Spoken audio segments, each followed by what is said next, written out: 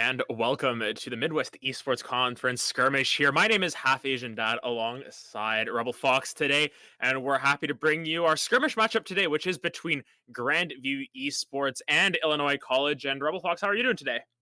I'm doing fantastic, man. Anytime I get to cover the MECA, it's always a blast because these teams like to bring out some interesting stuff.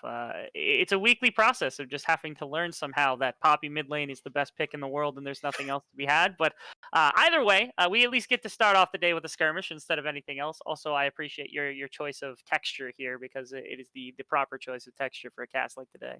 Yeah, it looks like we've got the matching shirts. My green screen is not enabled for one reason or another, but alas, that's what we got to do with today. It is just a blanket after all. But we should have some really good matchups here. Of course, Grandview coming into this with that perfect record thus far. And we're going to see if Illinois College can potentially come through with an upset. And as we hop into draft already, we've got a couple of bans on the table. We've got the Shen and the Caitlyn banned by Grandview already, and the Rel and Ezreal banned away by Illinois College. So some pretty standard bans so far in terms of the Rel, but the Caitlyn ban's a little interesting. I think it's popped up due to some of the buffs that it's received in this last patch. It got attack speed and it got AD per level, which has made it pretty good, especially into like Jinx. You can play it into Jinx because of its range. It's not going to beat the Jinx for the most part, but you're able to tank a number of lanes where otherwise you weren't able to, especially after like, Samira saw a number of nerfs. Kai's seen a little bit of touching down. Some of the higher priority champions, even Senna, who like popped up really heavily there for a minute, has even cooled down just a little bit. But Udyr still available, still through the banning phase, potentially the B1 here for the side of Grandview as they're going to snag that one away. Yeah, and that's just run stun job done. Such an impactful jungler that we see at all levels of play. We see it in LCS, we see it in these skirmishes, and we see it even in the gold tournaments that sometimes I do cast. So Udyr, one of the fan favorites, might have something to do with the fact that Trick2G was such a big streamer back in the day, and everyone's like, man, I remember when I was 16 and I played that champion. I just want to bring it back out again. So we'll see what Illinois College replies with. It looks like they're opting into the early support pickup there with the Alistar and with the Rel off the table as well. Alistar is a little bit one of those really big engaged support options that are still available. So it looks like they want to opt into that right off the bat. I'm really interested why they decided on the Rel ban very quickly, since Alistar is not bad into that pick. Obviously, it's a strong champion. You don't want to give it away to somebody who's really too proficient on it. I know Chucky could probably pilot that with some degree of expertise, but the Alistar is going to be the first thing anyway. This has actually been really interesting, to shift towards very early supports. I've seen it even as common as B1 in certain situations where you don't get a priority jungler or something of your hand. I've seen Thresh fill that spot. I've seen Alistar fill that spot. I've seen Rel fill that spot.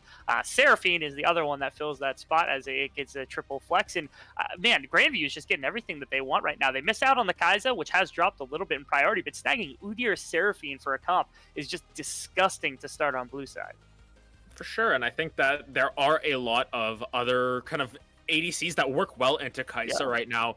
I know one that has risen in popularity is something like the Lethality Sever even, that has come through. So, it does outrange the Kai'Sa, does a whole bunch of damage before a team fight starts, whereas Kai'Sa kind of needs to get into that team fight and get all that burst off before she can have all of that ability. Looks like with that Seraphine flex, we're going to see a Jhin potentially come through. We're just waiting on that pick to get locked in, but Jhin is a really interesting choice here. Kind of one of those ADCs that was really popular right at the beginning when Eclipse was really strong, and then when Gale Force was really strong, switched over to that build. We've seen a little bit less of Jhin, but what do you think of that pick into the Kai'Sa? Not high on the Jhin, but what it does do is neutralizes lanes really well. It's kind of difficult to aggress against the Jhin if it's playing properly. Your wave clear is really high. You have some of the mobility when you get into the Gale Force. The crit animation also, you have fourth bullet alongside a Gale Force can burst people from a very high health pool. The big thing for me, though, this isn't something that's normally run if it is Azog that's going to be stepping in. However, Riverside is actually substituting today for them. So while it's not typically an ADC that you see for the side of Grandview, today it does happen to be one of those picks that will work out for them as, it's going to be a different champion pool altogether. Otherwise, I mean, Lobaz, he's known for his Jinx. He's known for a lot of those picks and things of that sort. Yeah, and on the flip side as well, before we look at some of these second round of bans, the Camille going to come through for Prankuru, and we have seen Prankuru do really well on these high damage, high split push pressure top laners. I believe the last game I casted, he did have a standout performance on the Gnar in a loss, I believe, but did still carry a lot of that brunt. So it looks like they're going to put him on something a little bit more comfortable for him, the Camille. And that's a really strong pick up in that top lane for someone who you can really play around, someone like Prankuru. So as we look at the second round of bans here, looks like they're just going to ban out some of those straight Camille counters there. The Jax and the Renekton off the table from IC, and on the flip side for GVU, it looks like the Karthus and the Hecarim going to be taken away. And the immediate reply there is the Gragas, which might look towards that jungle. What do you make of that? Yeah, so at the moment, I think top lane's got to be held by Camille for the most part, unless you really want to shift it mid for whatever reason, jungle. But for all intents and purposes, this should be a jungle Gragas, which has started to rise, I think, a bit more priority with this patch. And the triple flex of top jungle support Gragas is absolutely humongous, which is why you're seeing it right now. Camille also, I think, really intelligently, they ban out Renekton and Jax, two of the better, or at least more perceived better picks into the likes of the Camille, which is why R3 is like the perfect position to snag that one away. On the opposite side, you see Pantheon. Again, this is not a jungler anymore. This has got to be a lane or a support Pantheon, depending on where they want to put this Seraphine. You could get aggressive into the likes of Kai'Sa, but I feel like Alistar is perfect bouncer for the likes of the Pantheon, as you could take that into Gragas as well. And is that a Pantheon top lane potentially as well? The Orianna gets picked up here, so Orianna going to be the blind mid here for Koskinen. And it looks like Platypus up in that top lane will be playing that Pantheon. And, you know, Pantheon top was really popular, I think, when Pantheon was just overall broken once he got that rework on his ultimate. Has fallen down the list a little bit, but looking like they're going to be picking that Pantheon into the Camille. And while I'm not a top lane main, I do know that both of those champions can do a whole lot of damage from the very fun part of being a support main when they all come roaming down to us. But, you know, that's going to be an explosive matchup. The Anivia going to be the counterpick into the Orianna. So it looks like we've got our lanes kind of figured out. Looks like that Seraphine will be going down into that support position, into that Alistar. And do you think they maybe counterpick themselves a little bit with that one? Or how do you think of the Seraphine into Alistar? You can engage onto the Seraphine or onto the Jhin with your Alistar, but in the earlier stages of the game, it's just pure priority from Jhin and Seraphine, where Kai'Sa gets caught out with a double E, you chain that with a W, you just immediately die. If Alistar happens to find one of these two and you get jungle support from something like Gragas, there is trouble for Seraphine and Jhin, but I think it's perfectly fine. The Seraphine's okay down in that bottom side. Should be able to harass pretty reasonably into Alistar, given the range advantage you've got. The pick that actually stands out mostly to me from the side of Illinois is this Anivia, which has been such a pain sometimes. And you look at this composition, you're like, all right, Pantheon's got to run at you, Udyr's got to run at you. There isn't a lot of like really accessible, easy engage from a distance to work with outside of Seraphine, and then you could maybe call Shockwave one of those, but it's a little difficult to manage. So this Anivia is going to just ruin Udyr and Pantheon if you're not able to find these engages from further out. Yeah, you've got to really work around that Grand Starfall there from the Pantheon. Maybe catch the Anivia out before the fight even starts. Hopefully. But of course, she still has her wall, which can be quite annoying. It can kind of mitigate some of the Gragas knockback as well, so you can just use that ult right into a wall to potentially keep someone a little closer to what you want. And of course, Anivia Camille, hidden OP strats, by the way. You can just E in the middle of the wave. All of a sudden, there's a wall in place, and there's your Camille engage without being anywhere near a wall. So we've got a couple of interesting combos to take a look at, of course. But we'll take a look at some of these rosters really quick before we get into it. So starting on the blue side for Game 1, we've got Grandview here, of course, with Platypus up in the top lane, Colthrow in that jungle, Koskinen in the mid lane, Riverside subbing in at the ADC position, and Chuki's at that support. And on the red side, we've got Illinois College, very they're countering their colors of their actual logos here, but that's just for this game, painful. I guess. We've got Frank Kuru up in the top lane, Timmy Tam in the jungle, Svara in that mid lane, King Me down in the bot lane, and Lone Force at support. And once again, this is a skirmish matchup between Grandview and Illinois College. Half Asian Dad alongside Rebel Fox. Really excited to bring this to you here. And, you know, as we look a little bit closer at this draft, we kind of want to look at how the league as a whole has gone. Grandview has had great success over both competitions in terms of CLOL as well as the skirmishes here. Illinois College has been picking it up as well. And, you know, from looking at this draft, do you have any like straight predictions to give right now? I don't like giving just like straight predictions. I'm really curious about what Riverside adds to this team, because again, Azog is off filing taxes for the remainder of tax season, so unfortunately it's going to be Riverside at this ADC position. And I think maybe King Me and Lone Force actually gets a little bit of reprieve due to that fact. Azog is great, and there's nothing wrong with Riverside. He's a fantastic player, but subbing into a new position sometimes can lead to some things. So I think if anything, the possibility of playing to this bottom side, this Alistar and this Kai'Sa playing around early dragons is definitely there, especially since for Jhin and Seraphine, they're poking out at the lane quite a bit, but their ability to capture that dragon is completely contingent on Colthrow being able to enter this dragon pit, having priority of this bottom river, which, if Savara's playing properly, could even crowd capture that away from the Orianna to start things off. So these junglers are going to make a massive impact, but I think that King Me and Lone Forest could be where to be played around due to the fact that, again, if you're playing Jhin and you've got Riverside in the bot lane, there is some ability to attack that bottom side. Yeah, and I think that with the Jhin Seraphine, as we were saying, they do have a little bit of priority off the top there. They do have the crowd control combo as well. If you can land the double Seraphine E into a Jhin W, really makes it easy for Colthrow to just be able to run up there and bear slap someone, finishing off that combo. Inversely, if you do that the opposite way, it will work the same way. And in terms of objective control, as you were saying, Svar are going to have a lot of priority there with that ultimate, able to block everyone out, but Koskinen has that really big team fight ultimate in the Shockwave, so we've got to keep an eye on how that all works out. And up in the top lane, Pantheon versus Camille, we talked about how explosive they are, but who really takes the lead in that laning phase and who can really snowball it? That's what we got to look at. What do you have to say about that? About top lane, is that what you said? Yeah, about top lane. Yeah, that's one of 2 points I was going to make, is that, like, again, with skirmishes, this isn't as impactful as the regular season because it doesn't have any influence over Seawall. And so 2 things to watch. Number 1 is top lane, where Pantheon, I like to think Pantheon's going to be able to win the early game because that directional shield, being able to throw it directly from whatever angle Camille is jumping from outside of a really nice flash and an ultimate from Bankuru, will just block most of the damage as you come in and use your double Q, and it gives the possibility for Pantheon to trade back. Not to mention you have a little bit of poke with your Q if you go into a little bit more lethality build. There's legitimate risk for Camille, but she will outscale eventually, and so it's up to Platypus, I think, to use some of your early pressure and then to actually go out and fight with Colthrow, because the combination of a Pantheon Udyr is disgusting to try to play against, especially if you could find Timmy Tam in that jungle, try to push him off some of the camps, get him away, or even burn his flash so that the Gragas doesn't have a great engage tool to work with. Yeah, and I think one of the other things to keep in mind is Pantheon Udyr, with just their point-and-click crowd control, can lock someone down. And normally you think of Camille as that really strong roaming top laner. She can get through the jungle really easily, kind of get those roams off from really weird angles using that hook shot, engaging from a screen away. But in the same sense, Pantheon fills the same role. With that ultimate, can be roaming around the map quite efficiently. We'll see what the rune choices are. I've seen a couple of Pantheon top players or jungle players opt towards just getting that movement speed from Celerity Water Walking, able to walk down to that mid lane and start affecting these rather immobile mages. Of course, you have the Anivia wall for a little bit of safety. Orianna can technically get away with her command dissonance, giving her a little bit of move speed, but for the most part, they're really reliant on their flash. So we've got to keep an eye on how these junglers play around this top side, because I think for the most part in the early game, as you were saying, bot side going to be a little bit on the back foot.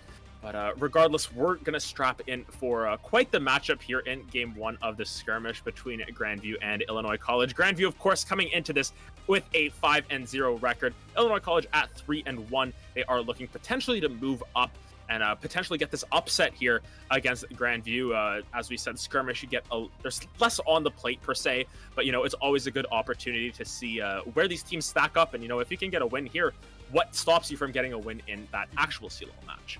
So we'll be hopping onto the Rift in just a second. We have finished up with our spectator delay, and we'll be getting right into game and give you a little more information about those runes and everything that sometimes can be a little bit elusive per se.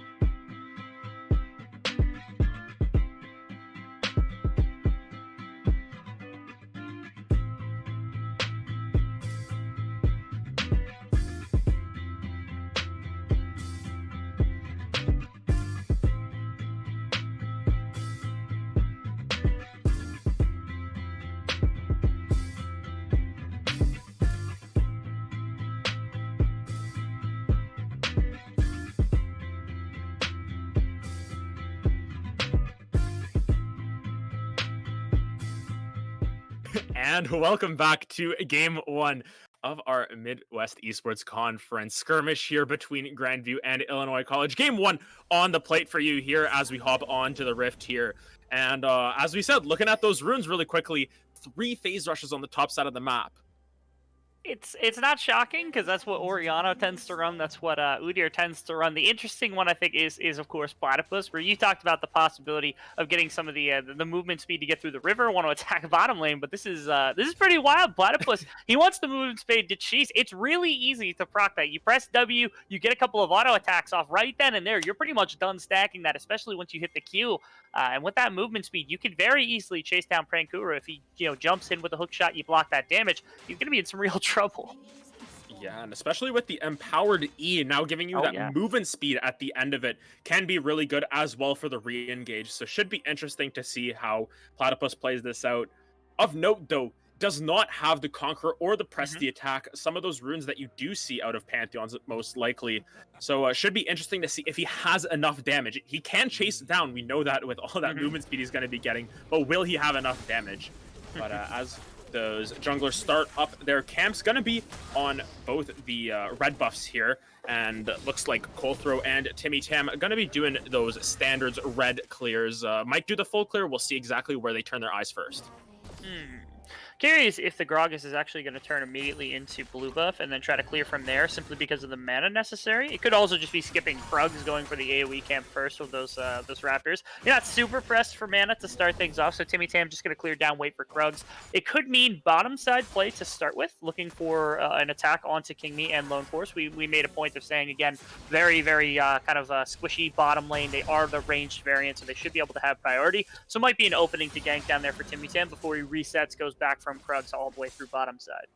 Yep, Prankura up here in the top lane, getting that level 2 first, gonna go in with that hook shot, get some of those auto attacks down. I believe he procced his grasp, but doesn't have the Q actually yet. But here comes Platypus going back in with that shield bash there, getting, a little bit of damage back and forth, and the phase rush, as you said, getting back up. And this is the power of that Pantheon, and is able to do a lot of damage to Prankuru in this early game, has already popped all of those corrupting potions though. So right now it's just going to be basically a Doran's shield against nothing after that corrupting potion goes out. Meanwhile, some more fighting on the bot lane. They do get that crowd control combo, but ends up being pretty inconsequential. That is. Actually, mildly disrespectful, I would say, is Riverside. Are you familiar with mind control tech on Jhin, where you go boots into 4-pot? I have seen that. I used to do that a little bit myself, but as we get back to the action, we do see Timmy Tam showing up on that bot side of the map. Chuki's taken down very low. Meanwhile, on the top side, actually, as the camera scrolls up there, Prankura's down to about 200 HP. Going to use that hook shot to get out of there as Colthrow makes an appearance there. And despite a lot of action there, ends up being only the heal off of Riverside and blown. And they're going to just trade those Scuttle Crowds at the end of that. Yeah, top lane, the wave is actually kind of messed up right now for Prankuru, where it's on the other side. He's TPing back to try to fix this, but the match from Platypus will be big. It's back to bottom side, Timmy Tam. He's continuing to look onto Riverside and Chukies. His flash was burnt by Chukies on this Seraphine. Timmy Tam's wrapping around back. Could he find this king? Yeah, that's what we're really looking for. But meanwhile, on the top side, this is Colthrow making a return. The flash forward from Platypus to block that hookshot is good, but Prankura is just able to use that flash of his own to get out of there. And still on the bot side, Timmy Tam is lurking. He's going to step on the trap. Oh, that's the Hex flash forward. That's the E flash forward from Timmy Tam. He's going to be able to connect it right onto Chukis, who does not have that flash available. The exhaust comes down, but it is not enough. That is first blood going over to the side of Illinois College. In the mid lane, Svara taken down to 100 HP, but Koskinen does not have enough mana. Pops one of those cookies a little bit too late. But that's going to be Savara just filling back up. Prankuru looking for the play. The hookshot gonna go in. That's Koskinen getting stunned up there. Prankuru is going to be on the chase. One more auto attack will do it, and that will take down Koskinen. Prankuru picks up a first kill on a neat little roam. Gave up a little bit of top pressure. Did not have flash, but after Koskinen flash was able to chase him down with that extra movement speed you get off of Precision Protocol. Yeah, so 2 kills. First off, one into the bottom side from a good flash coming out from Timmy Tam, where he was able to salvage that play despite stepping on a trap. Actually, Coldthrow might run him down. He's going to get out with that belly slam. Prankuru able to find a nice roam out of topside, specifically because Coldthrow going up to attempt to punish Prankuru actually cost both Platypus his flash and broke the freeze that he had stuck there, which bounced the tower back and created a slow push, which allowed Prankuru to actually move in the first place. So that top lane play that resulted in no kill from the side of Grandview actually ended up messing up the wave so bad that's why their mid laner ends up getting punished. Koskinen tried to get that phase rush to come out after the flash, not going to get away, so it's just 2 kills coming to the side of Illinois College. Yeah, and all things considered, that will lead to a small gold lead up in the top lane for Prankuru, and a little bit of a gold lead here on the Alistar, who is in debt. He did take futures market, so I mean, cows don't have any idea what currency is, so I'm not surprised, but regardless, he's going to be in debt for a little bit longer. Meanwhile, across the rest of the map, though, there is a pretty significant camp lead here, about 2 camps up for Coldthrow on this Udyr, so he's most likely going to get that level 6 mark first.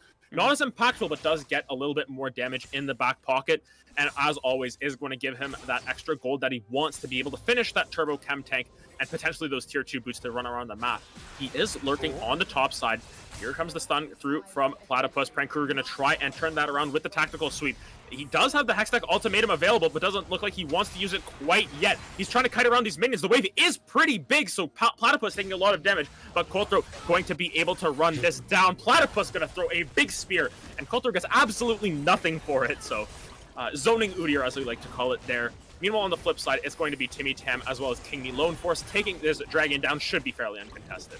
That it should. You actually look at mid lane, and Savaro was able to create this massive stack with the wall and the ultimate coming through, forcing Koskinen under his tower. And that bot side gank has made Chookies and Riverside have to play a little more respectfully of the engage from the Alistar Kai'Sa combination, as well as whether or not Timmy Tam can come to bot. Knowing that Coldthrow is on top side where they find that kill, there's plenty of space, and there's plenty of reason why this bottom lane can't respond to Dragon. So just a little trade of objectives between the two. Being able to snag that first Cloud Rake is pretty decent, especially, again, playing to this bottom side win condition. If they can get King Me some gold, that's going to be a good place for Illinois College to continue, especially since Prankuru, he soaked a couple of ganks, but at minimum has kills from that early game. Yeah, and that's what's going to translate to it basically still being even here. Koskinen actually taking a whole bunch of damage. You are right to say ouch there. That's a lot of damage down onto Koskinen. He does not have any magic resist built yet, so if he does get hit with that empowered E, it's going to do a lot of damage. But regardless, the gold is even here. A little bit of an advantage, of course, over to the side of Illinois College with that dragon in their back pocket. That's 10% cooldown on all of their ultimates. Not sure what that does in ability haste, because ability haste is weird. But regardless, it will mean that they do have that those ultimates a little bit more frequently. But on the top side, Prankuru going for a big trade into the Aegis Assault, and Platypus going down, taking a lot of damage. Not down yet, but he is down to about half HP. Has one more stack on that Corrupting Potion, but, you know, this is Prankuru kind of flexing his muscles. He knows how to play these top lane champions and really showing Platypus that, hey, this Pantheon, not as good as Camille, and Camille has a lot to work with. Yeah, and right there, Platypus also, he used his W on the wrong target, so there was no stun to come through. That time he actually gets it, gets the phase rush as well. Oh! Timmy Tam's up here. Party barrel. Everything. That was you know, just celebrating the fact that it is now March. But here comes the blast cone over the wall. That's going to be the stun coming through onto Coldthrow. He's going to pop that ghost. Just realized he took that, and that's going to be Prankuru going down on the back end of that. There's another stun coming across onto Timmy Tam. There's the second stun coming through from the Pantheon, and that is 2 kills into the back pocket of Coldthrow. They are feeling good about that play. In the end, they turn it around after the party barrel, as we'll call it. And that's 2 kills into the pockets of the Udyr. Hey, you want to call it an attempted dive? I suppose those are words that you could use. Koskinen's actually in a little bit of a rough situation. That's a shockwave coming through. Svara, oh my goodness, that's the frostbite doing damage. Forced to flash over the wall, and Koskinen doesn't really want to go for this. Will not get taken down by the Anivia Q, but meanwhile, more action on the bot side. King Me getting rooted up by the Jhin, and man, I thought these games were supposed to be more for fun, but this is just action non-stop. This is great fun right now.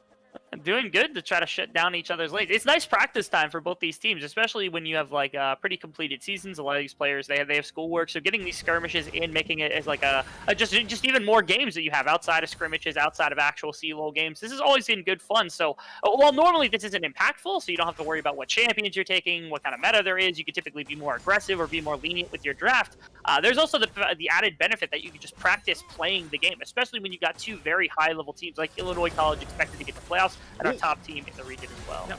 Lone Force going to go in with that flash onto Chukis, but looks like they're going to get out of that. That's going to be the heal burn to buy Riverside there. So Lone Force burns a lot, but here comes the curtain call coming across. That's 1, 2, 3 onto the Alistar. Is that enough? No, Kingby's going to live, but here comes the flash body slam back in here. Chukis is going to go down once again, and they turn that around very nicely, despite Chuki's going very aggressive there with the ultimate, with the flash, and the exhaust burned there. Was not able to pick anything up, and Koskinen is forced to retreat for the moment. So, you know, this bot lane here, the Kai'Sa Alistar really working to their strengths here, and the Seraphine right now, a little bit on the back foot, we'll say. Riverside and Chookies are looking so aggressively for some of these plays. Right there was very, very far in that you were looking for that kill up against King Me. They almost find it, but get punished by the re-engage from Timmy Tan that captures once again bot pressure. And this is where they've been wanting to play the entire game, is making sure that this Kai'Sa is going to be able to get some gold. Prank Crew didn't miss that hook shot, and Platypus able to punish it. Here comes Svara coming up, though. There is the Hextech ultimatum put down. Here comes the stun. It will land. Here's the wall, and there's the frostbite, and that is a dead Pantheon. Pranker able to get that kill. And Svara just, you know, flapping her wings back down to the mid lane. Got 150 gold for her troubles, and Pranker is going to get a little bit more with this tower plate, maybe 2. Situation to watch. Of course, Rift Herald could be started up here, very easily taken by Timmy Sam, and then of course you have Pranku grabbing plates off the top tower, but bottom river control has been ceded to the side of Grandview here, so maybe they go for their first dragon of the game, slow down dragon stacking. That would require you to use this Rift Herald in a pretty advantageous way, likely trying to spike Prankuru further into this game, just making sure the Pantheon has no chance of coming back ever, but it does slow down your dragon stacking potential for later game team fights if you're really planning on playing around the Kai'Sa and Savara for later game team fights. So there's that. There's the trade-off right there. It's the dragon. Rift Herald should be going in your favor, and they could drop it top lane and just get a kill onto Platypus because of how low he is. Yeah, Svara actually getting caught by that shockwave. That's a lot of damage coming through. The stun actually prevents the bear slap, and here comes the egg, and that egg is going to be scrambled. That is breakfast, but here comes a barrel. This is not a party barrel. That's 3 in back into Timmy Tam. Does not have the body slam to connect, but here comes Prankuru. He's getting taken down really low. Coulter has so much damage already in the back. That's Prankuru forced to flash out of there, actually. And Grandview turns that around really nicely. It looked a little bit grim there once that barrel hit onto all 3 of them, but the 2v3, they aren't able to get anything on the back end. That's just going to be a kill onto Savara, and a lot of pressure actually top for Platypus as well, who did stay up there and pushing in towards another plate, forcing the teleport out of Prankuru. And even worse, because Prankuru walked out of top lane, you lose the push in top side. Your mid lane wasn't actually pushed out because Savara was stuck there up against Koskinen, who was continuing to trade aggressively forward. And Timmy Tam wasn't taking Rift Herald the whole time. I think Timmy Tam might be in a bit of trouble here, might be able to get out, but you lose Rift Herald as well, so they're looking for another play in the this is just sloppy from the side of Illinois College. They had the opportunity to trade objectives, but instead they lose both. Yeah, and looks like Chuki's had that ultimate there, did not want to use it. Prankuru, that's a party hook shot, but here's a party here for the Hextech ultimatum, and that's the power of Divine Sunder. Gets that proc, a whole bunch of true damage to the face of Platypus, and that's going to be the Pantheon going down once again. Did finish that Eclipse, but Prankuru gets another kill. The space for the Pantheon to win this landing phase, I think, is all but evaporated, especially after a lot of the early kills from Prankuru being able to get this Divine Sunder. Like you said, there's not a lot of defense yet onto the hide of Platypus. The best you can do is try to absorb some of these waves. Ideally, what you want to do is break Platypus out of this top lane with something like the Rift Herald grabbing top tower or anything of that sort. So if it's Cold Throw, I think you got to go into top side. You got to break him loose and then start ulting around the map. I think you were the one that made mention of utilizing that Grand Starfall, especially to attack the Anivia in a lot of situations, and shutting out some of the later game team fighting, especially now that the Dragons have been even. There's no Dragon win condition stacking here from the side of Illinois College, so there's more of a space for you to attack these damage dealers in this mid game with this very powerful Udyr and Pantheon combination. Yeah, and I think one thing to note is Savara doesn't have that egg for another couple minutes. Haven't really been keeping track of that time, but it did go down in the last death. So you know, this Pantheon, who hasn't used the ultimate yet this game, at least not that we've seen to any effect, you know, he's been stuck in this top lane, and in a lot of ways, Pantheon isn't necessarily he's not meant to stay in lane forever. As Savara and Koskinen trading back and forth. There's the shockwave. Savara forced to flash out of there as they trade damage back and forth. Savara going to be forced to back here, but does have that teleport to get back. But that's going to be a flash down on that Anivia. And as we were saying, this is where he has to start roaming, but he is still staying up in this top lane as Prankuru keeps going in for these very aggressive trades. And now Prankuru, with the gold advantage, which wasn't the case early on in this lane, is able to win those trades out in the end. Now has that Vamp Scepter to boot. Yeah, okay, a shove in mid lane is actually interesting. They're going to be able to deny a little bit of CS from Savara, who has TP, not going to TP back to the lane, and Riverside on his lonesome in bottom lane, as it's Seraphine who's just clearing out bot river. It seems like they're more intent on moving their bottom lane up into mid lane to try to attack the Anivia than they are, it's actually the Pantheon. Makes some sense, only because Grand Starfall is really your only way to do so. Colthrow has been spotted out on a ward, but again, attacking this top tower and letting Platypus move around to attack Kai'Sa and Anivia is smart, but here comes Savara, who, again, once that wave bounced, is now actually in a better place to move than the like Koskinen, who does not have the TP at this point. Yeah.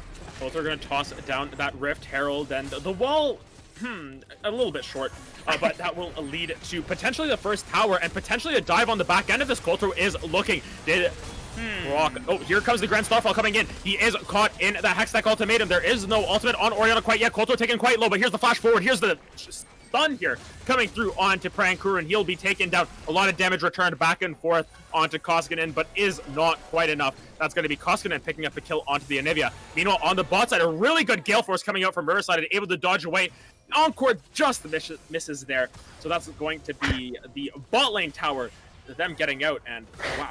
That's a lot of action coming out from what seemed to be a pretty standard Rift Herald play on the top side. And while normally I would like to call that, because it missed everybody, a zoning ultimate, that was actually a perfect zoning ultimate from Chookies to prevent the bottom side response play to what happened on top side. Again, Colthrow wants to break out Platypus, let him attack the map with this Grand Starfall. Finally, there's no tower there, so you don't have to worry as much. You can shove the wave further, keep Prankuru in that top side a little bit longer than what you want the Pantheon to do. So now these cross-map plays, this ability to move around, is allowed for Platypus after that top side, and you get 2 kills and a tower off the back end. You'll love that gold advantage. It's been relatively close most of the game, but 2,500, and now potentially pressure towards the Dragon as your bottom lane is backing right here, which I think is a mistake from Grandview, but the rest of your map is coming down to a contest for this Dragon pick potentially. Yes, and looks like right here it is going to be the Dragon, started up by Illinois College. They are down about 2,500 gold right now, so potentially not the fight that they want to take, as they're taking it very slowly. They have given enough time for the Seraphine and this Jhin to come back. While Seraphine doesn't have the Encore available, the Curtain Call is, and there's 1, 2, 3, and 4 most likely coming across in the next little bit, holding onto it, but Pranker is jumping in already. The Shockwave onto Savara only, as Pranker is trying to 1v3. There's the steal there from the Deadly Flourish. That's going to be Jhin picking it up, and Platypus already taking down Prankuru. Here comes Platypus into the front line. Riverside will pick up Timmy Tim as Chookies picks up that kill onto the Anivia. This is going all wrong for Illinois College. There's a double kill going into the pockets of Riverside and Kingme. Stuck underneath this tower, run, stun, job done. Coulter will pick that up and get taken down on the back end of that. But that is 5 for 1 for the side of Grandview, and they have just blown this game wide open.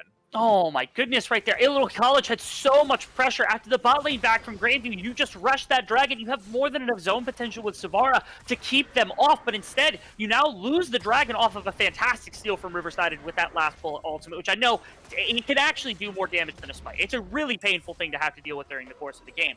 But more importantly, you use the fight afterwards, which again, you could have played for the fight, looked to turn off with Timmy Tam and with Prankuru. Instead, it felt like you were disjointed in both of those decisions. You didn't commit fully to killing the Dragon, which you could have done before Riverside had got there and stole it, or you could have turned off for the fight when you had the 3v5 advantage and looked to play off of that. But instead, you do neither, slow down your play way too much, and now look at how badly this map has been completely crippled. Bot lane tower, mid lane tower, second Dragon of the game, and a 5,000 gold advantage now. at this point in the game, Rebel Fox, what happens if you're Illinois College? What do you need to do to kind of get back into the game? Because right now, they have some strong members on their team. Prankuru, very strong. Kingme, not to be forgotten here, does have a little bit of that advantage down in the bot lane, still up about 600 gold. But what do you have to do to get back into this? It's 4-1 strategy. Prankuru is perfectly fine into Platypus alone in the side lane, and if you're playing a 4-1, there's no way to attack this Anivia. Savaro is what you have to play around entirely to make sure you have nothing. Timmy Tam, actually. Yeah, Timmy Tam and Prankuru actually teleporting down. Koskinen gonna try and get out of this one. The Shockwave misses onto Prankuru. A great Hextech ultimatum as he's gonna get a kick to the face with the scissor legs. That's going to be a kill going over to Prankuru. So, as we were saying, good in the 1v1, but had that top wave pushed in and a ward behind them, so they're able to get out of dodge. Meanwhile, a little bit of trading back and forth in the mid lane. That's going to be the Gale Force? No, not the Gale Force used by Jin. Was just able to get out of there on his own. But Savara gets caught in the trap, takes a little bit of damage, but they're going to have that push in the mid wave as well. Yeah, okay, you can still move with Platypus as you have TP. Actually, low health bars prompts the Jin ult. Yep, that's 1, 2, 3 into Timmy Tam. He does block that last one. The Turbo Chem Tank is used there, but Coulter going into that back line. There is no egg for Anivia quite yet. Coulter's going in 1v4. He has no fear. But here comes the Pantheon coming onto the back line. That's Chuki's already picking up one. That's going to be Jin and Pantheon picking up the next 2 kills. And Kingme does not have a whole lot of ways out of this. He's going to get taken down under that tower. This is the Pantheon picking up that double kill in Grandview. If they didn't blow it open before, they're blowing it open now. They run straight to Baron with those 4 members and Ori on the bot side, just split pushing. You split push so hard right there with Prankuru. Just trying to move in the bottom side. You end up punishing Koskinen, but you take too much damage on Savara. Again, this is the ace to your composition. When you're sieging, when you're team fighting, Savara has to be able to do everything and anything that the Anivia is allowed to do with the wall, the ultimate, everything. And getting shoved back so hard because Riverside lands those first 2 bullets means Savara can never set up properly in this fight, allowing them to take the 4-on-3, which is an advantageous fight for them. They don't have the Orianna ultimate. They don't have anything else. All they've got is Colthrow, who can just run freely into this backline as now Baron gets taken by this team. They've won yet another fight, and now with this, I mean, they're going to be able to start taking inner towers. They're definitely going to be confirming themselves that 3rd dragon, or almost certainly getting themselves 3rd dragon, unless a really good fight comes out from Illinois College, as Illinois College just continues to bleed without having the setup for this team to succeed. Yep, and with that next dragon spawning in just over a minute, we're going to be able to see if Illinois College can pull off the Hail Mary play at this point. They are down about 7,000 gold, so this is starting to get into dire straits for themselves at 22 minutes. 7,000 gold is still a lot of money.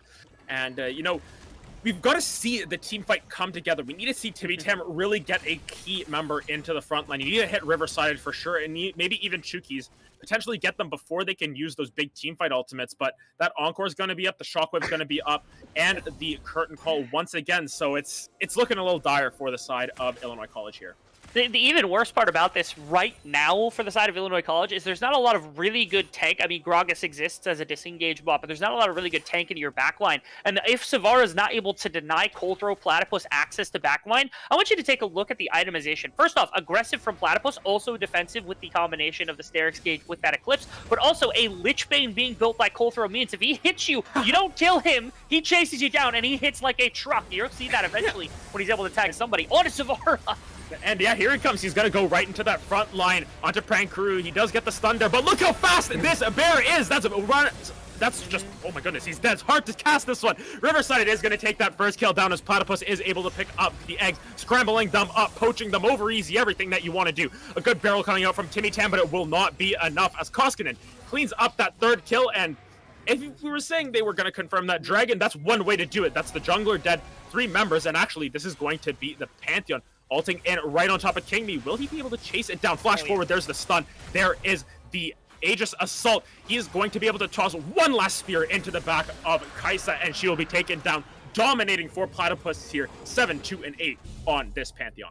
And now you've taken the gold from both Platypus and Coldthrow, where you were able to salvage that early game after Prankuru and Timmy Tam had that really good play into him to start to put the Pantheon on a back foot. And you've now started to not only get that advantage, but you're translating it into Koskinen and Riverside and Chukies, who didn't have the best early game to start with either, as they got bullied out a little bit by this bottom side play. So now the entire map is starting to succeed. You don't have the defenses on your carries, so you gotta withdraw or kind of absorb any damage from Platypus and Coldthrow if they get the back line. And Koskinen and Riverside are also capable of carrying a front-to-back team fight. There are no options left except for Savara being able to keep them away. If they can find a way to siege, find a way to play defensively around this Anivia, maybe there's still a chance. But even that, I think, is starting to be lost. And I'm thinking we're going to game 2 relatively quickly here.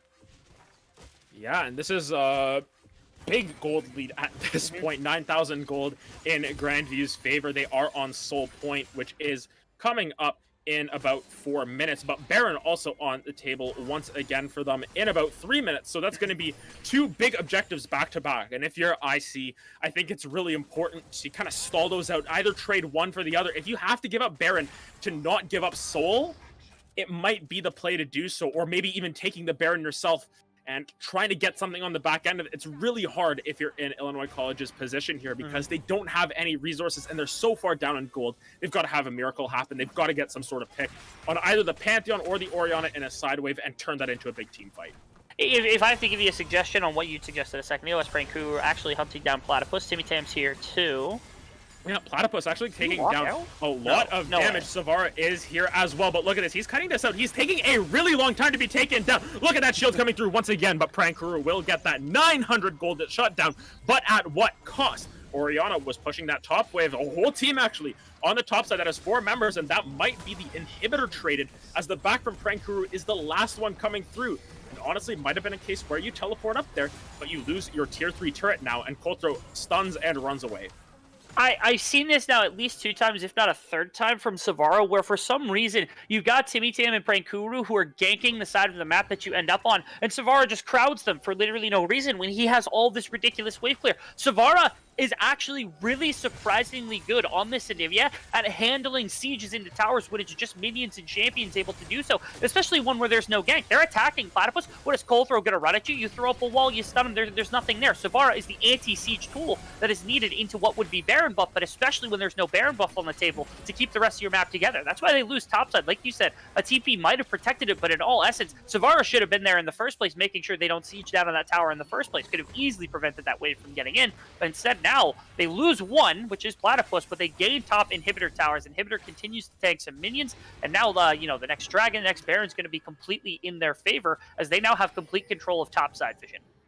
Yeah, and they're going to look for this mid-tier 2 as well. It is down to about 25% HP, and the shocking thing is Savara is not walking up at all. Is at half HP, of course, so it has to be a little bit more careful, but you have a front line in Lone Force and Timmy Tam, and it's just a little confusing to me why they aren't up in that front line, but regardless, they are going to start turning this around into these objectives. Baron is on the table in about 30 seconds.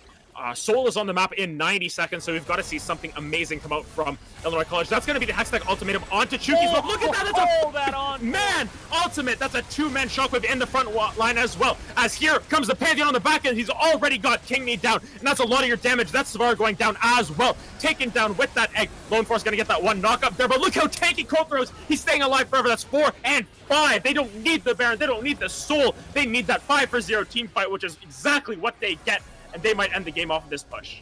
I don't think they have a wave right now. They could easily walk through mid lane and go to top lane, just crash that wave as fast as possible. Even a forfeit wouldn't just be ridiculous here from the side of Illinois College, because I really don't think there's any coming back from where you're at right now. Yeah, you got 2 minions in this wave, and Colthrow's more than tanking up with all of his healing to actually just tank through it. And again, you could have played through top here, but it just doesn't matter, as Grandview's going to walk away with the win in this one. Yeah, and Grandview here, 24 kills to 8. They're going to be able to wrap up this game in just under 28 minutes, 27:53, and just a clean game from start to finish from Grandview. No, the top lane matchup for a little bit was looking a little bit shaky, but in the end, they are able to push through and get that victory. And, just a great game out of Grandview, Rebel Fox. What do you think that Illinois College has to do to maybe get the series back into their own control? Yeah, for one thing, I mean, you knew, I think reading what the opponent's going to do, because again, Colthrow being able to head top with Platypus, combining those 2 exceptionally good melee fighters and snowballing top lane to attack the rest of the map was the big reason why they walked out of that early game with a significant advantage. Out of nowhere, it seemed like, Platypus was able to get some damage early, but Prankuru was winning that lane. Timmy Tam was ganking there. They found a couple of plays on bottom side, shutting out Riverside and Chukies, and out of nowhere, this top lane just got completely snowballed into oblivion. No play came in response on bottom side to even get the tower, let alone get any additional kills or gold in their back pocket. They got to be able to respond to stuff like that. If you've got a game plan, enact it, force it if you have to into the bottom lane instead of going past the tower looking for kills. Just go for bottom tower, get that trade gold into King Me. And if you can't do that, then you'll struggle yet again. So here, I think it's just a fact of play to your win condition. If you don't play to your win condition, defend the opponent's win condition against that topside play. Either way, you're doing much better than what happened in this one, where you get nothing on bottom side, trade away for a lot of gold advantage and plenty of map control here for the side of Grandview. Yep, and we're going to see exactly if Illinois College can bring it back to potentially force a Game 3, or if Grandview will just wipe their hands clean with a 2-0 in the next game, which will be coming up in the next little bit. We're going to go to a quick break here, and we'll be back with Game 2 of Grandview versus Illinois College.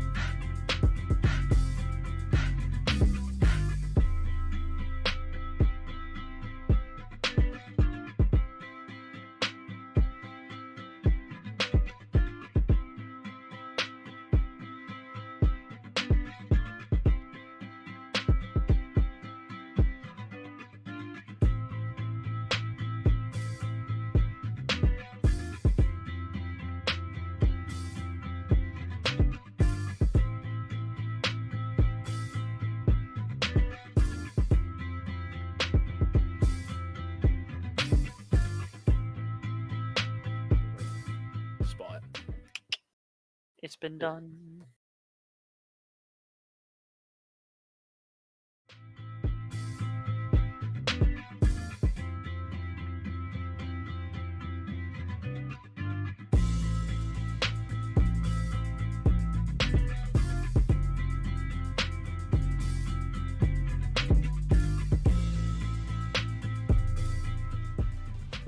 And welcome back to the Midwest Esports Conference skirmish here with Game 2 of Grandview University versus Illinois College. I am once again here with Rebel Fox. My name is Half Asian Dad. And Game 1 there for the side of Grandview. Just a clinic put on by them. They just went from... They went from 0 to 100 real quick. That they did. Started off a little bit slow, but again, as expected, Grandview, as they've done in pretty much every single other series that they played, have completely run through their enemies, even with Riverside at him bottom side. Not saying that he was a bad player that game or that he's a worse player altogether, but again, this is a new squad, or at least a newer version of this squad, and they're still running at 100% efficiency. Yep, and we're going to hop right into draft here. Actually, they are switching sides, so the logos are going to match up with the proper colors. Good thing we have best of threes for this, but we're going to have Illinois College on the blue side and Grandview on red side here. And the Rel Ezreal ban coming through once again, followed by that Caitlyn by Grandview. And the Rel ban, very interesting on blue side at least. Yeah, maybe it's Lone Force that just simply does not play the champion. I know that's a really big problem when you're on blue side. A number of different champions. Seraphine's in the same vein where it's like, blue side teams ban Seraphine when they don't practice it, but that feels like such a waste because of how strong Seraphine's been or how flexible Seraphine's been in previous patches. Last game was a really good indicator of that. I'm curious if they take it now that they have the opportunity when they're on blue side. Bans have not changed for their side right here. It is the same 3 champions that are taken on by the side of Illinois College. On the other vein, there is no Shen. Instead, it was Camille taken off the board. We'll see if they go to Kled or Shen here, potentially matching what they did. It's the Shen taken off. Yeah, so it looks like they're going to try and limit Prankuru once again up in that top lane with those a couple of bans there. We'll see exactly what comes through for IC here with their B1 pick. As you said, could be the Seraphine, could be something along those lines. And we have seen a lot of support picks come early in the draft, but looks like it will just be the Udyr picked up for Timmy Tam in the jungle, and we saw how well Colthrow did on that. And what do you think we're going to see from this Udyr? Again, it's Timmy Tam's time to shine. There is still Olaf available if they really want that, and a number of other junglers available. Hecarim comes to mind as another potential pick that could come through. But either way, it is now Timmy Tam who should have the priority on this pick. And this is still arguably, if not just downright the best jungler in the game, even after some of the nerfs that have been sustained. But as per usual, since blue side decided neither to ban nor to pick the Seraphine at number 1, red side's perfectly fine taking that one away, as well as another potential priority grab here for somebody else that they would like. They could just go into jungle and immediately respond to the likes of the Udyr and have the super flexible Seraphine still to operate on as they continue into the draft. Yeah, and just for all the viewers, if you didn't see the chat there, that is not a Nasus pick as it shows on the pro draft there. They did confirm it was Udyr, so we'll be all good to go. But look at this, the Karthus coming out from Colthrow. They're throwing down the hammer and saying, listen, this is what we're going to be putting in the jungle. We're just going to farm this one up. And Udyr can go and gank what he wants, but Karthus can just gank from anywhere on the map with his ultimate at level 6. So we'll see exactly what they ought to go for in terms of strategy there. The Senna is picked up for King, potentially down in that bot lane. So we've got a couple of different picks coming through already.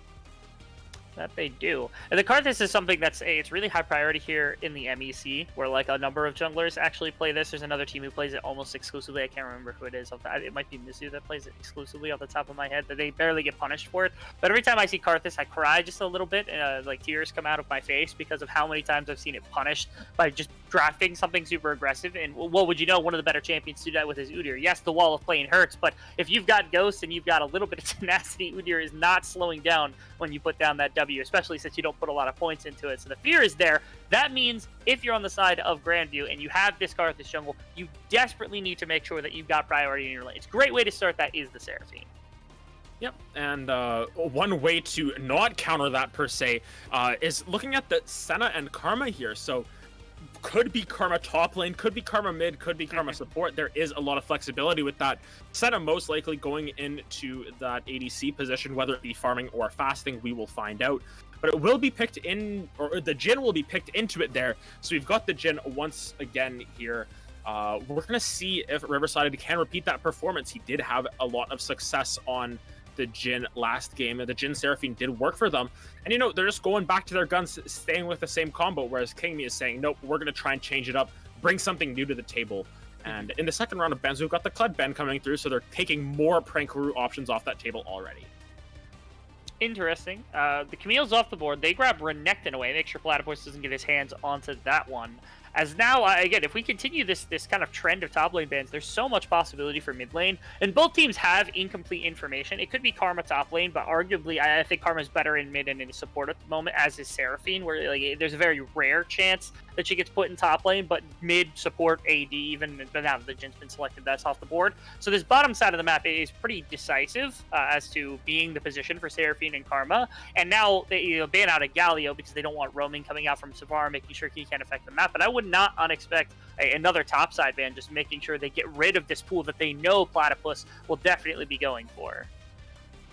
Yeah, and Prankaroo still has a couple options available. Has the Gnar available that we haven't seen out of him. With that Twisted Fate ban, there is another couple of options. And honestly, I just think of Prankaroo as a player, and I'm like, he's not going to play Karma top. So it's most likely going to either be the Karma mid or for Savara, or potentially in the support role for Lone Force. So we might see that flexibility come through. The Talia is getting hovered right now. Would be interesting if that got picked up, but instead it's going to be the Pantheon run back here for Platypus. Looked really good on that last game, and, you know, wants to go back to his guns, I guess.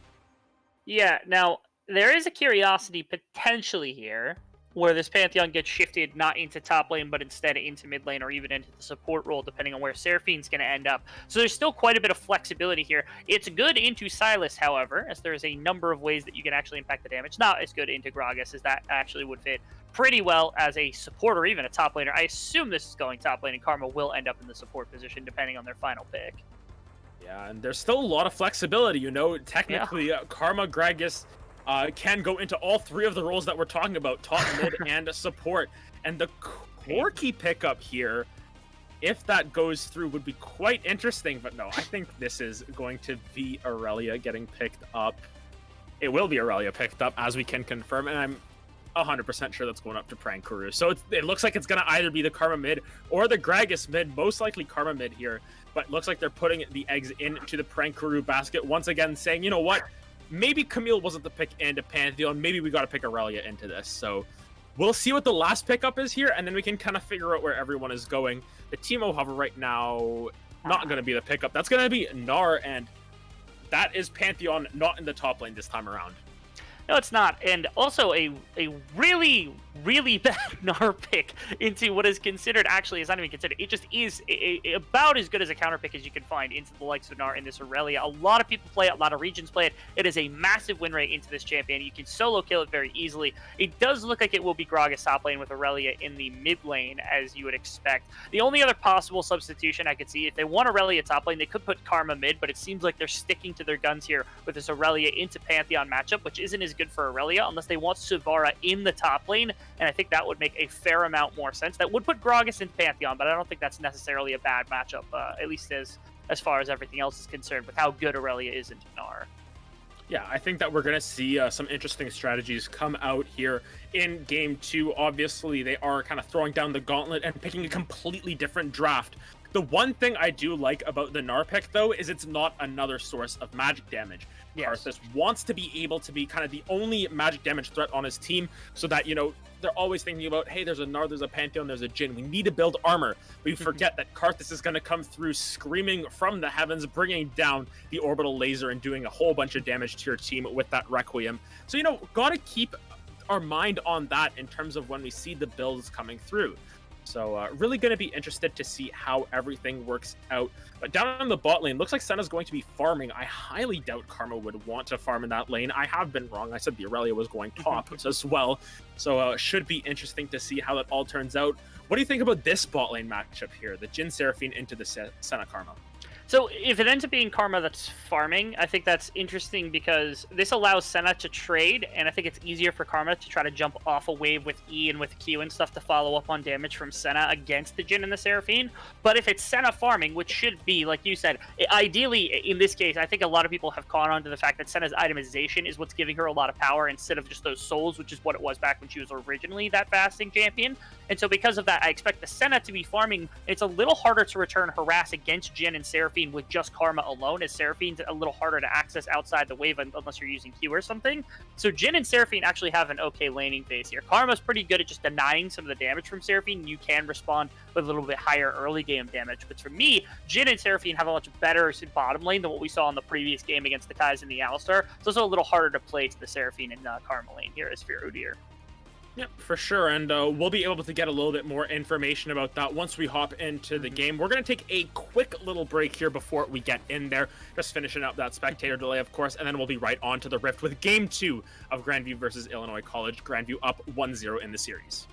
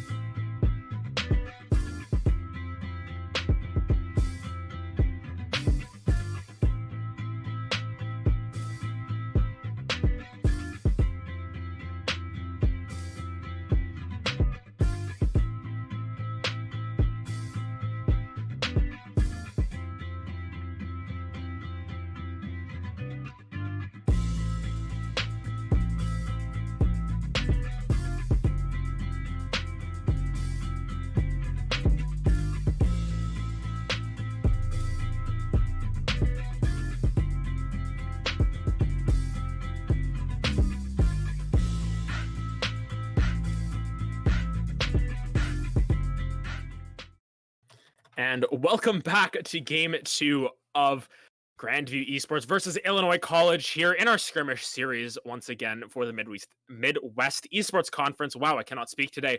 I am Half Asian Dad alongside Rebel Fox once again, and Grandview with the lead 1-0 in this series, looking to take a clean sweep, whereas Illinois College looking to get back into it. And as we hop onto the Rift here, we were just talking over the break, the Gnar pick could have been so punished if they went that Aurelia top lane, but looks like it will be Aurelia versus Pantheon in the mid lane.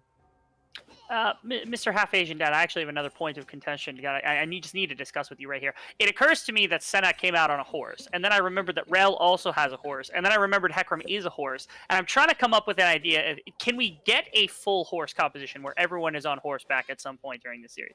I'm trying to think of a mid and a top laner that would work in this. Ash has a horse in her high noon skin. Ash has a horse in her high noon skin? Okay. That might be a little difficult to try to put in. What about a top laner and a mid laner? Are there any that do those? I guess Hecarim could be shifted if there's a jungler too.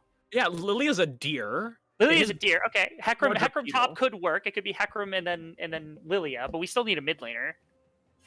Can we think of a horse mid laner? I cannot.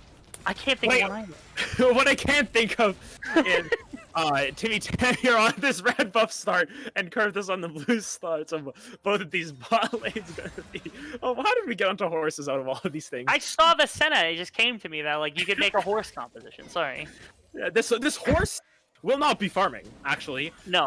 So I am wrong again. I guess I'm very bad on my predictions today. This will be the fasting Senna with the farming karma. And the almost dead Savara in the mid lane as Pantheon just goes all in level 1. And that's a lot of damage coming through. Gonna force out a corrupting potion charge there. But yeah, well, I'll keep thinking about the horses. Honestly, I'll probably think of it in the middle of a team fight and all of a sudden, this champion's a horse, let's go! I certainly hope that's true. Speaking, I guess, the bottom lane farming tactics here, like I said, the damage output is more important. The thing that comes to my mind then is that this is going to be lethality Senna, simply because it's a lot cheaper than going for the full crit and going for like the Kraken Slayer and everything, the Rage Blade, things of that sort. And if you're comparing like Senna's damage with lethality to Jin's damage, I think Senna still does slightly more damage against the Jin, even when your itemization is a little behind if you're getting proper soul stacking. But again, this makes it very difficult to try to, or this does make it a little easier for Kingme, but it does provide a bit more counterplay, I think, for Riverside and Inchukis to try to just harass into these two, as now, Lone Force is putting a lot more focus into farming as opposed to trying to harass with these auto attacks. Kingme is not going to be able to do that as well, and you're seeing this push just continue because, again, Karma takes a while longer to push in these lanes as opposed to an ADC with really consistent damage. And that's a heal already forced out of Kingme. Was looking for a couple of those souls there, but ends up getting punished for it, forced to use that heal.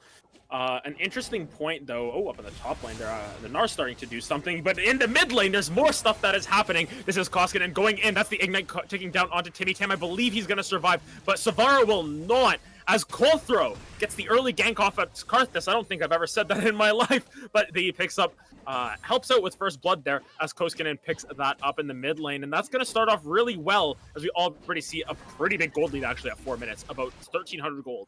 Notice that the entire top, like the entire Karthus jungle is empty. Timmy Tam is on so low of health, I think it might even be a struggle to try to complete these Krugs, as now bottom scuttle and top scuttle will also go to Coulter. So beyond just the assist, you're also getting a double scuttle against this Udyr. Not huge for the early game, especially not against Udyr. Oh no, Platypus! Oh no.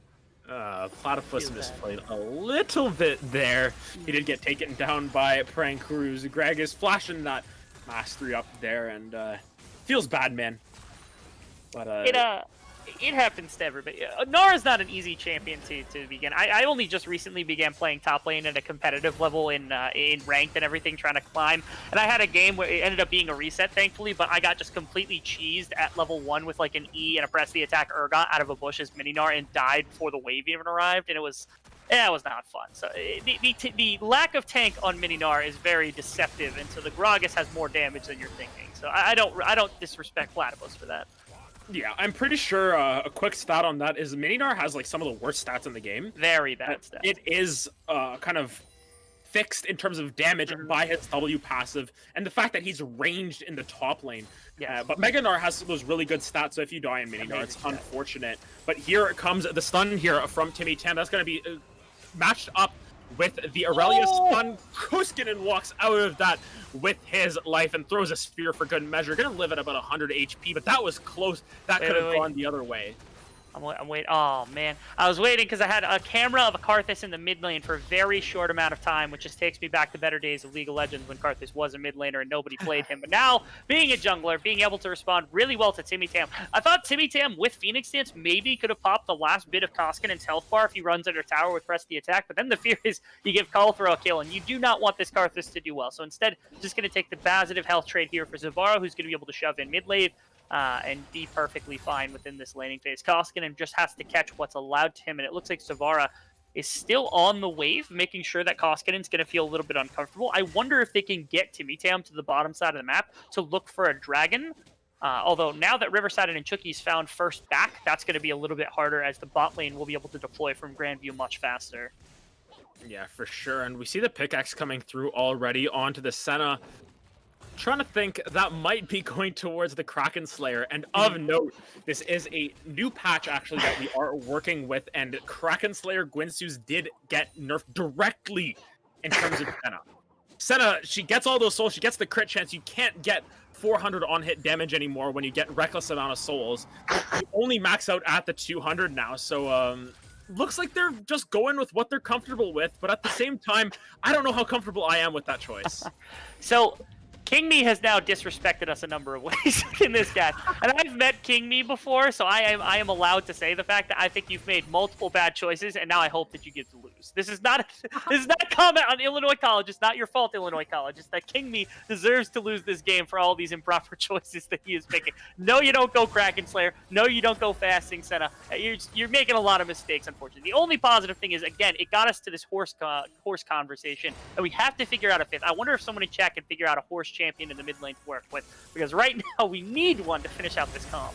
Yeah, I mean, one thing that might be horse is our voice after this potential fight coming through. Shuki's taken down to about 250 HP, but there's more action on the top side. Platypus throwing a couple boomerangs down and losing the trade overall. Graves, like, does he still have a cigar in his skin? He might be horse. Yeah, Graves definitely. Oh, that's true too. Yeah, now we're thinking about horse voices. That's interesting. This is like the third time that Koskinen's been potentially ganked, and Callthrow has just hovered him immediately to deny Timmy Tam. They have not been able to break out Savara at all from this laning phase, man. This is a perfect usage. Oh, now Savara in some trouble. Yeah, Koskinen, is he going to throw the spear? Oh, he will snipe it out with the Comet Spear, and down goes Savara. And that was I was not expecting that to happen. Yeah. You had Udyr there. How did he get that much damage down onto you? In the face of the Udyr, that's really incredible. Yeah, I think it was a combination of A, you're actually running the Conqueror here instead of the likes of the Phase Rush to give you additional speed, which is huge from Koskinen for damage. But second is, again, that Comet Sphere does crit even at ranged form as bottom lane. Nothing really comes through. Prankuru trying to help out his jungler on top side, but again, Callthrow is going to be able to walk away with the help of Koskinen, as this jungle mid duo has been humongous for Grandview in this game. Yeah, and they've just been able to kind of team up whenever necessary. Every time that Timmy Tam was mid, Callthrow was right around the corner. And actually, here's Riverside opening up with the DPS. Here comes the Requiem as well. They're going to wait to potentially snipe out King Me. Ooh, a little bit to the right there. But a good attempt, nonetheless. I believe that probably gave Callthrow a Dark Harvest stack. Oh my goodness, that Comet Spear did so... Look at this! What? Here comes the ultimate! The Ignite going down onto Savara. He will just live with a sliver of health, but Koskinen does like 2 spears into his face and he's dead almost. That's it's tough right now. Again, Savara, you have to be thinking that he's daydreaming about playing up against Platypus right now, as they haven't been able to make the swap work whatsoever. Even better is, like, there's actually really good theory behind why Gragas might be a better laner here, as again, Callthrow, my guy, he's going to be able to hover here as Koskinen gets a kill against the Udyr. Yep, and Udyr just going to get taken down after the flash shield stun there. Will be going down. Platypus actually getting a comboed back into the Gragas. He's so close to going Mega, though. He might be able to turn this around. He does go Mega at the last second. Callthrow is still in the area, so Platypus will barely survive.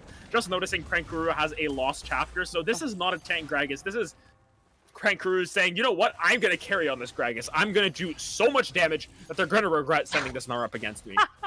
I was curious if maybe the possibility was that Platypus wasn't expecting the Gragas to go into top lane and for some reason had like armor runes or something, but no, just continues to get bullied. But an even bigger like kind of plot point to think about in this game is just the way that Colthrow has big brained these counter ganks. Every single time that there's been an Udyr somewhere, as Chuki's might get taken down. Actually, Kingme gonna get rooted up. I don't think he has enough mana for that Dawning Shadow, so will not be able to clean that up. But look at this whole squad pulling up to the Dragon. That's 4 members on both teams down on the bot side of the map, as of course the top laners are on their island, still throwing boomerangs back and forth, throwing barrels back and forth. You know, typical top lane things. But yes. Meanwhile, in the bot lane, Kingman and Chucky is both a little bit worse for wear. Lone Force still has enough health in the back pocket to feel fairly safe. But this is just going to be the Jhin opening up. Actually, that's 1, 2, 3, and the Encore lands. That's going to be a lot of damage coming down. And Colthrow picks up the kill onto Kingme as Lone Force flashed away from the ultimate. Forgot about the last shot of the curtain call. And Kingme, you dropped your crown, and I don't think Karma's going to pick that up for you. Yeah, I've been waiting to use the joke that Colthrow has finally sent Kingme to the glue factory after the horse jokes have been coming through most of this game. But that was really nice. You get that. Oh, actually, in the mid lane, Koskinen's in some trouble again. Koskinen's in a 1v2, 1v2.5 if you call that, yeah. But he will get taken down by the last tick of damage from that Udyr. Is traded away for the Dragon, so, you know, they get the shutdown into the Udyr's pocket, but that will be the Dragon going over to Grandview here. They do have themselves a nice 2,000 gold lead and that Infernal Dragon, which does help Karthus scale even harder. Yes, and it's finally fantastic that Colthrow, he's been playing this counteractive game, making sure Timmy Tam's been shut out. The first proactive play made by Colthrow saying, okay, we make this play bot side, we go into Dragon, successful on both accounts, but at least a counteractive play comes through from Timmy Tam, getting that kill and the shutdown onto Koskinen. It would have been nice to go onto Savara, I will admit, but Savara not building any sort of tank into Blade of the Rune King could still make this a difficult lane, but at minimum, they get something off the back of that tower going down, because they have not been able to find aggressive play even one time. But now, yeah, Timmy Tam still hovering on top side. Rift Herald, I think, could easily be a grab here with Gragas' priority in this lane. That would be run the risk of Koskinen roaming as well, though. Yeah, Koskinen, you know, every time he goes out of vision, he has to get pinged down, you know. You always have to keep the Grand Starfall in mind. And one thing that's really strong about Pantheon mid specifically is he can go top, he can go bot, he can go to the jungle, he can do ult wherever he wants, basically. It's harder to get that, of course, from top lane all the way down to bot side without some previous planning there. But, you know, with this mid, Pantheon has a lot more capabilities, and with that Eclipse finished as one of the first mythics of the game, he's going to feel pretty comfortable to potentially take those 1v1s and maybe those 1v2s that we did see him almost win in the past couple of minutes. But as we look at the stat sheet, once again, it is a 2.2 thousand gold lead for Grandview here, and Riverside here has been able to farm up. He's Flame Horizon Senna, although that's not who's farming in that lane. But, you know, he is feeling good with that Gale Force. Colthrow might get caught out, is forced to flash out, but does land the Wall of Pain. That's a couple of Skittles coming back down onto Timmy Tam, but they will just walk out of there. But here comes Pantheon with that spear. He's going to use that E, get a lot of damage block through Svara down already, but Koskinen hit back into the wall. He will go down after that explosive cast. Prankuru forced the flash away, but here comes the scream from the heavens. Timmy Tam lives on about 50 HP, but he is burning down with that. Leandres will go down at the back end of that. That is Colthrow picking up another kill on the back, and in this Karthus is starting to scale 2-0-3, has the Leandres complete, and it did a little bit of damage on the bot side of the map too, so, you know, got buffing that damage stat a little bit more. We see that on the side of Illinois College, they're starting to lean into top lane a little bit, as Prankuru is pretty much the only one in the game who's having a really solid start, and so that foundation attempting to be built, but right there, the counterplay from Koskinen. Again, he goes down yet again in a fight, losing his life, but getting Colthrow additional kills, making sure Platypus is still defended. Now bottom side's the play. Yeah, and Riverside is actually taking a lot of damage now that Senna has enough of that attack speed, but the double charm going to come through. There's the Gale Force coming for it. Chukis takes down Kingme, and Riverside with the 4th shot. Count them up. 1, 2, 3, and down to the grave Karma will go. Oh no, also Kingme he's pinging that Seraphine ultimate. That's so painful. That's really tough situation to find yourself in. Now top lane, Francoeur, or Platypus is up against Francoeur yet again. Does get the sun into the wall, but this is just traded blows back and forth. No one's going to die in Meganar here. Yep, but here comes a teleport actually behind Riverside, and Riverside is actually going to get taken down. Senna doesn't get anything for it. That's a feels bad man. Chucky's running for the hills. It gets the first route across, but here comes the support. You can see Colthrow and Koskinen were moving down. Up on the top side, though, Platypus outplays it! Gets the kill onto Prankuru, and that is a sad Gragas. Meanwhile, in this bot side jungle, there's more fighting going on. Chucky's going to get caught up by that route from the Senna. Koskinen looking for a little bit more. Kingme just trying to get as many souls as possible, but Colthrow is still here. Doesn't have that ultimate up quite yet, but Riverside will be moving back onto the map. If they can kite this out long enough, we could see a curtain call come across. There's the heal coming through from Kingme to keep Timmy Temp alive. But look at all this damage going back and forth. Those Skittles starting to do a lot of damage, and no one ends up dying there. Oh, actually, I lied. Here comes Koskinen off the top. He's going to be jumping in, trying to get the last little bit of damage. Here's a Comet Spear, does not connect. But here's a teleport coming in from Prankuru. I'm starting to run out of breath, and this fight, Koskinen gonna dodge away from that flawless duet, and Savara ends up going down at the back end of this. Riverside is looking for more. Here's the Gale Forest forward. Does he still have that ultimate? He's gonna start firing off those shots. That's 1, 2, 3, and will he connect the last one onto Prankuru? No, it will go wide. Okay. Oh! Oh, he flashes forward. Not He tried. It didn't come out. It didn't come. Oh no! And they got 2 off of it too. Senna goes down with the last tick of that Dark Harvest. Man, I love skirmishes. This is hysterical. So many ultimates, such an elongated fight. I know you're completely. Maybe you could be our 5th main thing champion. You're now probably 4th after just that fight alone. But it's continued dominance from Colthrow again throughout the jungle. I had my skeptical opinions about what it is about this Carthage jungle, but this game, Colthrow has been counter ganking. He denied Timmy Tam any early presence, picked up enough kills, picked up enough farm, is now completely running the table in this game. Platypus is back in a place where he's okay into the likes of the Gragas, was able to pull off top lane turret, actually 2 top lane towers after everything in the top lane. Koskinen's running the table in the mid lane. They just have complete pressure everywhere on this map. It's looking like another W here from the side of Grandview, our undefeated team. Exactly. They have a 8,000 gold lead. Just to put a little bit more perspective into how long that fight was, Colthrow ulted at the beginning, like not really the beginning, but got that kill on to Prankuru up on the top side. Platypus is going to hop out of there really quickly. You know, he walked around the map a little bit. Jin got killed. They walked into the jungle, and Karthus got his ultimate back up at the end of that fight again, and that's not a short cooldown. Koskinen gonna go in onto Lone Force. Lone Force is basically dead to rights. Does have the flash available, but here comes the Comet Spear over the wall. Will snipe that one out, and Koskinen on this Pantheon 5-2-2. Very strong in his own right, but this Karthus, the big focal point, 5-0-4. We were talking about how it could get punished. It hasn't gotten punished at all this game, I'll say that. Yeah, it's free to do as it pleases. It's actually onto 3 full items with Zonias as well. They're looking for a play on a Riverside, but even that's just not going to find anything. That's painful. Okay, they're trying. There's actually the ultimate coming through. Flawless Duet does miss onto Riverside, but here comes the teleport. Look at the great flash encore onto Savara, and Savara's going to get taken down by Platypus on the back end of that. Great TP to mitigate the rest of that engage. Platypus throws out a fun boomerang just for fun, but this might be continuing here. This is Prankuru getting the Everfrost. Slow does not have that ultimate up and available quite yet. The Moonstone heals coming through. Platypus is in the front line. He jumped over Timmy Tam, not able to get anything, but he will go into Kingme and pick up that kill with the wallop.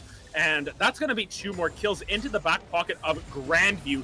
Prankuru does pick up some of those Krugs, which is a consolation prize. There's actually a stun there onto Lone Force, taken down to about half HP. Of note, the Requiem is back up and available. This is a big stun coming through onto Prankuru. He's taken down by the last auto attack from Platypus, and here comes Koskinen back across the top, using that shield bash once again to try and get something. Timmy Tam burning down he goes as Koskinen picks up that kill onto Lone Force as well. That was a 4-for-0 in the fight, once again lasting so long that Aurelia was able to respawn and clear out top side.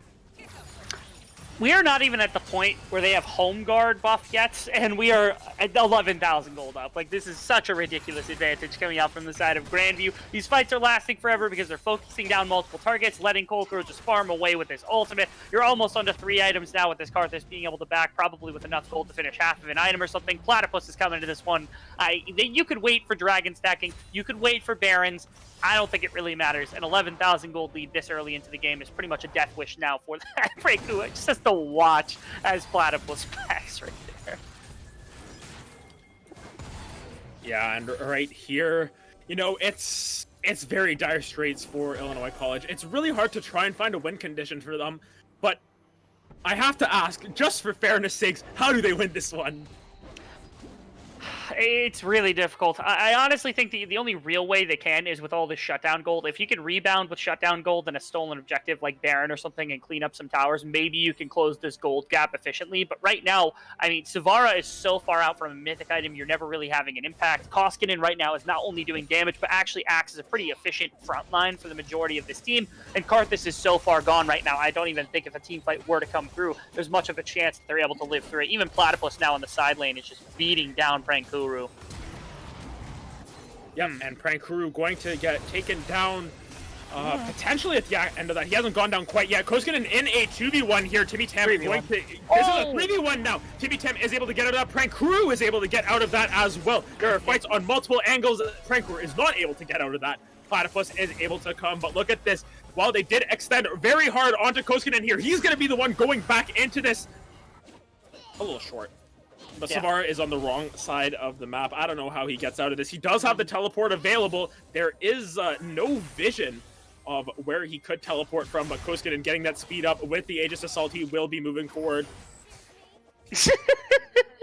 My goodness. I'll let this cast itself.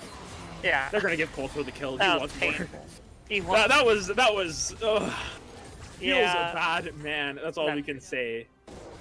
And now Baron is going to be started up here. They have more than enough damage for the Baron, even with a Jhin, because of just how much Karthus is able to do. Best case scenario, they find a flank here onto Naris. Platypus now is going to have to try to 3v1 around this dragon. Maybe that's their win condition, just trying to get this dragon to the game a little longer. He might win this here, actually. Yeah.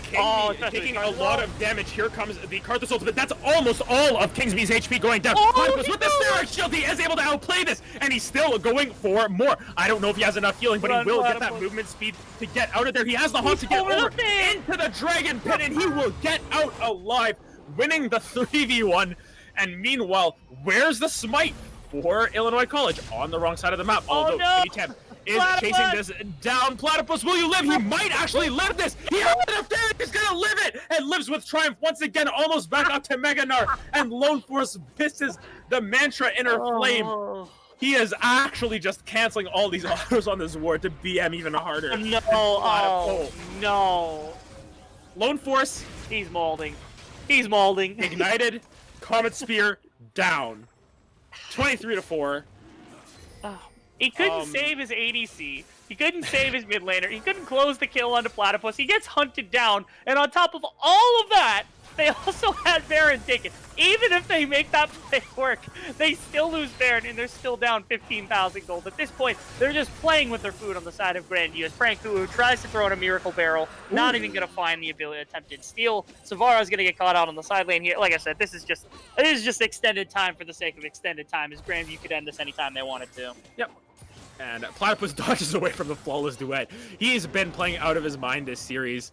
Savara, the flash over the wall. Platypus standing there, very confused, but will jump over here. Actually, here comes the Vanguard's Edge. Not enough. Platypus, we've seen this before. You can win these, but does not have the ultimate this time around. He will go back onto Kingme with that. Stridebreaker is not able to get onto the back end of that, but hops forward. That's going to be 1, 2, and 3 stacks onto the Hyper. Picks up another one. Meanwhile, on the bot side, Prankuru. We've seen this before as well. He almost got out of it last time, but Koskinen is just autoing him, not even using an ability. He will use that last stab of the Comet Spear there, and I don't want to be too presumptuous here. This game might be over.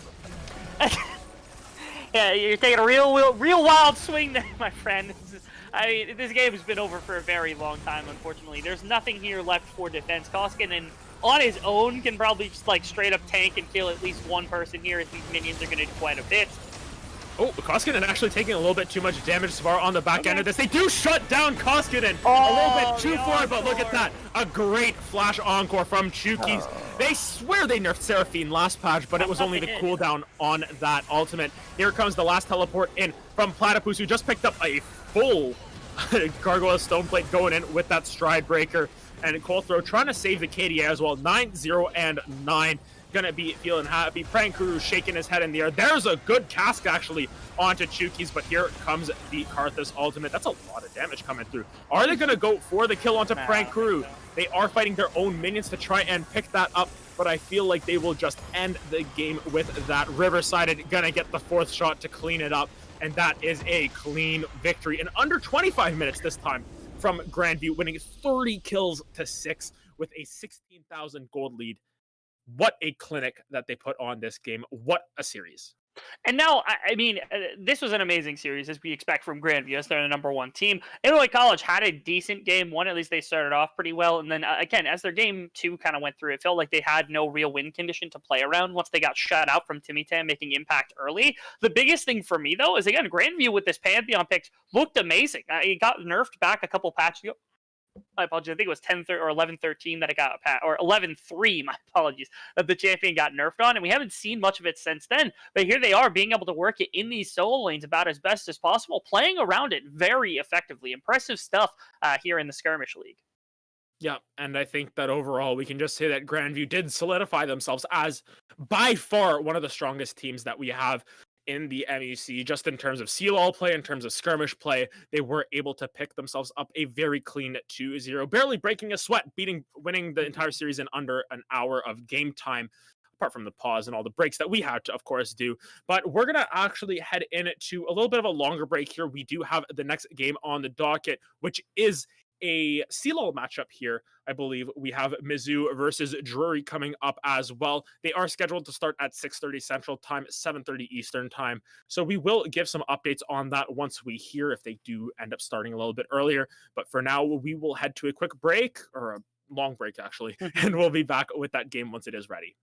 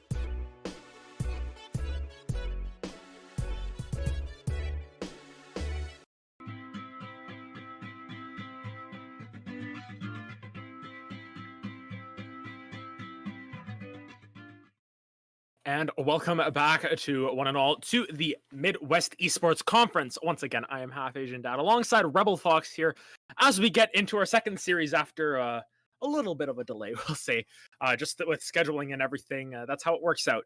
But regardless, we are back here with, I believe it's a Purdue Northwest versus Mizzou. I cannot speak once again. But this is going to be a good matchup. Both of these teams are pretty close in the standings here. This is a CLOL match, not a skirmish. So it does have a little bit more on the line. And what are we going to be looking for in this matchup, Rebel Fox? Yeah, after last week, Purdue ended up losing to Grandview University, which is to be expected because obviously Grandview is an exceptionally good team. And so Purdue is just competing to make sure that they claim their number one spot, or their number two spot, I suppose is the better way to say it, ensuring that they can stay at the top of the rankings, or at least stay up there. Because Mizzou right now only one series behind them, so losing this one would put them at a tie for second, and especially with Mizzou having that kind of that back-to-back ability, or ability to beat Purdue Northwestern in that head-to-head. Likely would bode well for them. So obviously you want to get into playoffs. These two teams are just about as good as you can get. You're perfectly fine either way. Purdue will secure themselves, or at least come close to it, number two with a win. Mizzou doesn't want to drop and potentially lose a spot to Drury or Illinois.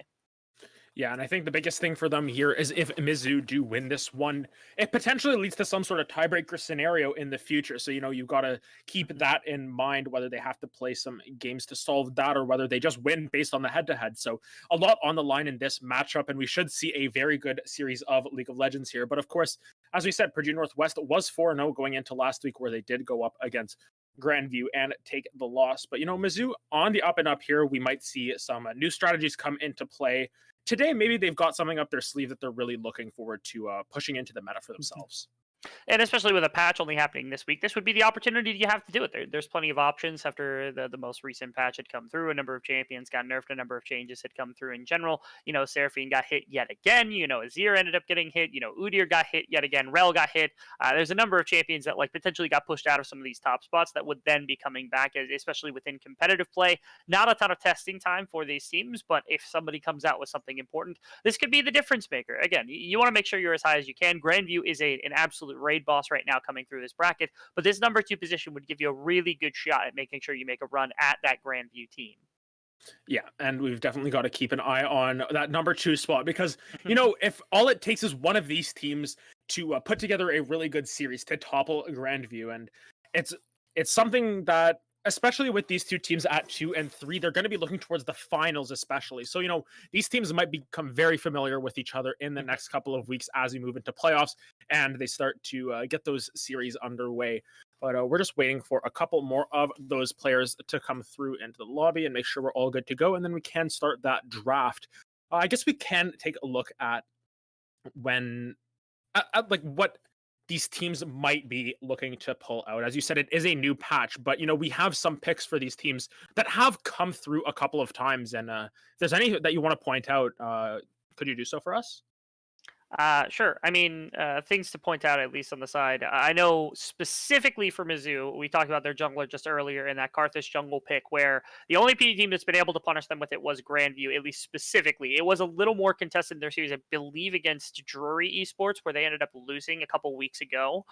So that's at least one pick to take a quick lie to, because a lot of teams, they've been coming back to this Karthus pick, despite the fact that maybe it doesn't work. But for Mizzou, they're the ones that have been running it consistently since day number one, and it's something to pay attention to because, again, with Udyr nerfs, with Olaf nerfs, with some of the jungle nerfs where very aggressive or very farm-heavy junglers potentially might not be able to keep up with Karthus and keep up their gold and experience, especially. The question now becomes, do you play something super aggressive into it to try to play some of the stuff that has been nerfed like that Udyr, or do you go for a match of farming style? There's plenty of champions that can still do that. What exactly is brought out here from the side as a response to that Karthus? Because I think some of the better options that have been meta have now been taken out, and then so these jungle positions could be something big. Yeah, for sure. And with, Udyr still being quite strong despite everything that has gone down, there might be some other picks that can contest with him in that early game. Of course, some people really are a fan of the Udyr Olaf matchup. That's what I'm thinking of. That's a really common matchup that we have seen at all levels of play. Lilia has kind of come up in priority. Graves has come back into the meta a little bit as well. So there are a lot of different options for themselves there. So we're going to keep an eye on that. The teams are just making sure they're all lined up and ready to go. We should be hopping on to Champ Select in the next little bit, where we'll get a little bit more information, I believe, overall. Yeah, I hope so. Something other else to really pay attention to specifically is that Twilly is another person that exists within this Mizzou roster, and arguably one of, if not, I would make an argument that of the players not on Grandview, he is probably the best in mid lane at minimum. And he's played the Kiana, and Kiana got some decent buffs this patch. Like He did, yeah. I am of the opinion that Kiana has been the most underrated champion and that she needs deleted from this game. And the only reason she hasn't been yet is because not enough people have been experiencing just how disgusting that this champion can be within team fights. And so, with this buff, I'm hoping maybe they remove her. But at minimum, I think that could be really interesting as A, a roaming champion to try to help support the Karthus, and B, a team fighter to help attack these side lanes that Mizzou often likes to go to. Yeah, and we'll definitely be able to take a look at what goes on with that.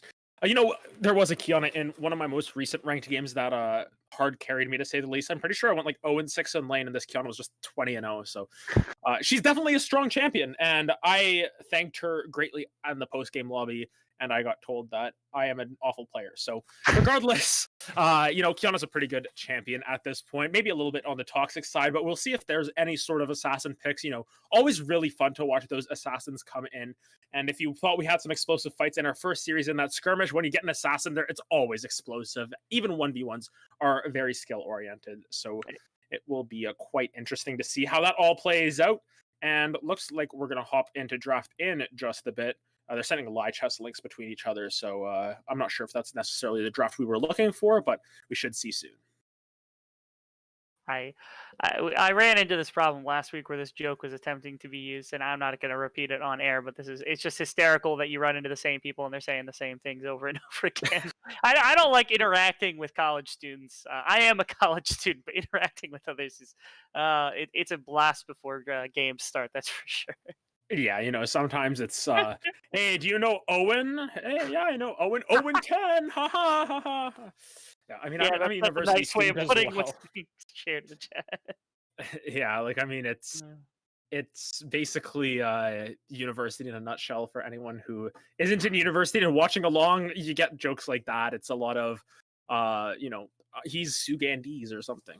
You can figure out the rest of that one, but we'll leave it at that. We'll leave those jokes behind for now, as we hope to hop in to draft in about 8 seconds.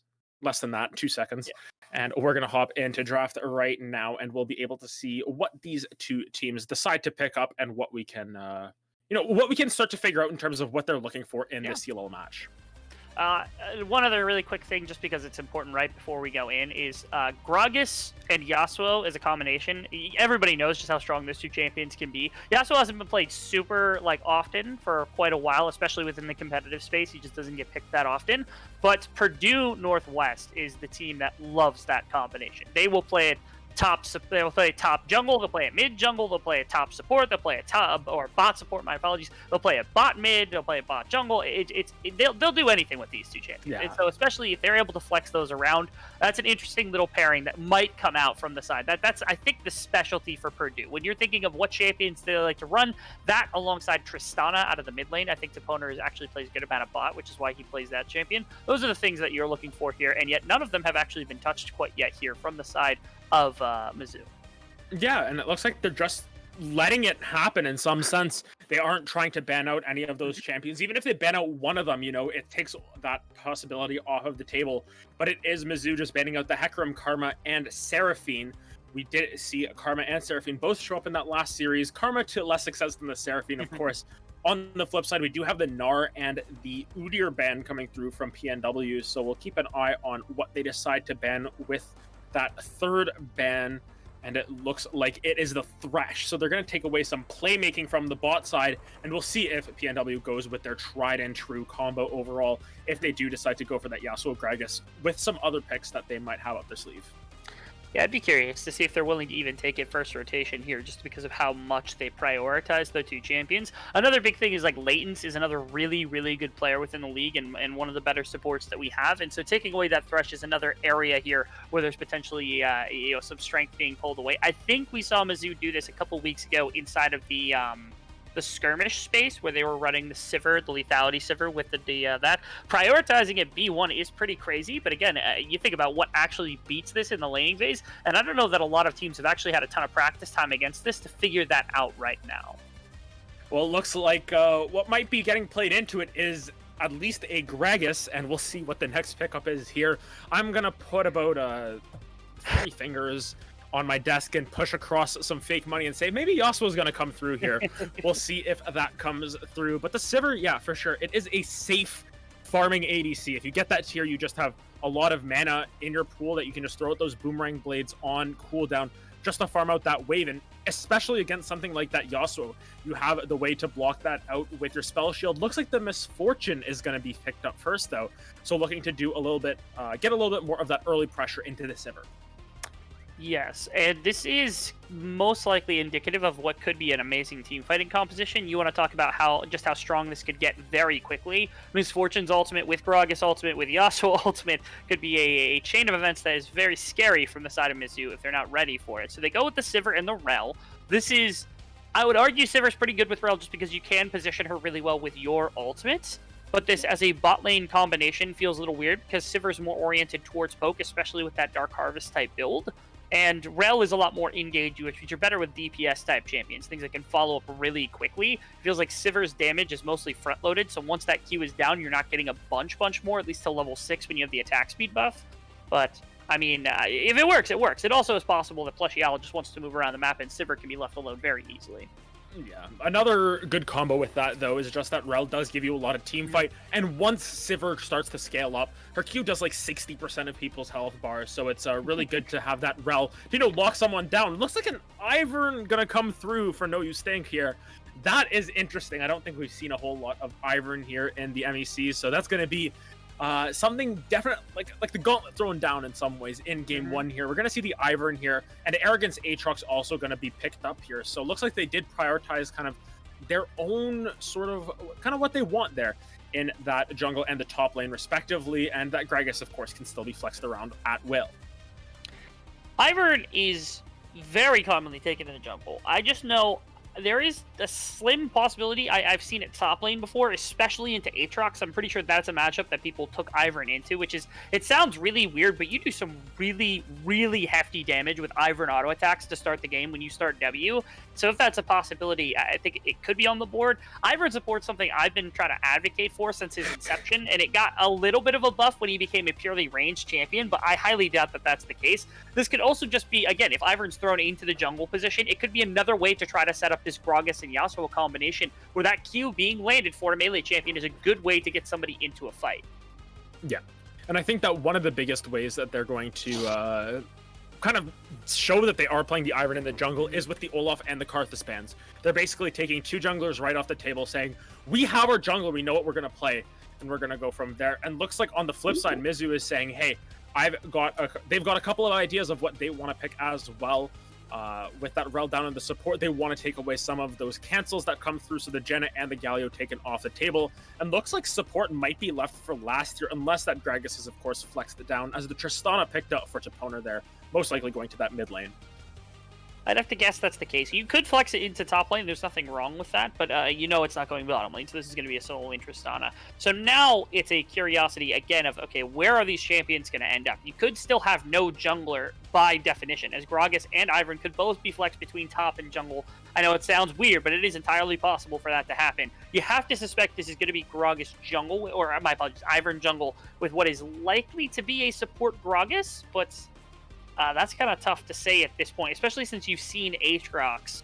You probably didn't want to save top lane picked for this late into the draft. I really love the way so far that Mizzou's been able to respond as well, because they've gotten some powerful champions. They've got Azir, they've got Aatrox. They're not the greatest champions of all time. They're not like the #1 at their role, but they certainly can beat the majority of matchups, especially when they're getting blind picked.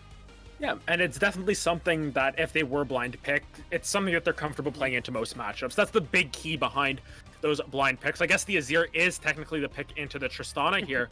And it looks like the Gragas, or the Aatrox, was a counter pick into that Gragas, which is going up most likely to that top lane, as Alistar is locked in as the support alongside Misfortune. So while they did get the Gragas, they did not pick up that Yasuo this time around. But they do have some very strong champions on their side. That Tristana mid just does so much damage in the early game. But it does. Azir does have sub-zoning potential of the Tristana to start with, and at level 6 you can deny that rocket jump in, which is that just firm execution that Tristana has against the majority of mages. So Azir's going to be okay, I think, at least during the course of the laning phase. The big thing for me, though, was Arrogant took Aatrox knowing Gragas could be shifted top lane. I know their draft got a little bit wonky, but this is actually a matchup that typically favors Gragas. We see a lot more Gragas picked into Aatrox than the opposite being true for a number of reasons. And again, Solendric is very comfortable on this. This whole squad is comfortable, it seems, being able to run this particular champion with the rest of it. And they've got quite a bit of damage on their side to work with within and outside of the team fighting space. Yeah, and I think that with flipping the coin on this Lilia here, kind of the trend has been he is the coin flip jungler, or the definition of one. He is the other person, I believe, who has brought out a lot of Karthus jungle here. So that was taken off the table by PNW in this one. But, flipping the coin has a lot of potential here. Ivern does have some issues in the early game, just in terms of staying healthy, especially since getting the marks on those camps does take a lot of health out of him. So, Lilia is going to have to try and be as proactive as possible, and I think that her ult can be game-changing in this one.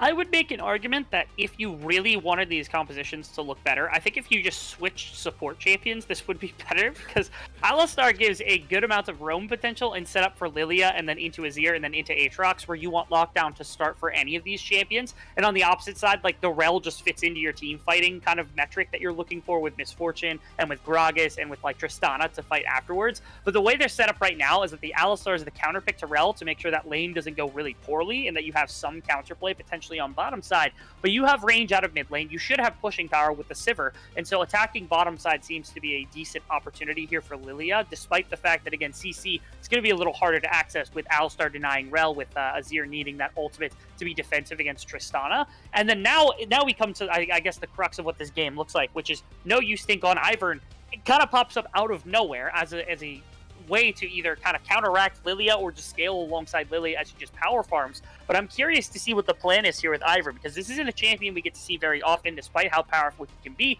especially since Bust came through just in the last patch.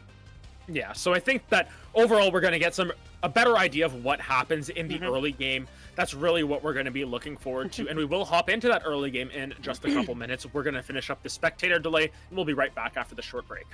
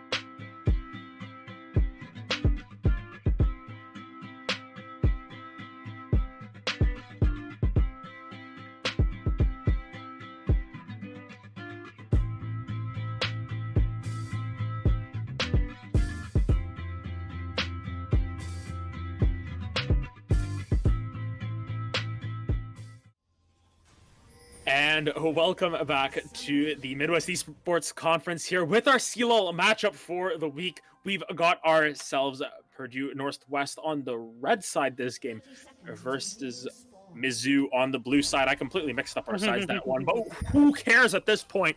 We are into game, and we're going to take a look at some of these runes coming through. Flipping a coin and going with the most coin flip rune in Dark Harvest, I think, and Ghost Toasties as well, picking up that Dark Harvest. On the flip side, we've got a pretty standard stuff. The grasp for the Gragas up in the top lane does mean he's most likely going tank, but yeah, we got to take a look at some of these picks here, and where do you think that these junglers are going to look for in that early game specifically? Good question. I think there's a good amount of power within the possibility of getting either a Tristana, who has limited range, onto Azir, or potentially Gragas into some of these fights to start things off. And so those are two opportunities I think that you're going to be able to use the Q best with. Another option is, again, Latents. If he's around the map and catching that Q with Ivern gives an immediate knockup that you don't even have to use your headbutt for. So that's pretty much an immediate execution. If you land Q with Alistar, Alistar just gets to kill that person no matter what, as long as you have somebody with damage around. Yep. And I think that for the most part, we're going to be able to see this bot lane just go poke back and forth with the tier coming through on Udon Bidon. It looks like they're just going to opt to poke him out with that Make It Rain in the early game, make it just really annoying to farm. And from there, they will be able to scale up into the later stages of the game. Meanwhile, in the mid lane, as expected, I think we're going to see Tristana have the onus in the first couple of levels until Azir can reposition those soldiers a little bit, and then we'll probably see the lane even out a little bit more as well. But for the most part, we see Ivern going leashless, of course, went up to smite that red buff. Meanwhile, Lilia clearing down her a couple camps on the bot side of the map. She looks to be doing a 5-camp clear into that top Scuttle Crab, and then maybe look for something in the top lane. You know, Azir does have, or not Azir, Aatrox, sorry, all those A champions have a lot of capability in that early game. That they do. I'm really, really interested in what this Ivern can bring. I like this pathing that you're going through. It's relatively standard. I actually much prefer, if you're going to go for a clear of your Raptors at some point, then you actually go Grump and then up your levels so that you can cross over to red, smite it, then come back after marking your Raptors and clear up into top side. Again, I think if you're playing aggressively towards some of these champions, that's what you're going to go for. But instead, it looks like No Use Thing was looking more for an invade and then potentially into a mid lane gank where he comes back to his Raptors. He's just kind of hovering mid lane to make sure no shenanigans come through. Yeah, he's just keeping an eye on Toponer here. Does not want to get that champion behind, especially since Tristana is going to provide a lot of damage for your team. One thing I just kind of realized here is that the only source of magic damage that's really reliable on the side of Purdue Northwest is that Gragas coming up in the top lane, who will probably opt into the tankier build just in with the necessity of a front line here. So it should be interesting to see how all of that plays out. But for the time being, it is just all of, or the mid and the bot side of Purdue Northwest pushing in to Mizzou. And of course, Aatrox having the upper edge onto Gragas up there, up already about 2 waves. But they are. Flipping the coin, actually going in for a play. Wow, that explosive charge did so much damage on the back end of that. They ended up trading about even health there, but Ivern was not in the area. So, you know, a decent trade from Toponer here, and he's going to be relatively safe, chugging on that potion right now and looking to keep that pressure up in the mid lane.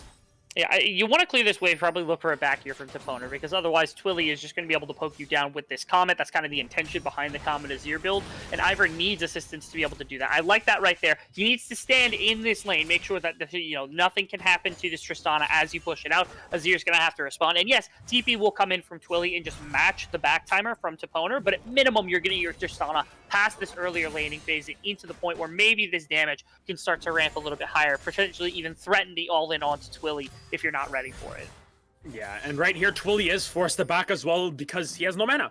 So, you know, really hard to push out that wave even right now for Twilly. We can see struggling with only those 2 soldiers, one of them now disappearing. Gonna have a little bit of trouble pushing out that lane overall. But meanwhile, up in the top lane, Arrogant is feeling pretty arrogant, I guess you can say, having a lot of control over this lane right now, up about 3 waves of CS. And Solendric just looking to weather the storm here a little bit. Of course, the Aatrox's going to have a little bit more early damage off the passive, off of the Q damage that can ramp up, whereas Solendric has to worry about mana costs as well. So looks like they're just going to keep love tapping each other up there, but nothing for the time being. Meanwhile, down in the bot lane here, that is the Attract and Repel into the Ferromancy Crashdown already onto Layton's. Is head-butted away, is flipping the coin at the last second, but no use think. Gonna get that root down. Doesn't look like anything's gonna come out of it. The most that comes out of it, though, for Mizzou is a Dark Harvest stack onto the Sivir, and I believe that's the heal and flash out of Udon Badon, but here they go for round 2. Flushy the Owl is in the front line. There's Ghost Toast. He's down to about 250 HP, but looks like everyone's going to survive at the end of that. That's the heal and flash off of Alistar and Misfortune, respectively. The Ignite down for the Rel, and they might be looking for more here, but Flippy the Coin looking maybe just to push this wave in. Yeah, the defense is necessary here of bottom lane, so I like that No Use Think is able to show his phase down here as Flippy the Coin doesn't find anything. That Alistar certainly dead to rights if there's no shielding, no sort of CC to come through, so really big stuff from that. The counter gank again from No Use Think to respond to what Flippy the Coin was attempting to find. As, like you said, in top lane, really suffering is Solendric right now, not finding a ton of anything else. And in mid lane, relatively even, as Udon actually kind of, he's sitting on a pretty decent gold advantage with this combination of just damage and ability to push up against the Sivir, as they're able to shove out bot wave. This is a really aggressive rocket jump in. He's flashing forward, gonna use that explosive charge. That's almost Flippy the Coin going down, gonna get that second jump off of that rocket jump, the reset there to finish off that kill, and that's the power of Toponer right there. Absolutely pwns Flippy the Coin as it comes up tails on that one. Yeah, so that's a kill onto your Tristana, which is fantastic. Shutting out Flippy the Coin. I actually wanted to take a moment to talk about something that I think is really underrated at the moment. Are you familiar with the numbers on Zeke's convergence right now? I am somewhat familiar on those numbers. I just kind of build it whenever I have crowd control and don't really think about it afterwards, but I know it's a pretty good item right now, that's for sure. Yeah, I mean, you're talking like 30 to 70 base. Okay, Twilly's actually here. He doesn't press the ultimate because he doesn't have anyone around. Instead, just going to jump in right there. It's 30 to 70 AP. Oh, they're triple ganking him right here. It's Twilly barely finds his way out. Okay, I think we're... Now that they've all backed off, yes, Zeke's convergence. Yes, okay, so 30 to 70 flat damage plus 10% of your AP and 1% of your maximum health. So No Use Think probably will be supplying like upwards of like 100 to 150 damage to Toponer and Udon Badon over the course of the game. And you saw what happened right there with Toponer. Imagine like, so this is a full tank Gragas, there's not a bunch of magic. But Gragas is gonna actually explosive pass back into the tower. Arrogant forced to use the World Ender. Will he be able to turn this around? That's 1Q, that's 2. Oh, he flashes away from it, that's almost down in the tower. Does Solendric have the flash? Not yet. Gonna throw out another ball, and that's gonna clean it up. And as we were talking about Zeke's convergence, what happens is two top laners converge in the top lane, and the Fat Man ends up winning that out despite being down almost 30 CS. What a play from Solendric. That's so painful from Arrogant, where he's so close to just taking complete control of this laning phase. He almost comes back. That last tower shot is just what gets him. He's right on the range. He's like, I catch this too, and then just immediately gets soaked down. So now it looks like Solendric actually goes for the Oblivion Orb, also building more AP than we would have thought, especially with this grasp. Typically, this is what you take when you're going for the more tanky build. As now the entirety of this Mizzou squad is in the pit against this Ivern, as Daisy's just battering ramming them. Yeah, everyone's in this pit. Solendric's actually going to take down Flippy the Coin, so there is no smite available. There's the rocket jump forward. That's going to take down Arrogant. And there's another one. The bullet time coming across the entire team. That's a double kill. 1, 2, 3 jumps already out of Toponer as he's going to walk off that Ignite. And what a play from Purdue Northwest. They're able to set everyone down. 3 kills in their back pockets, and Mizzou is limping away from that one, wondering what went wrong. A forced 5-on-5 or 4-on-4, whatever you want to call it, during the course of this early game around Dragon. That gives multiple kills over to your Tristana, which immediately just completely invalidates the reason why you want Azir, because now this Tristana has spiked to the point where you can easily solo queue Azir. The entire topside advantage you got with Arrogant has now evaporated because Solendric finding a couple of kills during that process. Bot side has complete advantage, and there's no damage anytime soon for Ghost Toasties on a consistent basis, even with that level 6 coming.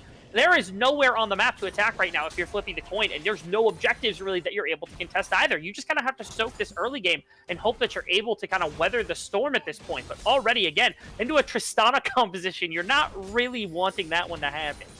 Yeah, and we've seen Toponer on this champion time and time again just be able to take over the game, especially in that early stages. But here is the Shurima Shuffle coming down onto Toponer, is able to rocket jump out of there, and Ivern, as always, right around the corner. So despite a really good ultimate out of Twilly, knocking him back into the Rel and the Lilia.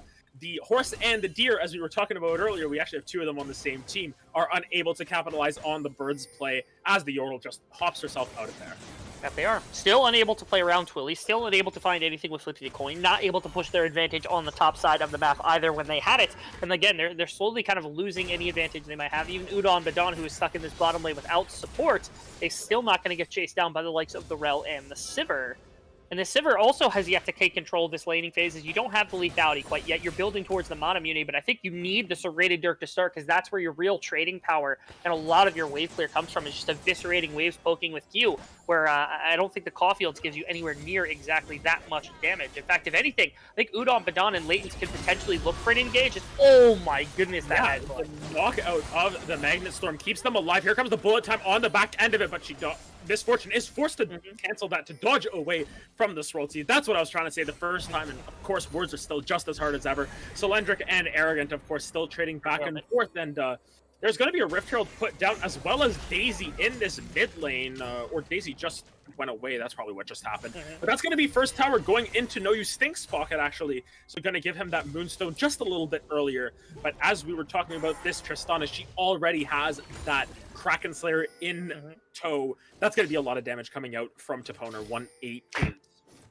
I know you think Moonstone, but again, my mind goes immediately to Imperial Mandate coupled with that Zeke's Convergence speed. Probably 200, imagine like 200, 300 magic damage on top of Toponer's already insane damage with just AD and Kraken Slayer on the top end. You don't even need magic damage from any other source at that point. That's just sole source right then and right there. Same thing happens with Udon Badon when he starts attacking as well. This Ivern's looking okay to start off the game. It is unfortunately Moonstone. I'm a little upset about that combination. Not empowering Toponer, but this is still an amazing early game coming out from the side of Purdue Northwestern.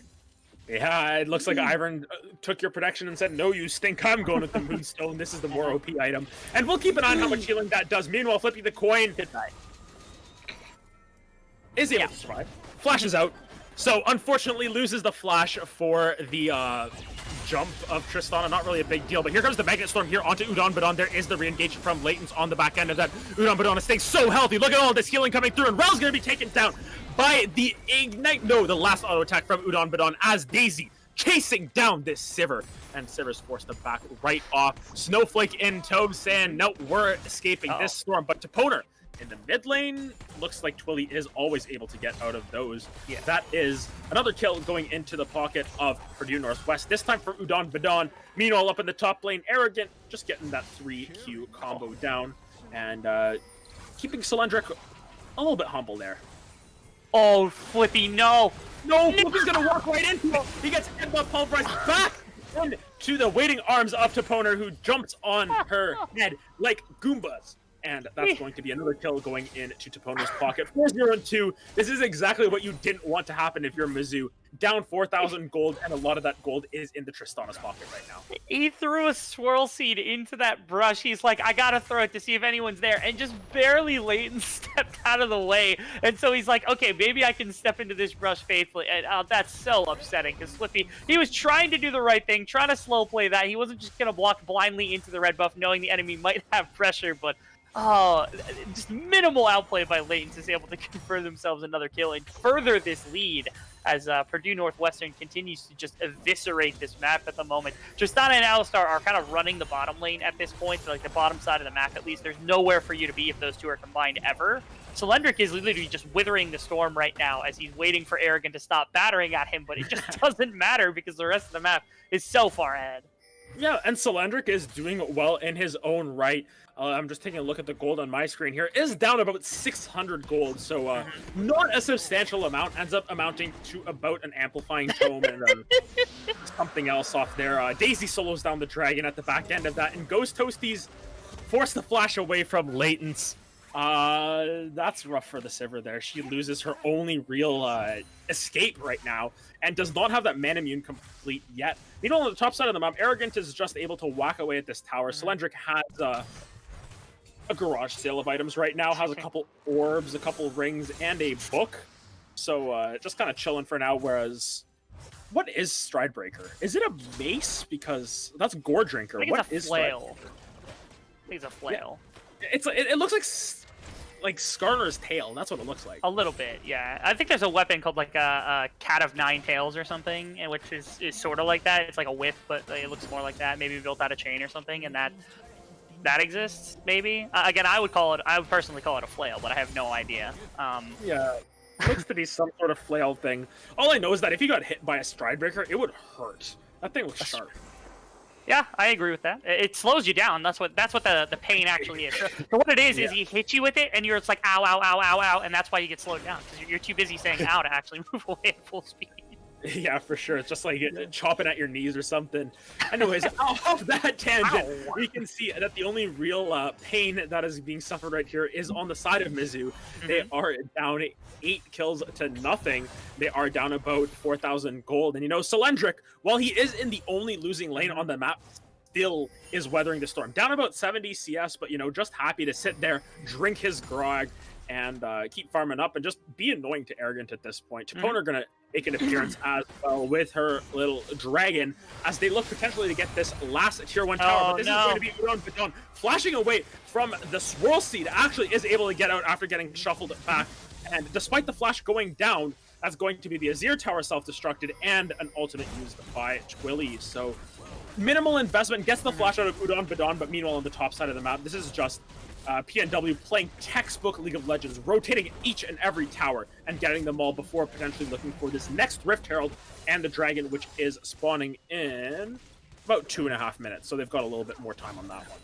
And Purdue Northwest, they don't have to do anything with this bottom lane right now. If they want to take this to a pushing battle, do you really suspect that they have any chance of winning against the Tristana? There's no chance. There's not even a single one. You've got a Gragas here as well. They could have stayed up here and punished. They could definitely go for Rift Herald instead. Shifts onto Twilly. Yeah, Twilly gets flashed on there, has the flash out, and it's still not enough because the Poner just jumps and jumps and jumps, and that's a bird going down. First death of the game for Twilly comes at a rather unfortunate time as Flippy the Coin was also on the bottom side of the map for whatever reason, as they're going to lose the Rift Herald. They're going to lose this mid-tier 2 and lose a lot of gold in that process, down now about 5,000 gold, and more gold to come out of that next Rift Herald that Ivern will put down at will. Funny enough, like this whole play could have been done in the exact same way, and usually when you see it at a really, really high level, it's called an overload, where you move like 3-4 people from side lanes into mid lane or into a different lane. In this case, the setup was, okay, Aatrox is top catching waves, bot lane is bot attempting to match the tower we took on top side. That means the best they have in mid lane is 2 members, or the best they have on top side is 2 members, and they already had people deployed to the top side of the map with all 5 members being, nobody even being bot anywhere near there. So you put everybody into one of these lanes, you overload, and you pull an inner tower. They did that in mid lane instead of top lane, which surprised me a little bit. But the funniest part is they didn't even need everybody, because Toponer could have done it himself. Everybody else could have been on Rift Herald the entire time, and it would not have mattered because it was just a solo kill that came out. Exactly, and Toponer at this point is so strong. 1.5 items already in tow. And while Azir is technically keeping up in gold, if we just look at it, it's no match, if we're being honest. The price of a Seeker's Arm Guard plus the boots is the same as a BF sword, so then on top of that, Toponer has another 2,000 gold worth of items in tow. So that's really where the gold is coming from, and a lot of where the pressure is. Toponer is able to sit in the side lanes now without any fear of getting killed, because he has that rocket jump, he has the ultimate if necessary, and has a lot of damage to boot. So if anyone tries to 1v1, I think Toponer just jumps right in. I agree. And even if you were to put a second person in that lane, for the most part, unless it's Arrogant with probably Flippy or Twilly, there's a very unlikely chance that you actually even win a 2v1 up against the Tristana. At minimum, you're trading 1 for none, if not just getting more, as I don't even think that it matters all that much. We have only a short amount of time, about 15 seconds, before the next Dragon is going to spawn here, and it's just complete bottom side of the map, owned by Purdue Northwest, where now, I mean, it's even gotten to the point where Toponer's not even going to be here for this. He's going to back for Stormrazor before he continues into this fight, where this is going to be third Dragon. They're going to be set up onto Cloud's Drake Point, or Soul Point, my apologies. Top lane might get killed here by Arrogant, might be the one thing that they end up losing in this process, but again, all these windows potentially to win the game are going to be very, very denied by everything on Purdue. As Arrogant, even, he's going to stay for this wave, and if Tristana gets here, he's not in a good place. Yeah, and honestly, I think that Purdue Northwest kind of look of it and say, oh, boo-hoo, you lost the tower. Meanwhile, up on the top side, that's going to be the jump in here from Toponer. He's going to kill the Arrogant. every single... Oh, unless he can't catch him! There's the flash out from Arrogant, and they are going to live. Plushy Owl is around for moral support, but will not necessarily be needed. But look at this. There are 3 again on the top side of the map for Mizzou, and this gives Purdue Northwest a lot of priority over this mid wave. They're able to push that in, and now with Flippy the Coin backing, Baron's on the table, and Toponer has everything up that he needs. He still has that ultimate available to Buster Shot if necessary. They're going to be able to pick up this blue buff, and Flippy he's flipping a lot of tails in a row right here. He's unable to really get anything off of the map as they move over towards this Baron. Yes.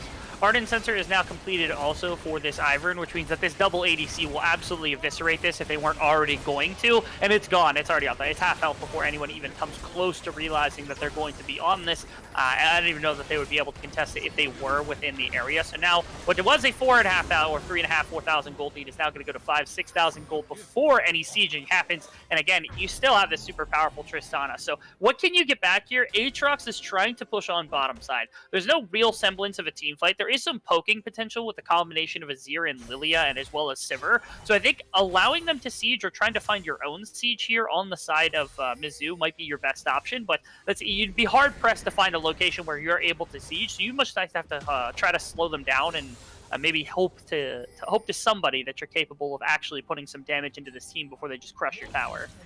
Yeah, and while Aatrox has been, at the brunt end of a couple of team fight losses there, he still has a healthy gold lead, up about 1,500 gold, has almost the Flame Horizon. We can call it basically a Flame Horizon at this point. It does have about 96 CS over the Gragas, but Gragas, got a couple of lucky kills in that one outplay on the top side, if you want to call it an outplay. I think it was more of just a misplay on both sides that ended up going towards Cylindric, but then also picked up a couple of kills and assists in that first Dragon skirmish. And right now, it's just as if Purdue Northwest don't even need to fight. They're able to siege down with the Rift Herald, with Daisy, with Tristana, and Leighton's actually going to go in onto Arrogant here. Arrogant going to try and get out of this. He's going to stay pretty healthy. Just that's Aatrox in a nutshell. But they are going to pick up at least one inhibitor on the back end of this. Daisy runs it down just to zone him off. But this is Udon Badon knocking down this inhibitor at least as Toponer just jumps out of there, and PNW can just reset off the back end of this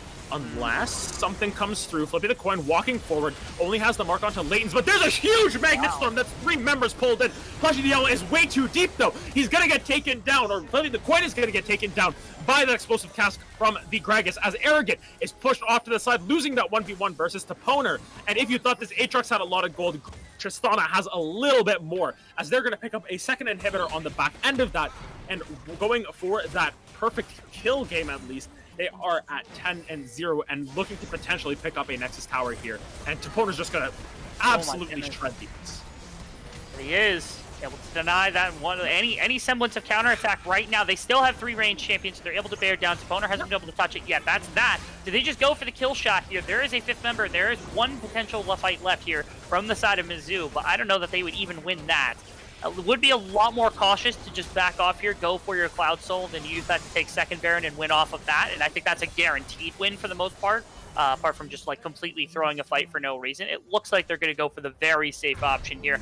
I think they could have closed that game right then and right there if they really wanted to focus on multiple times, but not wanting to give their opponents a way back into the game. Instead, just going to take the safe route.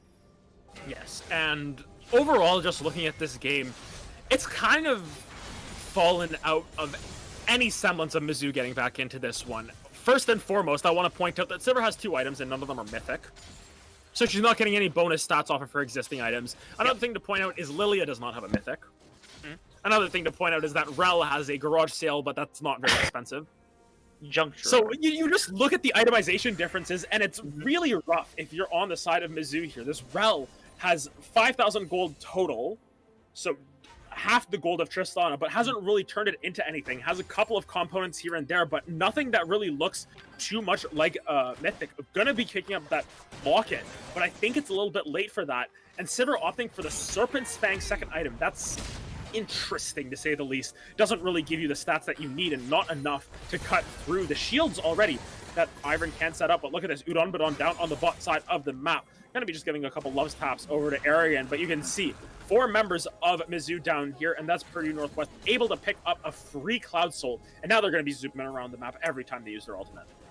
This is a really unfortunate game here from the side of Mizzou, especially for the Sivir, who just hasn't been able to get into this game whatsoever, make any sort of semblance of a fight. You may have mentioned she doesn't have a Mythic right now. I don't think that's necessarily bad. I love the Serpent's Fang idea into Ivern and into Eclipse on a number of champions. A good amount of shielding is in this team, but it just has not scaled anywhere near fast enough. They weren't able to use it in the bot lane to get anything. Mid lane ended up being kind of a mess because of just how strong the opponent came out to be, and at this point, if you're able to take a fight and you're able to stop them from winning right here, that would probably be the last thing that you could do to slow this game down. But even that seems tough. Yeah. And I think at the end of the day, it's more so just that they're so far behind as Plushiel tries to make a play that there is going to be a pretty big sleep onto them, but Chaponer already has that QSS just in case. Maybe the coin's going to get taken down as the Chaponer may look for a little bit more. They did get the team fight that they needed, at least the beginning of it, and it was not enough. You can see that they're still very healthy. There's a huge shuffle. That's 4 people over the top. That's going to be Plushiel jumping in, but it is going to be no use thing going down as you're picking up a double kill here. That's going to be another kill picked up onto the Sivir as Misfortune and Gragas are trying to pick this up, but Udanbadon has too much damage. He's going to be able to take that down as Twilly is the only one left standing, and Cylindric will zone him out as he does go down at the back end of that. It looked really good for just a second, but that's going to be Purdue Northwest picking up game 1 very cleanly. You ruined some KDAs at the end, but for the most part, that was a game completely run off the back of Tristana. I don't even think you could make an argument of like, okay, Misfortune with the Comet in the bot lane. You could talk about Solendric having some good plays. You could talk about Stink on this Ivern being a little bit wacky. This game came down to Toponer plays Tristana. He's really good at Tristana. They played to him, got him ahead, and you just commanded the map with that pick alone. If it weren't for that, maybe there's some semblance of counterplay. Maybe there's ability to team fight at some point. Twilly, again, he showed why he's so good with that last ultimate, potentially getting close to turning a fight. But at that point, there was just too much of a gold advantage to try to play through.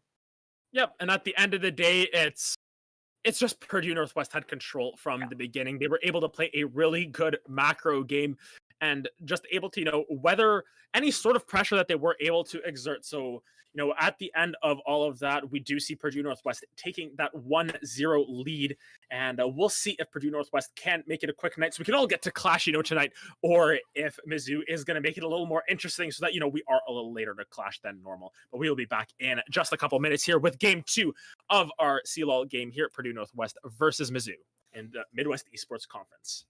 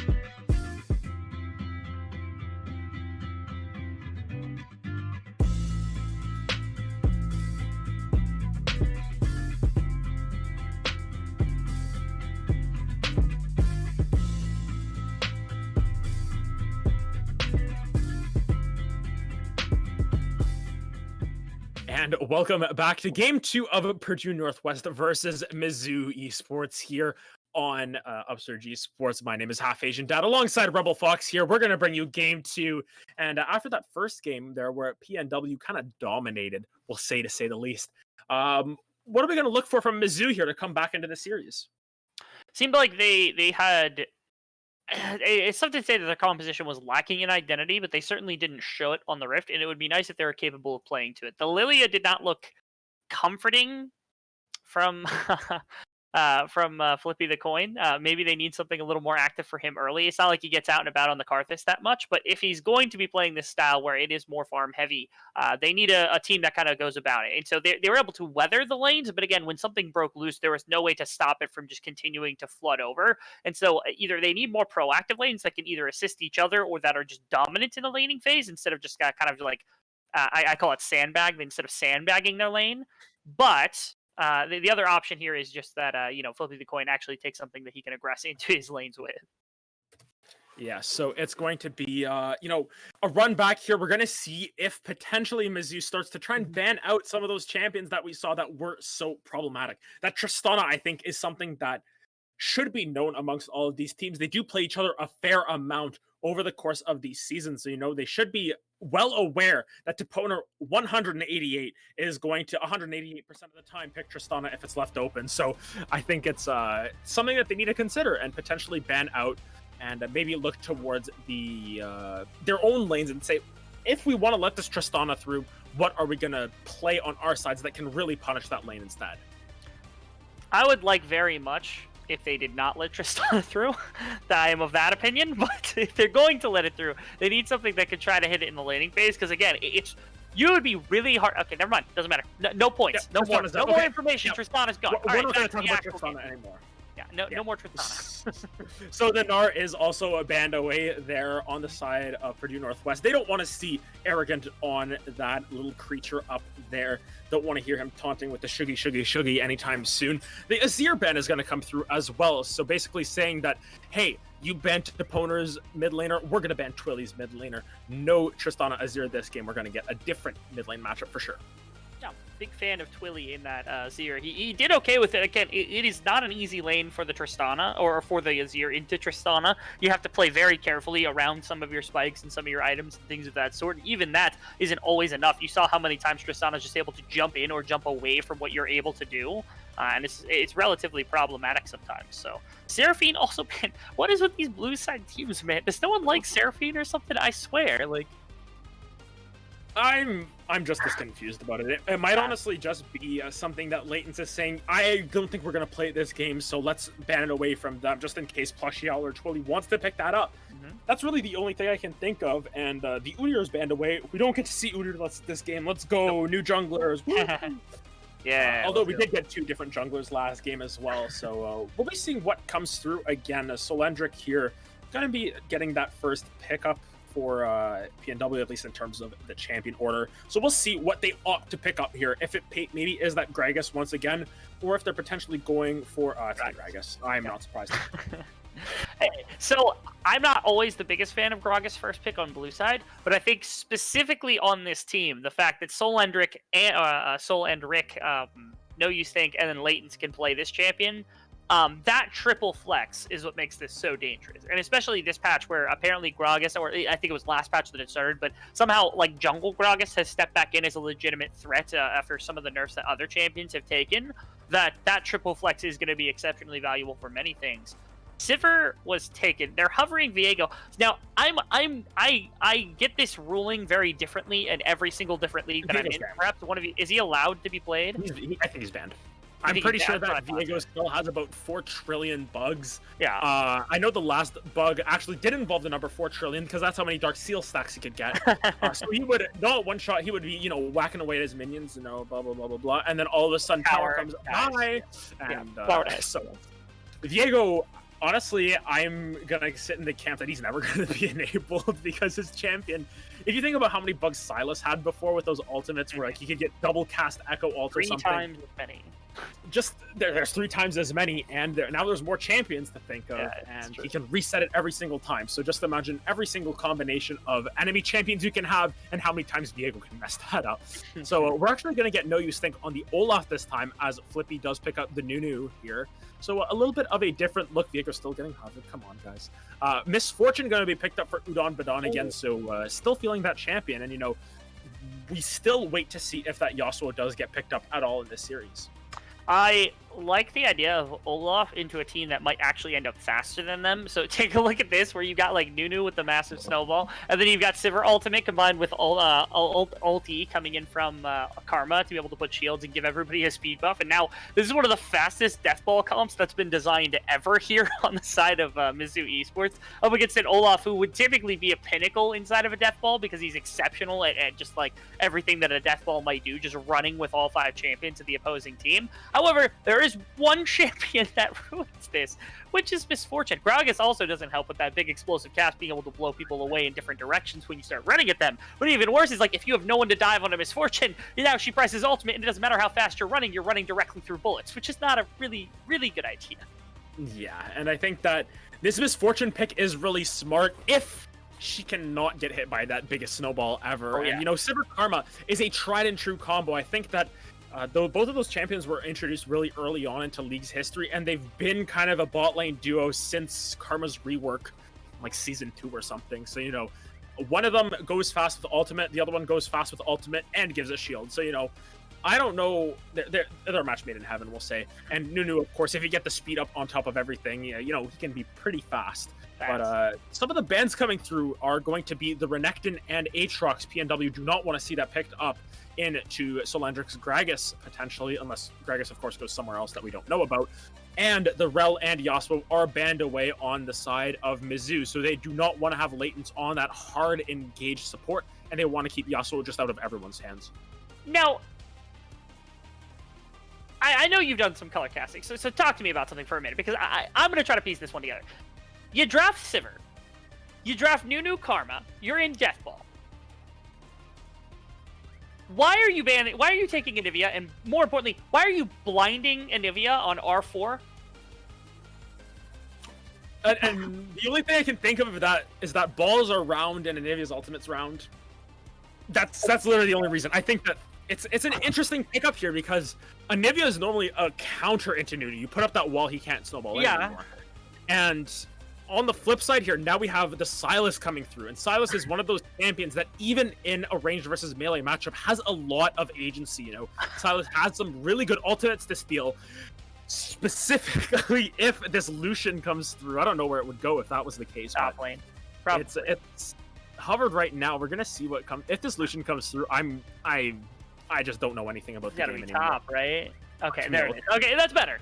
Okay, yes, I was a little worried too. Yeah, so Camille is a Deathball champion as well. Yes. So they've got 4 Deathball champions in 1 Anivia. I mean, Camille and Nivea combo, Camille Nunu combo.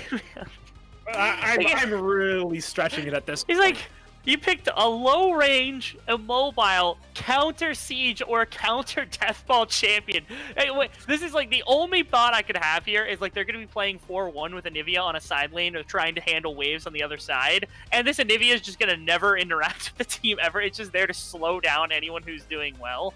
I will say into Olaf, Gragas, Sylas, it's not bad just because, again, it's kind of difficult with those champions to try to get in on top of Anivia, given the wall, given the Q, given the ultimate. Alistar can disrupt the Anivia, which makes your job a little bit difficult. But again, I don't really imagine Twilly having the greatest time linking up with this team altogether. Instead, they're going to focus around objectives first and then using this death ball combination to maybe chase or engage into the pit. But yeah, I think that the only reason that I can think of really why Anivia was picked up instead of something else is it gives Sylas a useless ultimate, but it was blind picked. So at that point, it's like, why did they pick Sylas into this? But I think that Sylas is still a really strong champion right now. Can punish that Anivia in the early levels if he can stack up Conquer, if he opts for that, or if he can get enough of that crowd control down. It can really punish Twilly's Anivia here. But for the most part, it looks like if they do even want to go for a 4-1, you don't want Anivia in the side lane, you want Camille in the side lane. So it's interesting. I'll put it that way. Mhm. We'll put it at interesting. We'll see. Maybe they know stuff that we don't know. Maybe Maybe. we're just silver casters as usual and don't know anything about the game. And Yeah. Mizzou is 500 IQ, learned a Yeah. Korean strategy. So we will find out exactly what goes on with that. That's for sure. Let me also put this into context too, because like I love Anivia. I think Anivia is an exceptionally strong, way underutilized champion. I think Sylas is not a good pick into Anivia when you have a very, very clear counter pick to have in the mid lane. I don't think Sylas is the perfect opportunity to snag here. It's just fitting into this composition. It feels a little awkward to put Anivia into it. Like I said, if you're playing responsive, I suppose, where you're thinking like if this team can't use any death ball mechanics where you're running in with Sivir and Karma and Camille into the midst of a team fight, then it's going to be Olaf running at you, Gragas running at you, Sylas running at you, Alistar jumping in, and then Misfortune behind all of it. And maybe that's their point, is like if the death ball doesn't work and you're getting engaged on instead, this is what Anivia and Sivir can be used for. Maybe this is a kite back composition where they're like, okay, we're gonna play backwards instead of playing forwards. Even though you've kind of designed every other champion around potentially playing forward, that doesn't mean there's an adaptability with Sivir and Karma. Maybe this gets a little more interesting when this game flows in one direction or the other. Yeah, and I mean, if they want to kite backwards, then why Camille, right? Yeah. So it's basically you get your flow chart and you're just like, you get to one move, and you know how in those chess videos when they show a blunder, it's those double question marks or whatever. I'm basically throwing a double question mark at either the Camille or the Anivia at this point. Regardless, we don't know anything about the game. We will know more about the game once we get into it, per se. We're going to take a short break and hop into game right after Champ Select delay finishes. We'll be back.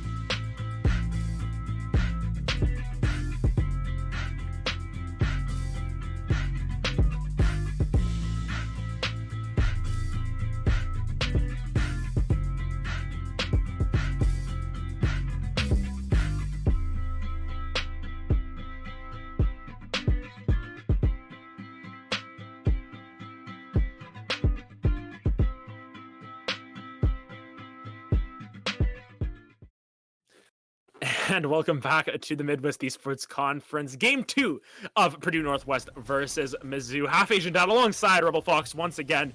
And in the break, we were talking about all the wombo combos that could come out from this Anivia Camille. We still couldn't really figure much out because of Nunu.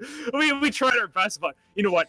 Once again, we don't know anything. We will find out shortly what comes through. And as we hop on to the Rift here, any strange rune choices? Doesn't look so. I think the only weird one is potentially that Phase Rush now coming out from Cylindric's top lane, Gragas. I mean, that's relatively common for a Grosk to take, is just to go into Phase Rush. It's mostly so that, like, if you're in a burst trade, you could prevent the burst trade from continuing into anything else, which is good for champions with high mobility, like Camille, where she tries to get on top of you. You get Phase Rush, you run away from her, and she can't just auto you down to death because you have no consistent damage. Yeah. And once again, we don't get any level 1 shenanigans. No fun, these two teams, I swear. But regardless, we're going to see exactly how this team comp works. And I think that while we throw a lot of doubt onto the Mizzou team comp right now, if they can get ahead theoretically, if they can take the lead in this, it's so good for them because they can snowball that lead. Even if you have an Anivia, if she's ahead, she's going to do so much damage. So I think that we need to remember that right now the game is even. While the series may not be even, if Mizzou gets that win, they have a very clear-cut win condition. On the flip side, if they are behind, then it gets a little bit hairy from there. It seems like their comp kind of falls apart if they do fall behind. So looking forward to seeing if Mizzou can take that lead early. I agree. I think if you get into the 30-minute range or so where you've got like Sipper and Nivea, like you can't siege into that if you've got only one champion with ranged wave clear at all. That's Udon Badon. So to me, they have to play 2 bot lane as much as possible. Sylas could be a really, really good side lane threat, being able to kill just about anybody on this team if he's ahead as well. But to me, putting pressure towards this bottom line, letting Solendric kind of soak the laning phase like we saw in the previous game is likely where they're going to be going, where No Use think his job is essentially just to control this Nunu and then play to this Dragons, where you can get this Dragon stacking mechanic to get going. Yep, and for the most part, Olaf, once again, one of those champions that has an exceptionally quick clear here. Already done his 3 camps on the top side, whereas Nunu is just finished those wolves, going to be rolling that snowball down to the blue buff and able to clean that up. However, Olaf will be spotted out on a ward. They get a ping down there, so they know where No Use Think is, but I'm sure that they can assume where Flippy the Coin is as well. Of note, with the jungle changes, he's still level 2 doing blue buff here because he took red raptors and wolves, and now that they don't give enough experience, unfortunately he will be just a little bit behind the experience line actually, but we'll see where they start to look for. They might meet up at this bot lane crab, and I'm really interested to see how that fight goes because Udon Badon and Latents have the prio right now. They do. Twilly's also got prio right now, though, so like you have the possibility of getting your Anivia to come down into the jungle to river to make sure that that comes through. As Nunu will be first into the river to try to take this crab. W's coming out maybe to look for a gank onto Sylas if you're paying attention to the minimap. Oh, actually doesn't find the ankle. Canceled it maybe. It didn't look like he wanted it anyways. Just wants to throw that snowball into the wall, make a little mark there. And looks like they're just going to straight succeed it. They know they have prio in top and mid, but not in bot lane. Yeah. So what Nunu's going to do, just go up to that top side of the map, take that crab instead. In the end, no love lost. At the back end of that, they are able to get crabs for each of them. And, you know, Nunu still has those Krugs to take if he so desires at the end of that as well. Yeah, that does allow for a much faster redeploy here for the Olaf, where you have an entire extra camp now as Nunu takes. And I'm curious what can be done with the time here from No Use Stink, where they haven't seen, actually they did spot out Flippy, so they knew what the counter was necessarily on those camps. So they know that the entire bottom side was taken and one camp was missed at some point, likely not Raptors. It was likely the same path he went last game where Krugs weren't taken. So now you see No Use Stink again is kind of raring up for what could be a full clear, but again, he will end up on bottom side much faster, potentially for the dragon spawning, and especially with Udon Badon and Latents still having lane priority into this Karma and Sivir lane, there's possibility they could make that play. Solendric, I think, could also look for a back and maybe even come into bot side, try to break them loose, as Nunu is just hanging out right now. What are you doing, man? Like, you're just hanging out on top side here. The main thing, though, about Nunu being on the top side is we saw all those pings coming through from blue side saying, we think Nunu's in his bot side of the map. So they don't know where Nunu is right now. However, I believe he didn't walk over a ward, actually. They still don't have any idea where he is. So in bot lane. Yep, they just spotted him. They're just going to spot him out now. So now they know where he is, but this is No Use Think already with 2 camps in the lead, has that back in his back pocket, and now he has a lot of pressure over this Cloud Dragon, which has just spawned. So, you know, while this bot lane of Udon Badon and Layton still have general fighting pressure just based on their champions, as we actually see Layton's going in for the play. The Make It Rain's going to come down. The spell shield has already been used. There's the exhaust coming down onto Udon Badon, but he's taking a lot of damage actually on the back end. The heal is forced out. There's the Ignite going back onto Ghost Toasties. He's going to be a little bit toasted at the back end of that, but he will survive with his life. So both combat summoners burned on both sides here, but still, this is Udon Badon and Layton's with the priority. They're going to be able to push in this wave. And with Sylas available now, they might look for Flippy the Coin. Here comes the Abscond Abduct onto the Gromp, you know, getting that down. Flippy the Coin tries to flash out of there, and Plushiel is there for the support, but he will maybe lose his Gromp unless Gromp trolls the aggro, but it does give them a lot of priority over this dragon. Yeah, Toponer was able to find a nice back timing and push it into Twilly, where Twilly, I think, right now actually has decent wave setup. It's going to be a slow stack to push him back. This would be the opportunity to go for Dragon exclusively, but they've waited too long, and now Ghost Toasties is going to be back alongside the Karma. So this could be the rebound, but instead, Flippy's heading up to top side. There's no good response there, so this will just be a complete Dragon seeded to the side of Purdue Northwest. And really nice play from Toponer and from No Use Sting, trying to punish into the enemy jungle, getting a couple of camps off of Flippy the Coin, being able to help set up this this little bit of pressure into Ghost Toasties and Plushy Owl. Now Plushy Owl, Plushy Owl, my apologies. If you stay around in bot side too long here, you will now not have any items, and you will never have a chance at fighting Dragon. You would have had to start this back already. So again, this tells me right now, right this second, that they are really not at all playing for this Dragon. They're looking for a topside player, looking for some camp invade onto the top side from this Nunu.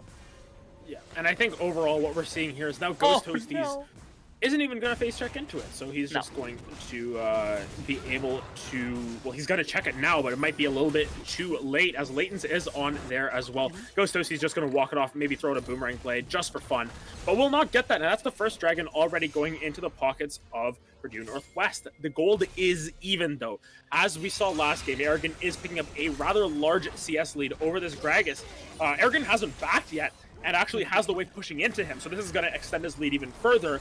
However, on the flip side, this is No Use Sting once again forcing Flippy the Coin into an odd situation where Flippy the Coin is clearing out his top side of the jungle, where Olaf can just go behind and potentially steal away the red anyways. So we're going to see a play up on the top side. That's actually the Hextech ultimatum already used. Solendric does use that explosive cast to get it out of there. Biggest snowball ever. Does not have enough juice. Push it a little early, but in the mid lane, there's actually Twilly and No Use Sting trading blows. That's actually going to be Toponer 188 going down as well. So interesting fight overall. Lots of fighting back and forth, but it is first blood. More kills than they got in most of the game last game for the side of Mizzou. That it is. You get a little bit interesting taste here with that range advantage. This is why I was a little skeptical of the Sylas coming into the draft as the counter pick. As bot lane, we got some more action too. Yep. We're going to see the autos coming through. Udon Badon gonna use that bullet time just wide, and that's gonna be Plushy Owl. Actually getting traded back there. Ghost Toasties is able to pick that up as well. Leighton's gonna try and do enough damage. There's a lot of minions here, but I don't think it's gonna be enough damage. Ghost Toasties gets headbutted back in. Will that be enough? And Leighton's will just be able to limp out of there. Ooh, Toponer. He's kind of making looking. his way towards this. Yeah. He's looking. Ghost Toasties doesn't have a whole lot of mana, but looks like they're going to chicken out of this one. But this is good out of Mizzou. They are up in gold for the first time this series here, up about 1,000 gold. As Flippy the Coin might actually get engaged upon here. Toponer going to hit with that Conduct going in. Going to be able to walk it off. They are. Twilly's going to be here to try to contest for this, which is a little bit rough for the melee champion. Oh, he's actually going to find Twilly right here. Yep, they're going to find Twilly, and that's going to be the ultimate used from Sylas as the Nunu ultimate. This is going to take her down to the egg as Olaf is in that Ragnarok. Solendric has showed up as well, but the egg is just about to respawn. That's actually going to be the egg going down just barely right at the end. Solendric is able to pick that up. Udon Budon does not have the bullet time, is just going to throw a couple of love taps across and be able to get out of there. More pressure put into Flippy the Coin. He was able to pull a number of camps off the top side here, as well as Arrogant pulling some top plates in exchange for this play. You see that, like, clustered up together as a five-man squad. It's pretty strong from the side of Purdue Northwestern, but Mizzou, they're able to do so much more with just a handful of champions. This Anivia drew so much time and pressure away from the rest of that fight that there was no punishment to come through except for that blue buff take, as well as the bottom side scuttle, and Olaf only has a handful of camps left to go to alongside that Nunu. So no significant advantage gained for No Use Stink, no pressure towards this Rift Herald gained at all. In fact, if anything, Flippy the Coin and Arrogant can actually go up to take this one right here and right now, or even make a play against Solendric as this wave's coming back to middle. Yeah, and if you just look at the CS caps right now, look at this lead up in the top side for Arrogant right now. Is up 2 levels, up 50 CS, and you know, can take this fight. This is real bad. 1,300 gold, and actually there's going to be Nunu rolling it up. There's the Hextech ultimatum going down. The explosive cast is going to knock Camille closer to the Gragas' tower, and that is going to be Flippy the Coin picking up a kill onto that Gragas as Solendric gets punished even further. But he does. able to find at least a little bit of a play on top side. They're going to be able to push in this top lane. Again, Rift Herald could have been a play that they could have made instead. So now we're looking to bottom side. Is there a response play to be made to Poners? Moving yet again into bottom side. Spotted out on the ward in the middle. They're just going to walk away as Ghostosies and Plushy Owl are going to soak a little bit more pressure. They're not going to go for top tower, and they're not going for Rift Herald, which feels really over passive right here from the side of Mizzou Esports. They could have taken either of those two with the risk of only really Olaf showing up in time. I'm shocked that they don't go for a far more aggressive play, because they only trade enough plates to now match what Udon, Badon, and Latents have been able to get on bottom side. Yeah, and while we see the Sivir and the Karma able to get a lot of pressure as Nunu starts to roll a snowball down. Going to use that ultimate as well, and we're going to talk about how they pulled a lot of pressure, but Layton's going to use that Unbreakable. Well, there's the bullet time coming across the entire team. Not going to be quite enough to get anything, so it ends up being just a trade of ultimates there. Sivir for Alistar and Misfortunes. So in the end, a good play, but really still wondering why they didn't go for that Rift Herald on the back end of killing Solendric on the top side. Especially since, like, you've got this already massive advantage for Arrogant, and you're going to be able to shove in Plushy Owl and Ghost Toasties again, as well as Silas continues to have some good trading patterns into Twilly, who has to play a little more passively without the egg, and so now it's another dragon. Like, it's just going to be another dragon taken away. Yeah, you don't get a tower, but this dragon should have been traded for Rift Herald. If this setup was going to come through from the side of Purdue Northwest, all you have to do is back off this tower. You end up trading top tower and Rift Herald for what is pure dragon setup and eventually dragon, but that's a lot of gold to spike your composition ahead. Instead, they're not getting top tower, they're not getting Rift Herald. Instead, they're just losing this dragon, losing a little bit of pressure on bot side. At best, Arrogant continues to walk away with this laning phase very heavily in his favor. Oh my goodness. That's a lot of damage. This is rough for Solendric, but... You know what? Solendric's been there. He was there last game having to survive the Aatrox lane, who did get a significant amount of farm, but a Divine Sunderer Camille Q2 does a lot more damage than Aatrox does. I'm just going to say that off the top. And, you know, sitting on that lost chapter right now, not going to be feeling it too great quite yet. Taponer dashes away from Flippity Coin. Easy dodges, but he's going to go back in here as No Use Think it does show up. Throws an undertow through into Taponer, taking a lot of damage. But on the top side, Arrogant going to get that Hextech ultimatum down. That's going to be 1, 2, 3 kicks, but it is not enough there from the Camille. Just lives by the skin of her teeth. But there's going to be an engage here. Ghostos, he's forced to flash and use that ultimate to get away from their Plushy Owl, trying to root out Layton's. Layton's forced to use that ultimate in return. They are down here. Layton's just living. He's going to go back in with the headbutt. That's going to be a headbutt back into Udon Badon here. Udon Badon has just enough damage to take it down as Plush Yell keeps trying to output this damage, but it is not enough to support. Karma has absolutely no AP apart from the Spell Thief's Edge, so that's going to be a kill going into Udon Badon's pocket. Handsome play right there by Layton, since you're able to snag that one away. Really big stuff to get something going on the bottom side, where now this tower is under legitimate threat of being taken. Okay, Flippy was able to confirm that Rift Herald take, which, again, this probably should have happened minutes ago. The second one, I think spawns really late, so unlikely to go over to either team unless they're really playing around it. And now Rift Herald, you get the possibility of playing. So far, at the moment, the side of Purdue, they're really one massive problem at the second is that Solendric is so far down that I actually don't think you can continue laning against Arrogant to any meaningful degree. You're not picking up farm, you're not getting anything. This tower will eventually just go down to Camille naturally within the laning phase, and you're not getting enough done elsewhere on the map to actually match like what we saw in game number 1, where the same thing happened with the Aatrox versus Gragas matchup. This is a little bit of a rough situation here for Purdue if they continue down this exact path.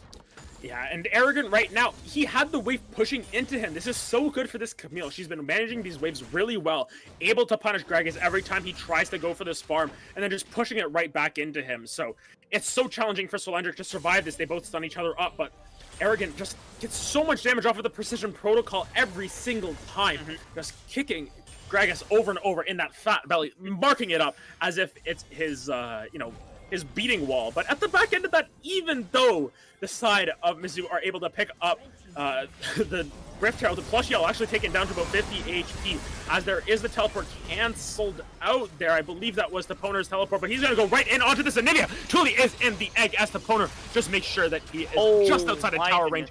This is going to be just enough damage to take him down. That's going to be the solo kill for Taponer in the mid lane onto Twilly, but does lose his teleport in the process. Yeah, the benefit of the Silas is, of course, Rat right there, especially with the new Everfrost change. Ooh, actually, I don't think he can turn this corner. Ooh, he gets Kingslayer. Can he get Kingslayer back?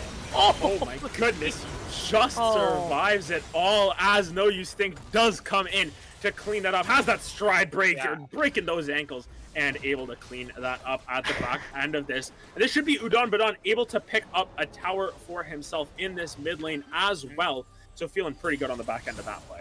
Kingslayer's a fair ability, even at level 1, getting so much health back right there, making sure you don't go down to Flippy the Coin. Now mid lane tower gets sieged down as well, and what I was saying just a second ago, they're losing so badly on top side, they need to make something happen on bottom side. Well, would you look at that? They force down bottom tower, the Silas finds a good solo kill, and then an additional kill in the mid lane against the Nunu and the Anivia, and you're able to siege down mid tower as well. That's the advantage you're looking for. So now your bottom side can continue to play heavily towards these dragons, work towards that dragon stacking condition, where this Mountain Soul was going to be really useful for shutting down a good amount of the damage that comes out from this team, especially in these big chunks like Sivir Q, Karma Q, Twilly QE, anything like that.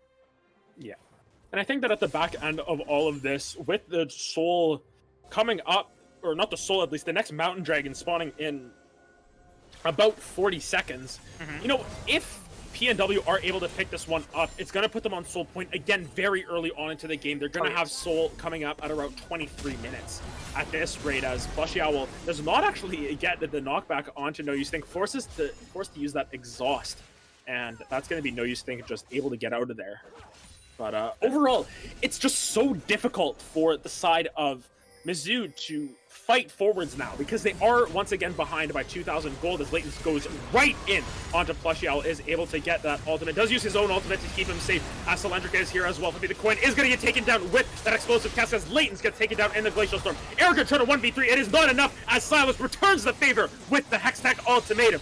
Does jump forward once again with the Abscond Abduct on to Ghost Toasties, but is taken down actually by Twilly in that burst damage. Slender trying to solo this down, but on the bot side of this fight, there is Udon Badon taking Plushy Owl down to about 50 HP.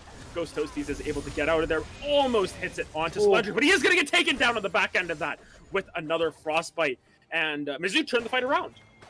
They do. Able to find a good amount. So much was thrown into Arrogant at the top end of this fight that they weren't able to find anything. I think No Use Think and Udon Badon ideally just want to walk away from this dragon since Flippy the Coin is back. Losing one dragon, it's going to suck since that's your win condition right now, playing really heavily to this bottom side, but you simply don't have the tools to contest. If you step in, you're just handing gold over to the side of Mizzou. Flipping the Coin. Ooh, he's going to take down No Use Think with help from Ghost Toasties, and this is kind of where it's starting to turn around here. There's going to be a stun onto Udon Badon, but they decide to peel off at the back end of it. And overall, they've sort of evened it out. They are able to pick up that Mountain Dragon for themselves, so it does delay the Soul an extra 5 minutes here if it does come to that. And this game's a lot closer than last one, and that's for sure. And Mizzou putting up a stronger fight in this one. Not at all. Again, really, really well done. Slowing down the dragon stacking is massive for this team, just to make sure that that win condition is not going to be available anytime soon.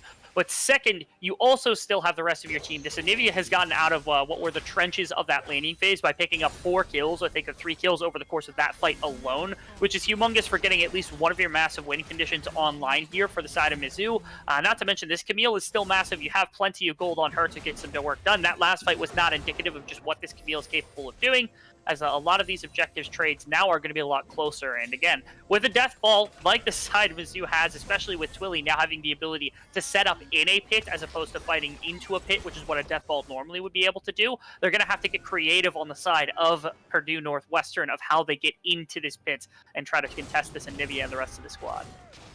And I think that overall, we're just seeing Mizzou show up a little bit more, make it a little bit more even, so they have a chance into these later stages where Sivir does scale exceptionally well. Camille is going to still be a menace in these side lanes, especially being, once again, almost at that Flame Horizon mark, up about 90 CS over Cylindric. And while this Olaf is strong right now, you know, Olaf doesn't have the best late game scaling in the world, starts to fall off a little bit. With the new builds, of course, is able to stay rather relevant. But with this stride break, you know, can provide a little bit more crowd control and less healing now that Core Drinker is nerfed. But once again, we got to keep our eyes on these 80 carries because they're going to be the hard carries at the end of this.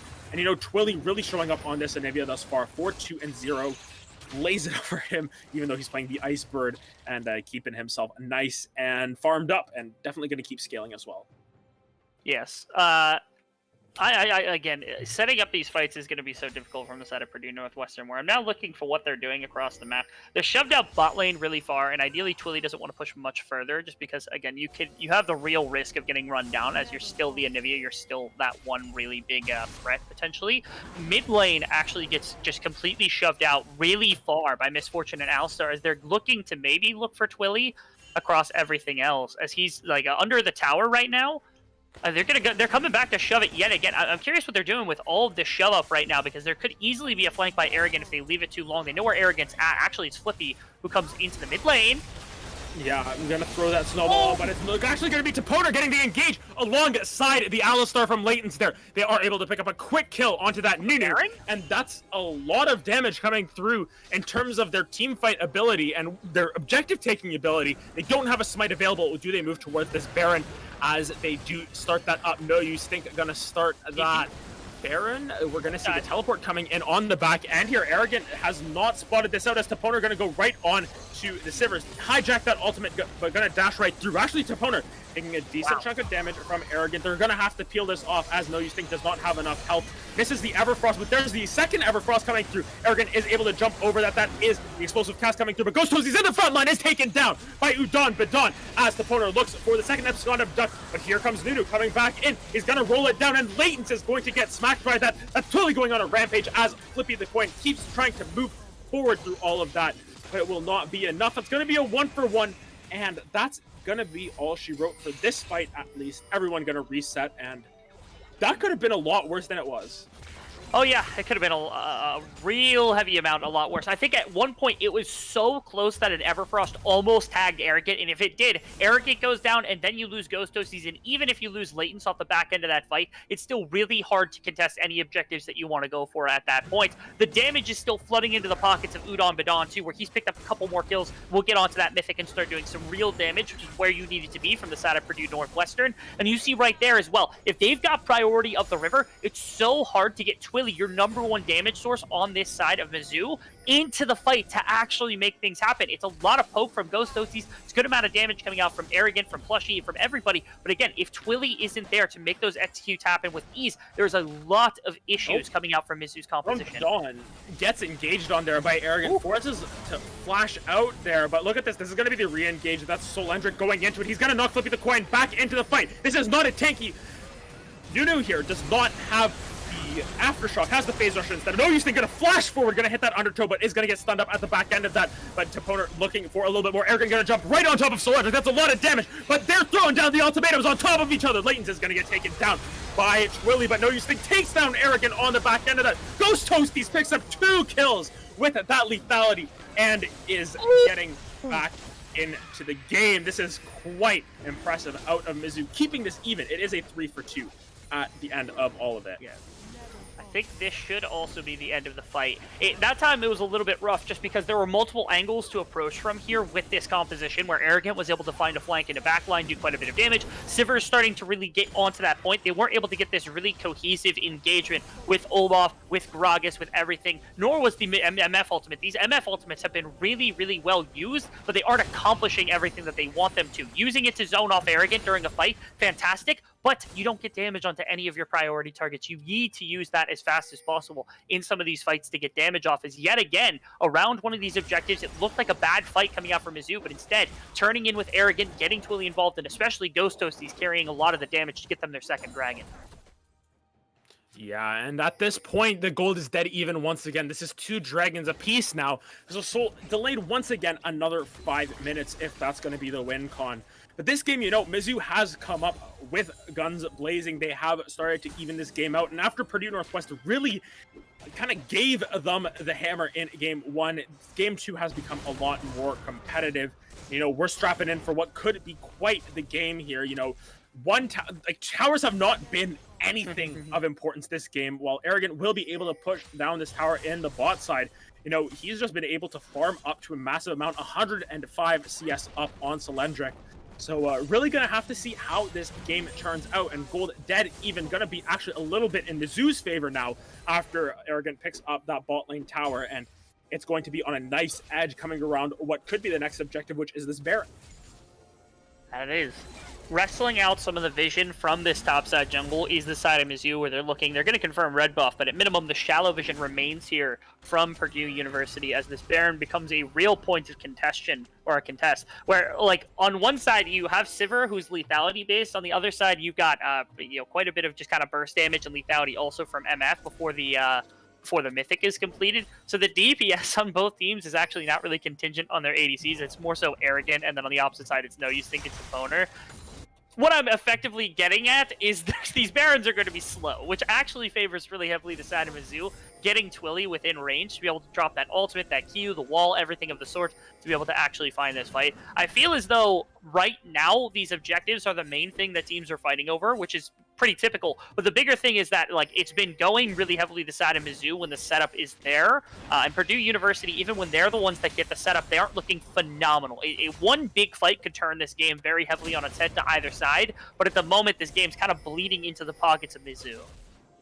Yeah, and right now Mizzou has that very small gold advantage. I dare say it's not a gold advantage at all because it's so small.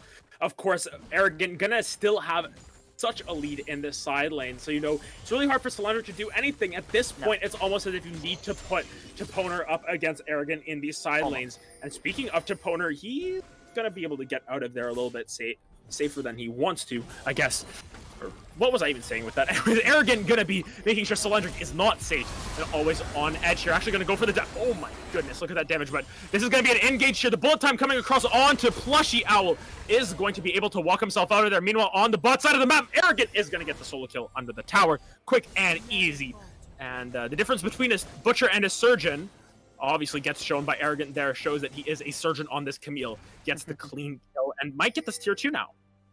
I think might. It's pretty easy to actually snag this one away, and mid priority gained by Twilly, able to actually push in mid lane as well. I don't think they're going to snag that tower. Not getting the kill onto Plushy Owl wasn't that big. Like, if they get that kill, it doesn't mean any different than what they did because it wasn't allowing Plushy Owl to walk into their jungle very easily. But they had vision control there already, which I think their intention was to try to grab top inner, but they don't even accomplish that off the back of what their play was going to look like. They could have at least matched towers here that Arrogant was able to take, but instead they don't get top tower. Their shallow vision remains around this Baron, so there is at least a little bit of deterrent on that one. This is going to get cleared out by flipping the coin and Ghost Toasties, and it seems like we're going to go to another Drake before we go to another Baron. But if these fights are indicative of any way that this game has been going, this Dragon might determine which team will just get the snowball off the back of this next Baron, or this first Baron as well. Yeah, and we're still waiting for that first Baron to come across with the next Dragon, as you said, spawning in the next 40 seconds. This is where I think we're going to get the explosive team fight. If we're going to get one at all at this point, it's starting to be that if you get a big team fight, that ends the game. But right now, you can see all of these teams posturing around. We've got 5 people on both sides looking for the fight. Flushy Owl is going to get caught out here, and he's going to go down really early on into this fight. Udon Badon is able to pick that up. Meanwhile, on the bot side here, this is Toponer getting engaged on. This is a 3v1. He's trying to stall as long as possible, but Nunu here going to actually be able to not get that ultimate off to kill him, but Arrogant is able to chase that down with the flash on the back end of this, and now this fight is starting to get really messy. We've got Udon Badon getting back into this fight. Sivir is nowhere to be seen throughout all of this. The coin is taken down, but Arrogant is so tanky up in that front line. The bullet time going to come across. Is that enough damage? Arrogant will be taken down as Latents is keeping Twilly and flipping the coin on Udon Badon. There comes... Oh, he's going back in, and that's going to be Latents taken down by Twilly, and Ghost Toasties is turning this around. He's able to get 2, and will he get 3? He's chasing this down, throwing a couple more, and that's going to be Twilly picking up the double kill, and that is the clean ace on the back end of that. Only victim is Camille, and Mizzou has just pushed this game forward. Oh my goodness, right there. Sivir comes in so late on the flank in that fight, and I think there was one moment. Latents tries to get a headbutt pulverize onto Twilly in the backline, but the stun catches him before the pulverize actually comes out, and all it does is disengage Twilly from any of the members of his team actually pulling this back in. If that goes off, I think Twilly dies, but because it shoves him out, buys more than enough time for both Sivir to get into position and Twilly to also follow up on that fight, and that's all your damage that you need, as this team is way too low range to accomplish anything. Udon Badon gets run down. He's most of your damage, and now this is a Dragon, a Baron, and a very clear advantage, likely ending the thought process of a really big game happening for the side of Purdue, taking a 2-0 outside of some really big mistakes that would have to come out from Mizzou here. Yeah, and they're going to pick up that mid turret just right now here in that mid lane. Arrogant able to pick that gold up. But yeah, that was a big gold swing in their favor. They did get their third Mountain Dragon. So, they are in the driver's seat at this stage. And it's really difficult to see how Purdue can turn this around. But they do have some clear-cut win conditions. If you can kill the Sivir, if you can kill this Anivia, you win the fight. And I think that's what they really need to look for. But right now, it's really hard to fight against this Baron push from the side of Mizzou.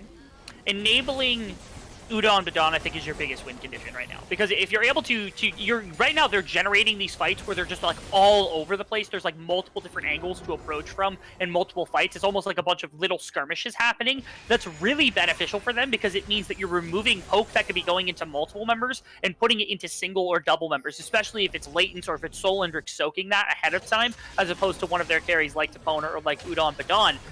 Actually, Flippy was trying right there. Yeah, he was fishing for a snowball on the back end of that. But looks like we're going to just get the normal siege. This is what we wanted to see out of Mizzou's team comp. They are ahead now. They can't death ball properly. And in the end, the Anivia isn't that counterintuitive in the end because it does give you a lot of wave clear. Leighton's going to headbutt Arrogant out of there. But in the end, they are going to be able to pick up this tier 2 eventually, but they are stalling out a good chunk of this Baron push. With the wave clear that they have on their side, they've only been pushing through mid, and the side waves are actually in PNW's favor, so, this Baron play, while it is strong for them, gets them a lot of gold, not as well executed as it could have been. On the top side of the map, that tower might just go down to minions. The top turret has exactly 31 health left. That tower dies in one shot. There it is.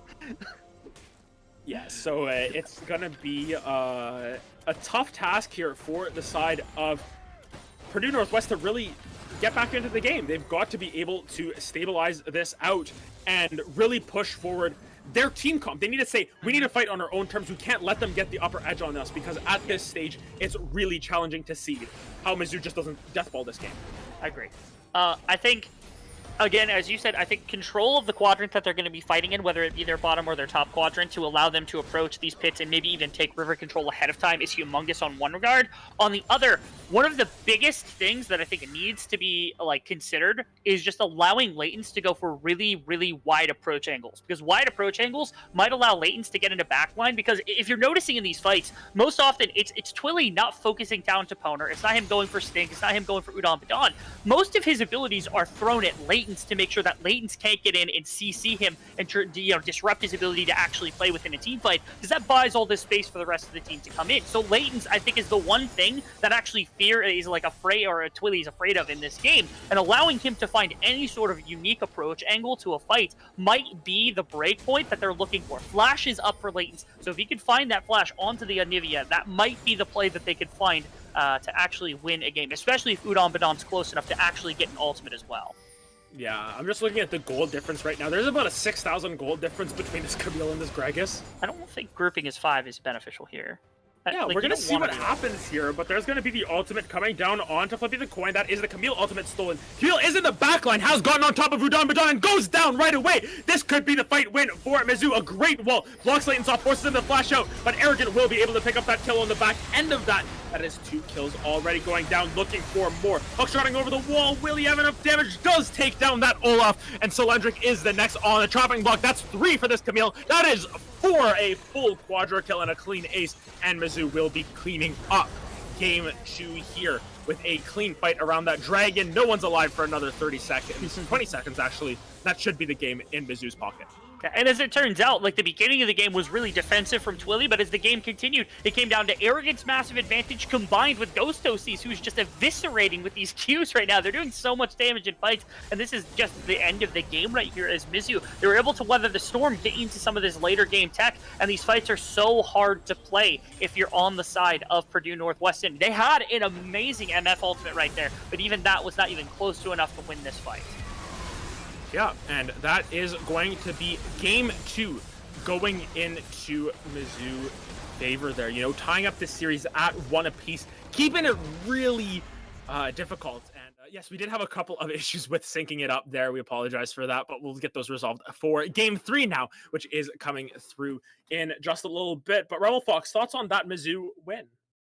It was fantastic. The biggest thing for me right now is like top lane. It seems like it's bleeding for the side of Purdue University right now. They need to get Solendric onto something he can actually survive on because he's getting bullied off really heavily by the likes of his opposition in this one, where it just feels really heavily like Arrogance had his name or his number pretty much the entire series right there. This Sivir has also, like, game one it didn't do much. Game two it was eviscerating. So maybe have a game plan for what Sivir is like to come out in game number 3 because you know it's coming almost certainly. Yeah, and we'll be able to check in on that with Game 3 coming up in just a couple of minutes. This is, once again, the Midwest Esports Conference. This is CLOL gameplay, so this matters. We will be back in just a couple minutes with Game 3 of Purdue Northwest versus Mizzou.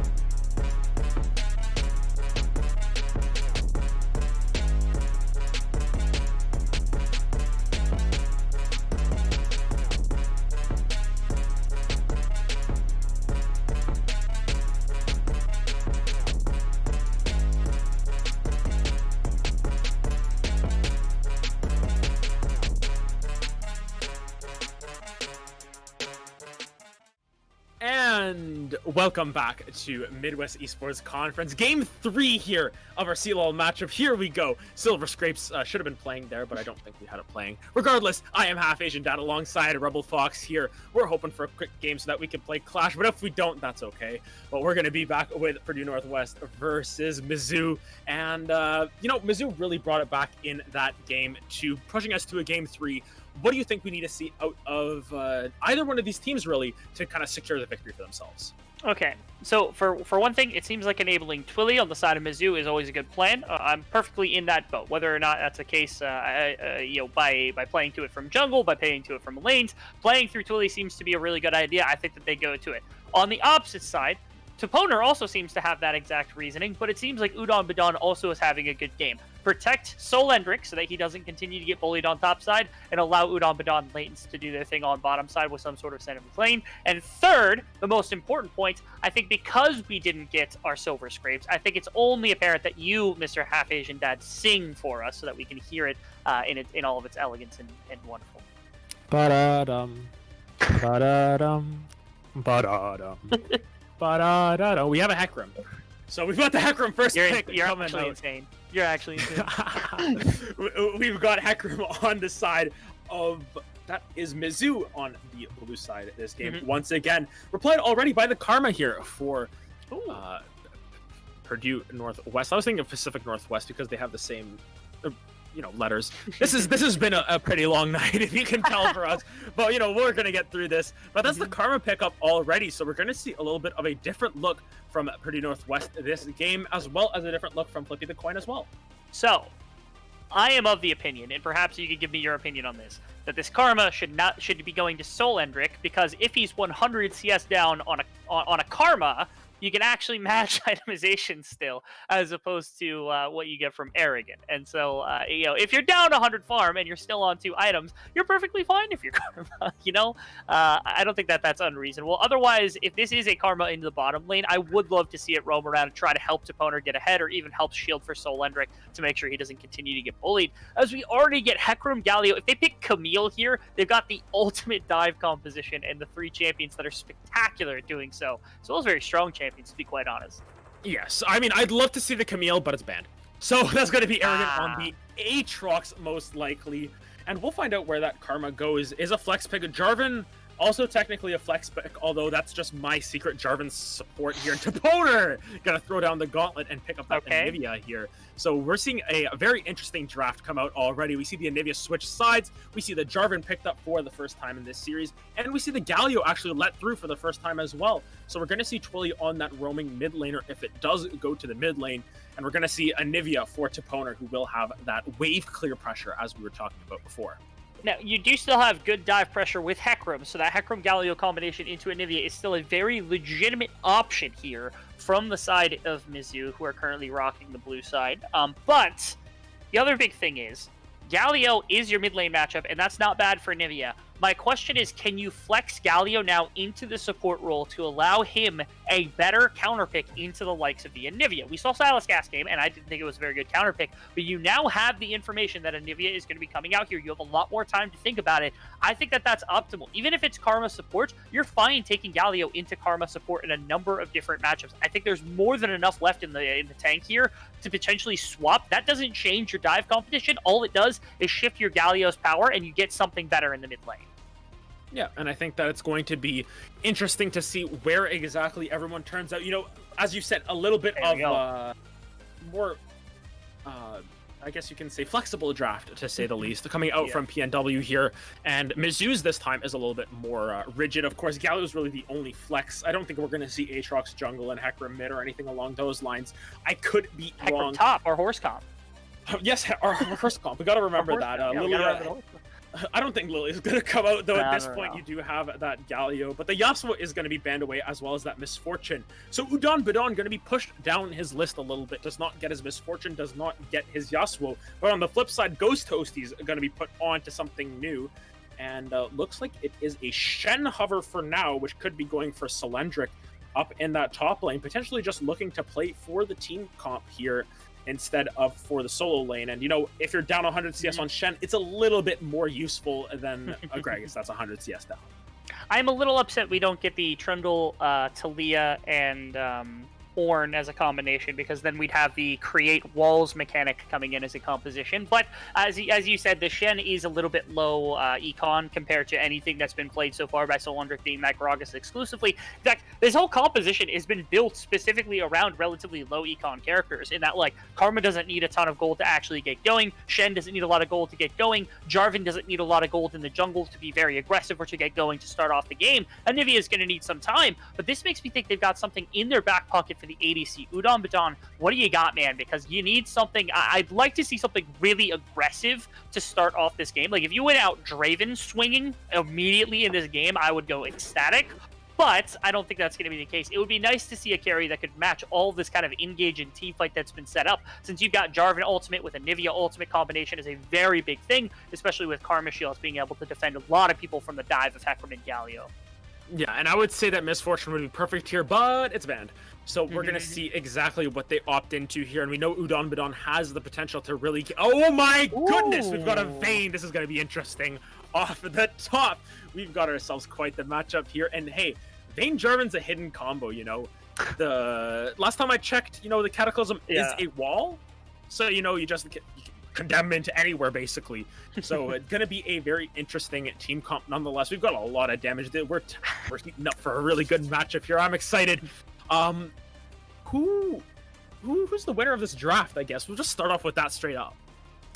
The damage that comes out from the side of Purdue Northwestern is really later scaling, because like Anivia is really good at single target, Vayne's very good at single target, and neither one of them spike particularly early into the game, even though they've got good setup with Jarvan ultimate, with Anivia wall, things of that sort, and there's a lot of good response to everything. But right now, with a Hecarim in this game, Corki scales really well, Kai'Sa's still exceptionally strong. I feel like this is a very standard and easily executed composition on the side of Mizzou. This is probably the first time where I look at this comp and I'm like, I just like it better, personally. Like, Corki's not going to die to Anivia. You're just going to be farming up. Twilly's going to have more than enough option to roam around with this package. You've got a good amount of team fighting potential, dive potential. You can still kite backwards with, like, Aatrox and Galio being able to go backwards with Valkyrie from Corki. There's a lot of options here. There's good picks on both sides, but again, I always like to favor a team who's got much easier win conditions and easier goals to succeed at. And right now, when I'm looking at this, it's Mizzou. Yeah, and I think that we just need to take a look back at the bigger picture here and what's on the line. This is tied at 1 apiece, but as you know, this is Purdue Northwest at 4-1, looking to get that 5th win and potentially just lock themselves into 2nd place. On the flip side, you've got Mizzou here 3-2, potentially looking to get the upset, we want to say, and see if they can tie the records there. So, you know, we've got to look at the bigger picture. This game has a lot on the line. The rubber match of our series here tonight in the Midwest Esports Conference, we've got ourselves quite the banger. And, you know, these two teams not hiding anything at this point. This is a completely different comp out of both of them. You know, we saw Flippy the Coin in that second game on the Nunu. They played the Anivia. We were really confused about it, but it did work out. And now they just completely switched their comp up, completely different once again. And this is the same for Purdue Northwest. It's a completely different comp. So we're going to be right back after this break. Once we get into the game, we'll be able to lock in and see exactly how this series turns out. If Purdue can, you know, come back after game 2, or if Mizzou finishes that reverse sweep. Stay tuned.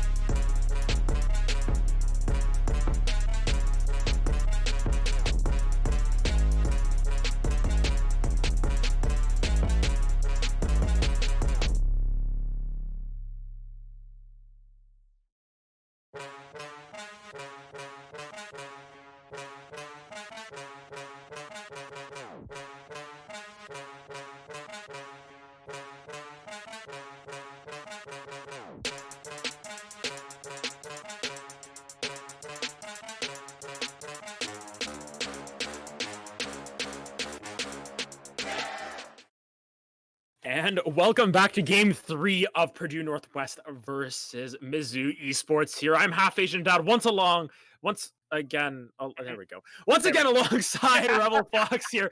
Man, this is really hard. We've been casting for quite the while, and honestly, at this point, we're missing our clash, so we're just here for the long run, for a good time, not a long time, although we are here for a long time as well.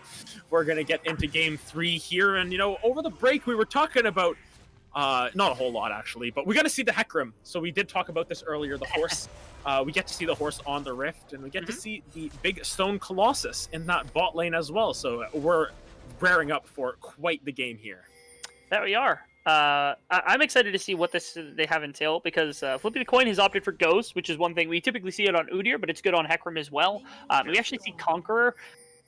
Back in the day, which was it was a couple seasons ago now that I think about it, so maybe back in the month a while ago, there was like a 50-50 chance that you had Hecarim running Ghost, Predator, or you're running like a Conqueror with Ignite. And so this takes me back to those old days where they eventually just shifted completely away from Predator, and now Predator is completely useless as a rune. Literally no champions take it anymore.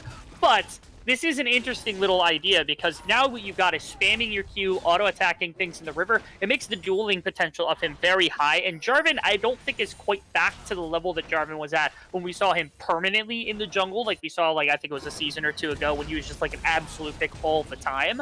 And so over Scuttle Crabs and things like that, I'm actually I'm a little worried for the dueling potential of Jarvan to start things off. Yeah, and I think that for the most part, Jarvan does have a lot of capabilities in that early game. Oh, yeah. I think he actually is quite strong, but it's really hard to pull Jarvan off. There was a time where basically you had to gank with this champion, and now that jungle is a little bit lower econ, it's still kind of that sense where you want to get a lot of ganks off with Jarvan in that early game where he does have that strength, but still has some capabilities later. And we'll see exactly what No Use Think wants to go for as Twilly gets taken down quite low from that Anivia poke. And right now, what we're seeing actually is PNW pushing the envelope a little bit. They maybe want to play Clash as well, and they're saying, we're going to push all of our lanes. And that's basically what's happening right now, giving Jarvan just the time to scale up a little bit. I wonder if either of these two teams is willing to just forfeit if they get into a 5,000 gold deficit by 10 minutes just so that they can actually go play Clash. I doubt it, because these teams are very competitive, and this is a game with a lot of importance behind it. But if that happens, we understand why, okay? Everybody likes fun. We'll appreciate it too, let's be honest. We want to play Clash just as much as these teams want to, but this is C-Lol. It does have a lot resting on the line. If this was Skirmish, I honestly think that someone would have just been like, okay, we're picking all the A champions, or picking all the Z champions, whoever wins at 15 minutes wins the game. But actually, we're going to get Cylindric get dashed on here. He's very safe, though. Doesn't even burn the flash. Takes a little bit of poke for his trouble, but down in this bot lane, actually Ghost Toast, he's getting the worst of most of these trades, so this Vayne damage is starting to ramp up a little bit, and she kind of has the Kaisa passive on her W, except it's on 3 hits instead of 5, so, Vayne, not too bad in this early game. Yeah, and Vayne has actually been, especially recently, but a counterpick to the likes of the Kaisa, just because of how strong you can be during the laning phase, trying to oppress that Kaisa. Eventually, Kaisa has enough wave clear on her Q that she can match what would be effectively a dominant laning phase, but especially because you've got Karma, a ranged champion, into a Galio, and now also because they've got Jarvan offering their lane very terrifyingly, they're going to shut them out of so much gold and experience right here. And this is the reason why, is if Udon Badon wants this Vayne pick, he waited so long in the draft to take it against this guy's this is the reason, this is the response pick, and it's got to work out well, so they're already putting resources into making sure this Vayne's going to feel fine in the early game. Yeah, and it's really interesting to see how they drafted it out. They picked the Karma in R1 here. They picked the Jarvan and Anivia as well on top of that. Then they picked Karma actually R1, sorry. Yeah. And it was just a lot of safety that they wanted to put into their own side. And of course, picking the ADC R5 is so rare to see, and even seeing it pick B5 is rare. So I mean, they really wanted to give Udon Badon the best matchup he could in this lane, and right now it's looking really good. Both junglers down here on the bot side, we're about to get a little bit of action, I think, as No Use Think is just chilling in that bush, standing strong with his lance in tow. And Ghost Toast is really feeling the effects of this laning phase right now, just constantly taking damage. Cylindric and Arrogant. Yeah, but actually that's going to be the re-engage here from Plushy. Here comes Flippy the Coin. He's going to get hit with the EQ there. That's the condemn it to the wall. First blood going over to No Use Think as the teleport from Anivia actually does complete. But meanwhile, up in this top lane, Cylindric has 10 CS. Will he win this? No, No! Did not have the taunt available, and that's gonna be Cylindric going down there and... Oh my goodness, I just looked at the CS there. Pain. The Vayne! Yeah. Vayne Vayne's in the exact same boat. Yes. Yeah, we're in the same boat, both sides of the map, thankfully. We're at the point, like, Shane's down a lot more. Yeah, so this has been Solendric's kind of issue the entire game, where he just continues to get slammed off of CS, flipping the coin knowing that's the case, getting arrogant, now enough of a lead to probably carry the lane on his own. He was actually down at one point before he just returned to the lane, 3 levels, 6-3 to arrogant, which is disgusting to start off the game, but that's the reason why you're just seeing him. Even though that was the case, Solendric actually wasn't trading back poorly into the Aatrox, but too much damage, too far of range, and now that's 1 kill going into arrogant in exchange for a bot side play that denies Kaiser some gold, as well as first dragon. Again, this dragon stacking bot side play likely to be the savior here for the side of Purdue Northwestern. Yep. And at the 6-minute mark here, we have it fairly even once again, but they do pick up that early dragon, and that was one of their biggest win conditions in Game 1. They picked up dragons really quickly and were able to work off of that. They were. Back in the top lane, we see Arrogant. Now this wave is stacked by Solendric, but this is not going to be good because Arrogant should be able to thin this enough to freeze this wave. And if he freezes here, like, Solendric has absolutely nothing to do. He might as well walk down river and just try to throw taunts at Twilly off cooldown because there's no way he's breaking that loose on his own. He's going to need No Use Stink to come help break him out, but there's also a ward in the Tri-Brush. Solendric backed. He knows there's no way for him to do anything in this laning phase, and I appreciate that he's not going to take the risk of shoving up that far with Flippy the Coin on the map as well. So now it's a question of, okay, what do you do towards bot side? Does this Jarvan get down there fast enough to make another gank attempt? Does the Solendric end up getting the level 6 so you can make the ultimate play to bottom side? Those are other things to consider, especially with this Dragon timer being 3.5 minutes. They have more than enough time to try to set up another play. Exactly, and you can see the itemization coming through a little bit here. We've got Anivia actually down in the CS, which is a little bit strange for the time being, but, you know, she did hit that level 6, does have that tier stacking up now. But up on the top side there, it's Solendric still feeling the pain, does not have that stand united yet, which means that this Jarvan can't go for the hyper-aggressive plays that he might want to make at level 6. Will not have the safety of that Shen. You know, Arrogant does have ways to stop that stand united as well, so Solendric has to back way off if he wants to accomplish anything with that. So got to keep an eye on the globals here, because that's going to be what's really important, I think, in the end. It will. Also keeping track of the scaling of Twilly. Corki scales immaculately right now. Arguably, I think could be even considered one of the better late game carries that exists within the bottom lane at this moment in time, given like everything and the items and everything. But he's also become a relatively weak laner where like living through the laning phase is difficult. That's why Twilly was perfectly content taking this into Anivia, where Anivia can chuck a Q at you, throw the ultimate down, get some good damage, get some good trades. But outside of that, you're perfectly safe, especially with the Valkyrie getting you out of any bad situations you'd be put in by the wall alone. It would require a little bit of effort from No Use Stink to try to get this lane ahead, especially with blue buff. Twilly's okay, just sitting here waiting for 2-3 items when he becomes an absolute powerhouse. Yeah, and I think that for the most part, what we're going to just see is they're just going to farm it up in that mid lane. I think that we're going to see 0-0 and 0 score lines. And as you said, if you're dying solo to Anivia in lane, the issues with you as a player, I think, just in general, it's really hard to die to Anivia solo in lane unless you're really misplaying. Now, so I think that... Were you around for Season 5 and 6, Anivia? Yes, I was. Okay, so you remember... You remember the time period where she was not only the most dominant, but like you didn't even have to like fully charge anything. It was if you hit them with any ability, your E would crit, and it was like if she got 2 kills, she would one-shot anyone on the map like instantly. That was a painful time period. Now Anivia is at least back to some of that strength, but that's what I remember from my days of the Season 5-6 meta. That was fun.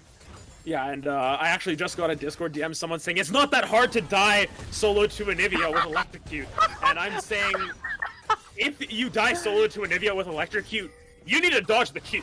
But meanwhile, what they cannot dodge is this tower going down from Udon Badon. They've put so much pressure, and while top lane is suffering for their troubles, you know, Solendric has been able to keep his tower relatively healthy. As I say, that Argon is starting to whack it down now, as Galio is up on the... Why is Galio topside? Hovering. Making sure that you can make that play. If you make a counteractive play with No Use Stink and Solendric and Toponer onto the top side of the map, maybe there's a chance that the damage is there, especially in this early game when Shen still has some pretty good damage, as does Jarvan in their base numbers. But That's just a hover, is what that is, and allows Arrogant to do some work here. And, 2 plates, probably a third, to be quite honest, unless No Use Think wants to walk up with Mr. Solendric. But either way, now bottom side is shoved completely in. Kai's is going to be able to catch one wave, but this back should give them some priority of the bottom side, simply because their Vayne is already on bottom side.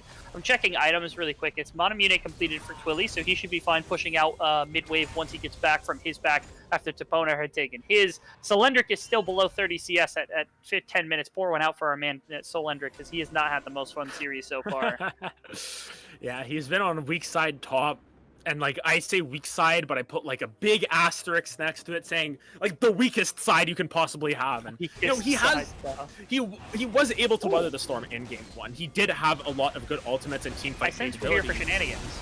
But, look at this. I am so confused about that ultimate from Flippy the Coin, but here we go. Latens is going to be taking up a lot of damage, but so is Toponer. He is already taken down, but Solendric is on the board, picks that up, but Arrogant is already on that backline. Udon trying to stay alive for as long as possible, is trying to get those silver bolts down, but is getting knocked up. That's a double for the Aatrox, I think. Triple for the Aatrox. Going to be taken down by Udon, but Twilly has picked up that kill. That is a 4 for 3 as Solendric walks that out. I don't even know how that even started, but that's an Aatrox getting a triple kill, and that's not good for Solendric if he has to lane against that for the rest of the game. Not ideal in any sense whatsoever. I will say the massive shutdown onto Udon is actually really big, because you do get your Vayne a little bit more gold and spike it even further ahead of the Kai'Sa. I'm going to say this. The priority was gained because they were able to kind of cut the order. Okay, Ghosto sees in some rough scrapes. But Arrogant also teleporting down. He's going to be taken down. Well, that's a lot of damage. Actually, you can die to Anivia, but did have Shen to help. That's going to be Arrogant, though, taking down Toponer. And Solendric, he's seen this one before. He does not want to fight this. That's 1 Q. That's 2. I'll flip the coin. Rip. Fine.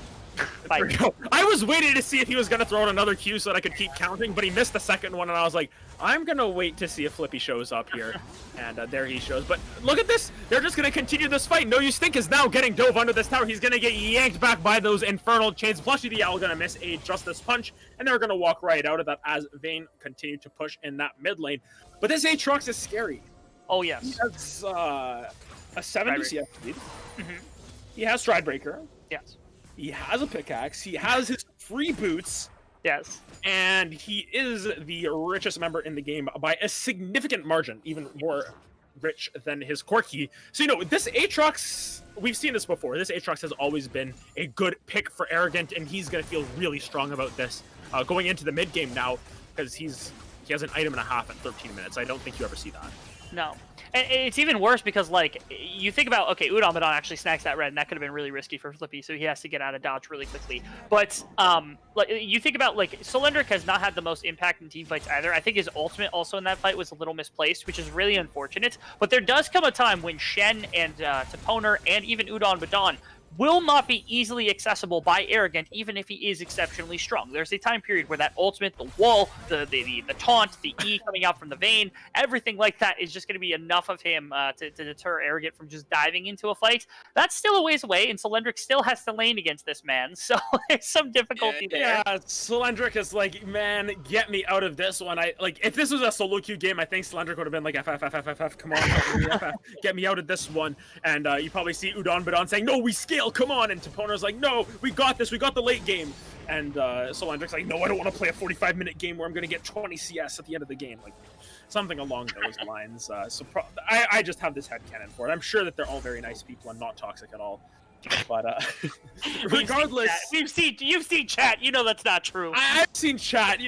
They have fun with it. We'll just hope that Solendric is finding the bright side of the fact that he has 44 CS at 14 minutes, and Galio has half his CS, and he's a support. So this whole game becomes like a chess match if we go past like the 25-minute mark, because you think like Vayne's super powerful, very low range in the late game. Toponer's really good control, but also mid to low range against Arrogant, who's far and away the most strong member, but he's a melee champion. But then you also throw in Twilly to the discussion, and now suddenly you have this ranged massive damage dealer out of the mid lane, as well as even the Kai'Sa to follow up on dives that would come through. And now it becomes a matter of like, how quick is your engage and how quick can you kill people with this damage you've got on Anivia and on Vayne. And I think it's it becomes a little bit of a question. I think they need to find some assassinations and things like Fnatic Death Rushes or any lapses of vision to get like immediate stuns into executions in order for their fight to work really, really well, or they have to break it into a bunch of pieces. That Anivia wall sets up not only really, really good stuff for Vayne, but also breaks a fight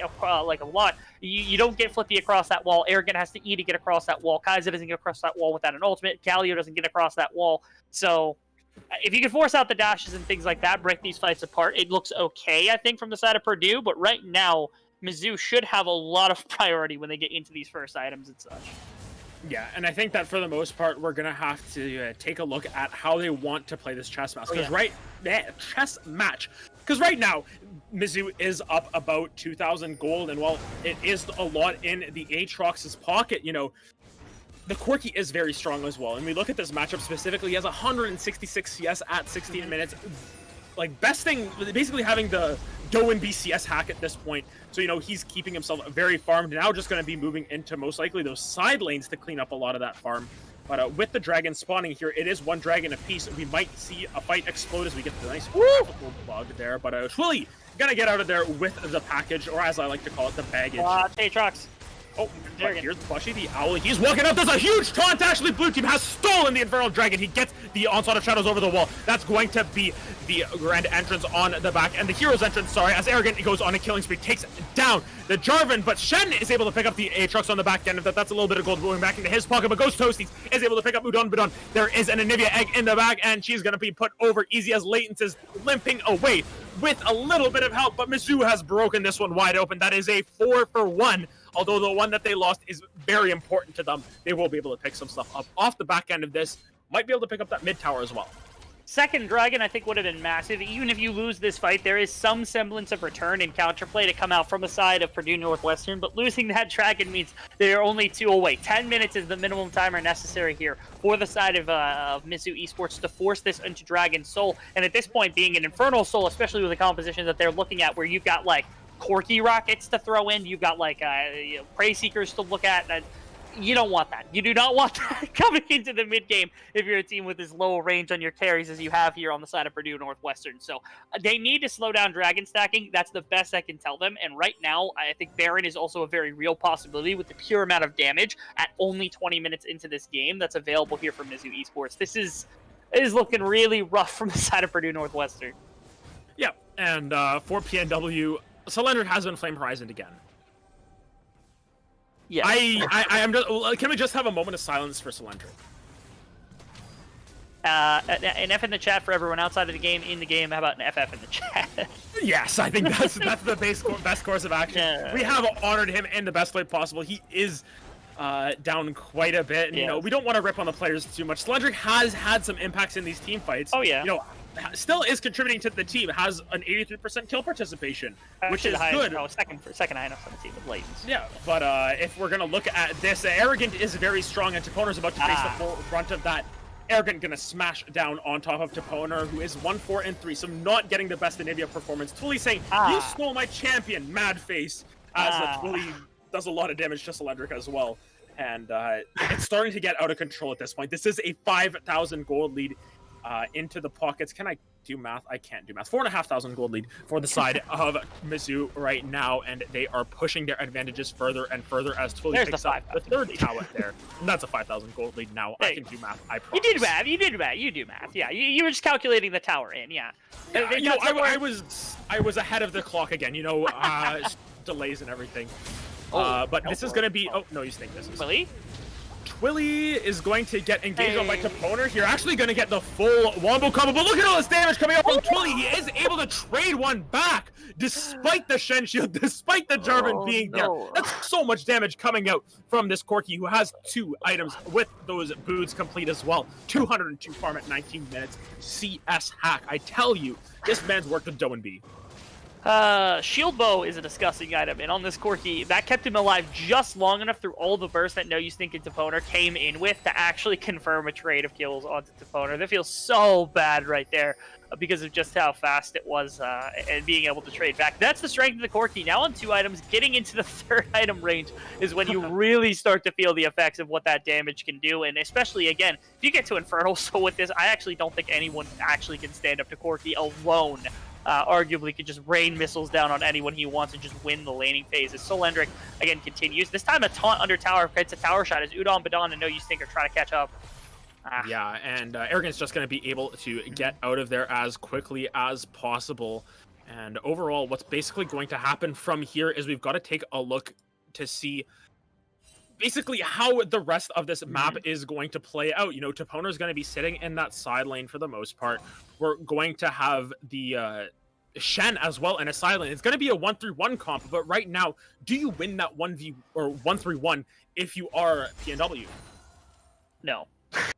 Yeah, that's the short answer. First off, like, if one of your side lanes is Shen, you don't win that side lane. So you're already down one side lane, unfortunately. And that's nothing on Solendric. He's just way too weak to actually stand into Aatrox or Twilly. Heck, you could probably even put Pushy Owl in. It might be a little bit better of a contest, to be quite honest at this point, as it's just really difficult for the Shen to accomplish anything or walk up whatsoever. And if you consider the rest of this team with flipping the coin on this Hecarim and the ability to pick people off most of this time, Twilly's ability to poke you out, the full engage that can come out from Pushy Owl on this Galio, combined with the dive with Kai'Sa, you don't really want to give them the opportunity to dive into your composition, and 1-3-1's not going to strengthen that. Since you're down in gold, you need to be deploying into as few of lanes as possible. If it's one lane, that's fine. If your side lanes aren't being aggressed against by anyone, leave them there, because you can't take that gold. You just have to make sure they can't pull anything else out. This is the final Drake that's going to be free, most likely, from the side of Mizzou, as the next one, again, would likely just be the noose to kick the stool out from under, unfortunately, for the side of Purdue Northwestern. But I don't see how they're going to be able to contest at this point. They're 6,000 gold down, and they still don't win a team fight. Yeah, and speaking of taking the stool out, just remember that TSM posted a meme about that, and then had the audacity to say, wrong picture. I just wanted to call that out right there. Yes, this will make me a wanted man in the Twitterverse, but that was the dumbest excuse I've ever seen. And what's going to be an excuse at the end of this is, Twilly is very strong. And by the way, Shieldbow is getting buffed next patch for ranged champions. So get ready for more Porky plays. But here comes the hero's entrance here on top of No Use Think. Hecarim is able to get out of that with the Onslaught of Shadows, and they will actually be able to kite that out. A great flash there, dodging away from even the damage of that Cataclysm. Meanwhile, on the bot side of the map, this is Arrogant, going in for a bigger trade onto Solendric, uses that Infernal Trains to collect a minion just to make sure he gets that. But Solendric isn't winning this. He may look like he has health, but look at all this damage coming through from Arrogant, as the Sterix Shield actually going to get popped. There's more action around this Baron, though there is not enough action around that Baron. They're going to back off. I will say at this point in the game, this Vayne is obtusely strong with the combination of the Kraken Slayer and the Rage Blade. And if you can get this Vayne some space to work with, maybe a front-to-back team fight isn't your best bets, especially if Arrogant isn't able to get the backline or Twilly gets brought down really quickly. Because I don't think anyone other than Twilly or Arrogant have the damage to actually bring down Vayne in terms of the one-on-one, if you can break it into a bunch of those. But it's really hard to come up with. Again, that requires a lot of planning and preparation from No Use Think to Poner and Solendric to make sure that they can do that, as they haven't been able to find anything like that recently, despite how strong Vayne actually is right now. It's still really hard to use that tool. And again, even if you get into a fight where you're able to find a number of kills, if Twilly isn't dead, you're just going to die if you're Vayne, because you're going to be taking too much damage from the likes of the Corki rockets, from the auto attacks, and everything else. Yeah, and we've just got to keep an eye on this gold lead right now. It is up to 6,000 gold in favor of Mizzou. And, Toponer's Anivia pick, not as good as his Tristana here. Unfortunately, sitting at the 1-6-4 mark right now. Doesn't even have the extra rod there to finish off that Seraph, so he's still a long ways away from one of those next items. Meanwhile, on the flip side, this Corki has been very strong. He's been tossing the baggage around everywhere at that 3-item mark, so he's very strong. Oh, yes.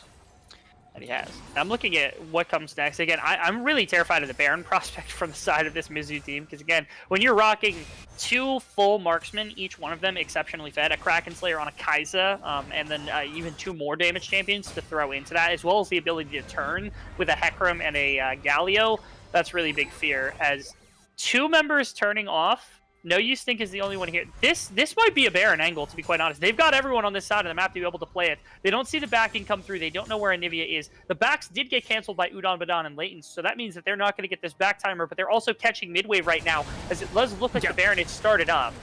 And the thing is, they have so much damage here with Kai'Sa Corki. It's gone. It's basically gone right now, because Leighton's, unless he gets an insane steal on this, No Use Think is far too away. He's going to EQ into the pit. and they could honestly turn this back onto the Jarvan. The Jarvan does have flash to get out of there if necessary. They are positioning. That is going to be the Onslaught of Shadows to get out of there. Slendrick misses the taunt on there. Plushy Owl is there on the front line, thinking about half HP, but here comes Udon Badon going into the final hour, and it's 1v1 against this Kaisa, and Flippy the Coin is going to pick that up on the back end. Slendrick able to return the kill, but here comes Arrogant, able to pick up that kill onto Toponer, and this is where the game might just end. We've got Flippy the Coin going on top of Slendrick. Slendrick will get taken down at the end of that. Meanwhile, Arrogant is 2v1 up there, and there's a teleport coming through from the Corki as well. No Use Stink might have that EQ, gonna flash, gonna use that W to try and get out of there, gonna use everything he can, but that's gonna be the clean ace from Mizzou onto Purdue Northwest, and they could end the game off of this.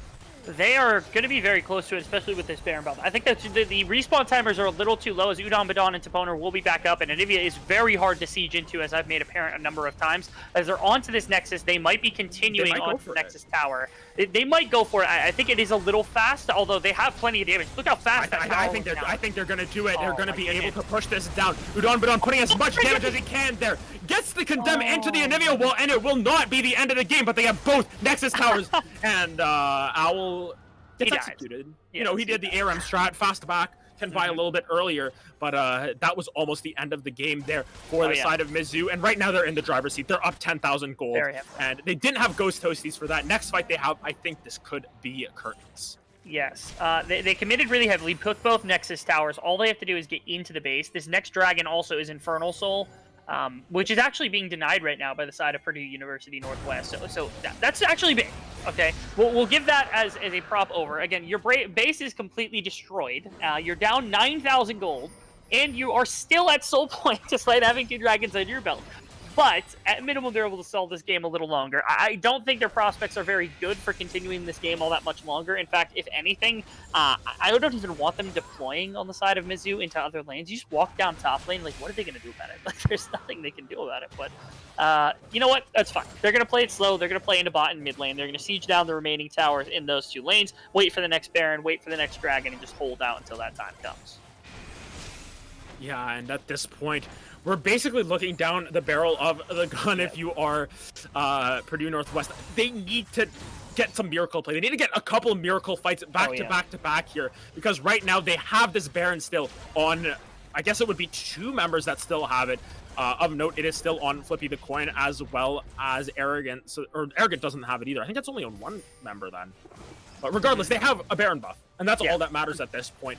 And they are able to just keep pushing it down. Twilio as well has it, so he's just pushing in that bot lane, and they're just starting to set ruin to the side of Purdue Northwest is Mizzou. So they're going to be able to keep pushing this advantage. And what's the miracle fight for Purdue Northwest at this point? Miracle Fight, I think, is actually if they overstep their boundaries coming into this. You see this like a Nivea ultimate, which is impossible to fight into with the number of melee champions you've got here. So it's all Kai'Sa and Twilly to be able to play, and especially in a 4-1 like this, if they go little too hard and No Use Stink's able to get a solid ultimate and nobody's able to bail from it, combine that with an Anivia and all the damage you've got, it allows Udon Badon to actually just dump damage into a number of champions, which I think is your perfect situation here. But that would require way overstepping, and right now, again, there's so much passivity coming in from this setup around towers for the side of Mizzou at the moment.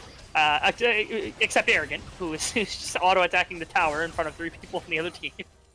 Yeah, exactly. And if you just look at this, they don't even have the Baron buff anymore, I believe. They're going to be waiting for that next one to come through in about 2 minutes, and the Soul as well in 3 minutes.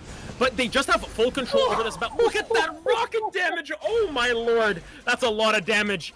As Phil Swift would say, at least, and as I say as well, because there's an open Nexus. If they get 1 or 2 picks, the game is over. That's all we can say. I agree with that wholeheartedly. Okay, so let me just do some quick math, which, like, I know my other caster audio that I've worked on this for really quickly doesn't like to do math on stream, but let me try this really quickly. So, the Corki Rocket's doing like 900 damage right now, and with 18 magic penetration against a 0 magic resist Anivia, that's like 18 magic resist, which is a reduction of like maximum 10%, maybe 15% maximum. Yeah. So Toponer is taking like 800 damage for big rockets, which is the majority of his health bar most of the time, and that's just disgusting. Yeah, 3 rockets is all it would take to actually kill Toponer outright by just pressing the R button. It's quirky. Yeah, and on top of that, he has an Infinity Edge, so if he gets an auto attack off, He's getting the mana immune proc on it. He's getting the essence. He's getting mana back from this. He's getting a little bit of lifesteal, and maybe he crits you for your entire health bar. So it's disgusting. Yes, the opponent is not a happy camper. Corki's very strong. Very. No one's a happy camper right now because look at that. Lane's health bar. It's half. Right there. One rocket, half the health bar is gone. It's insane. This champion, when you get to late game, is just not balanced. And especially with the way that the meta's been slowing down recently, like, Corki's inevitably going to show up. Especially if we get an MSI, it's definitely going to show up there. And you're seeing the strength of it right here. Twilly has been just this massive performer all series. They've finally given him a champion to scale on and allow them to carry. And, man, all he's got to do is deliver some rockets. Because I think even if they just stood behind Twilly to make sure nobody would show up behind him, he might just be able to 1v5 at this point. Yeah, and I think the biggest, like, the sad part about this is that Udon had such a dominating early game. He was able to get this Kai'Sa so far behind, but at the end of the day, Ghost Toasties is ahead in levels. How did that happen? Also, yeah, Plush Yell taking a whole bunch of damage from that Vayne as well, but here comes Aatrox over the top. He's going to get taunted up, but here comes the hero's entrance. Twilly is on a rampage, already taking down Vayne, and this might be curtains. No Use Think is not able to do enough. Toponer is taken down into eggs, and Corky says, I'm up to snuff, and I want some eggs for breakfast. And Shen gonna back in that bush. I just want to watch this Twilly damage. That's enough said. So what happened to Udon at the beginning of that fight is that it was just the Hecarim who hit him with the Sunderer proc, knocking him down, I think, probably about 400 health points, and the rest of that, through about a 100 damage shield from Karma, was just a rocket. That was it. It was one rocket. No auto attack, just a rocket. Twilly was insane at the end of this game. They snowballed really quickly, and that's going to be a dub after game 1 loss for Mizzou. Yeah, and so Mizzou is able to pull it all the way back at the back end of this series. They are able to get that reverse sweep. And, you know, what a series out of Mizzou. I think that Mizzou really learned a lot from getting absolutely dumpstered in game 1 by PNW, and they pulled it all the way back in games 2 and 3. But yeah, that's I'm kind of at a loss for words for how that ended up. Yeah, I will say, Purdue Northwestern, they had a good game number 1. It felt really heavily, unfortunately, like top lane was really difficult for them to play around, and when you had that big of an advantage for Arrogant, that's just a guaranteed mid-game fighter that you're going to have in every single game, and they couldn't play the bot side fast enough. So game 1, they were able to do that. You remember just how good Udon Badon was doing in that bottom. Mid lane was doing really well as well. But in those second 2 games, Twilly was actually showing up really heavily, stalling out mid lane really well. Arrogant was smashing his top lane matchup, and they weren't able to accelerate fast enough on bottom side, which was that was the game plan, I think, coming in for Purdue Northwestern. So good on Mizzou, bringing this record now to, I believe, they're 4-2 apiece. Yeah, I think at this point they're going to be at 4-2, and Purdue Northwest unfortunately falling to 4-2 as well. But you know who really loves that? Grandview. That means Grandview could just not play their final week and not worry about it. Yeah, so actually what that does mean is that Grandview does lock in first place, I believe. I'm not 100% sure on that. We don't have a folder sheet. I think we can say that that's pretty safe to say sure on that. Yeah, we'll say that they are locked into first place, and that will mean that Mizzou and PNW do have to fight a little bit more, potentially, to get to those finals. Once again, we should get another series between them at the very least. But that pretty much wraps it up for us here on Upsurge Esports here for Midwest Esports Conference. Once again, I am Half Asian Dad alongside Rebel Fox. I want to thank all the fans out there for staying tuned for the entire time. And I want to thank you, Rebel Fox, for the great cast today. It was phenomenal. Yeah, we're back tomorrow. Also, actually, I don't know if you're back tomorrow, but I know we're back. MEC is back tomorrow. Illinois College versus Purdue in the skirmish. So we get Purdue University once again against Illinois, who played in our previous skirmish when they got smashed by Grandview. So a couple of teams that are salty after today are going to get a chance to take it out on one another tomorrow. So that should be an exciting one. But yeah, it's been phenomenal, man. Thanks for having me. Yeah, no worries. And we will see you, or at least some of us will see you tomorrow with MEC. And, best of luck in your clash if you are in lobby. And if not, thanks for joining us once again. Have a good night.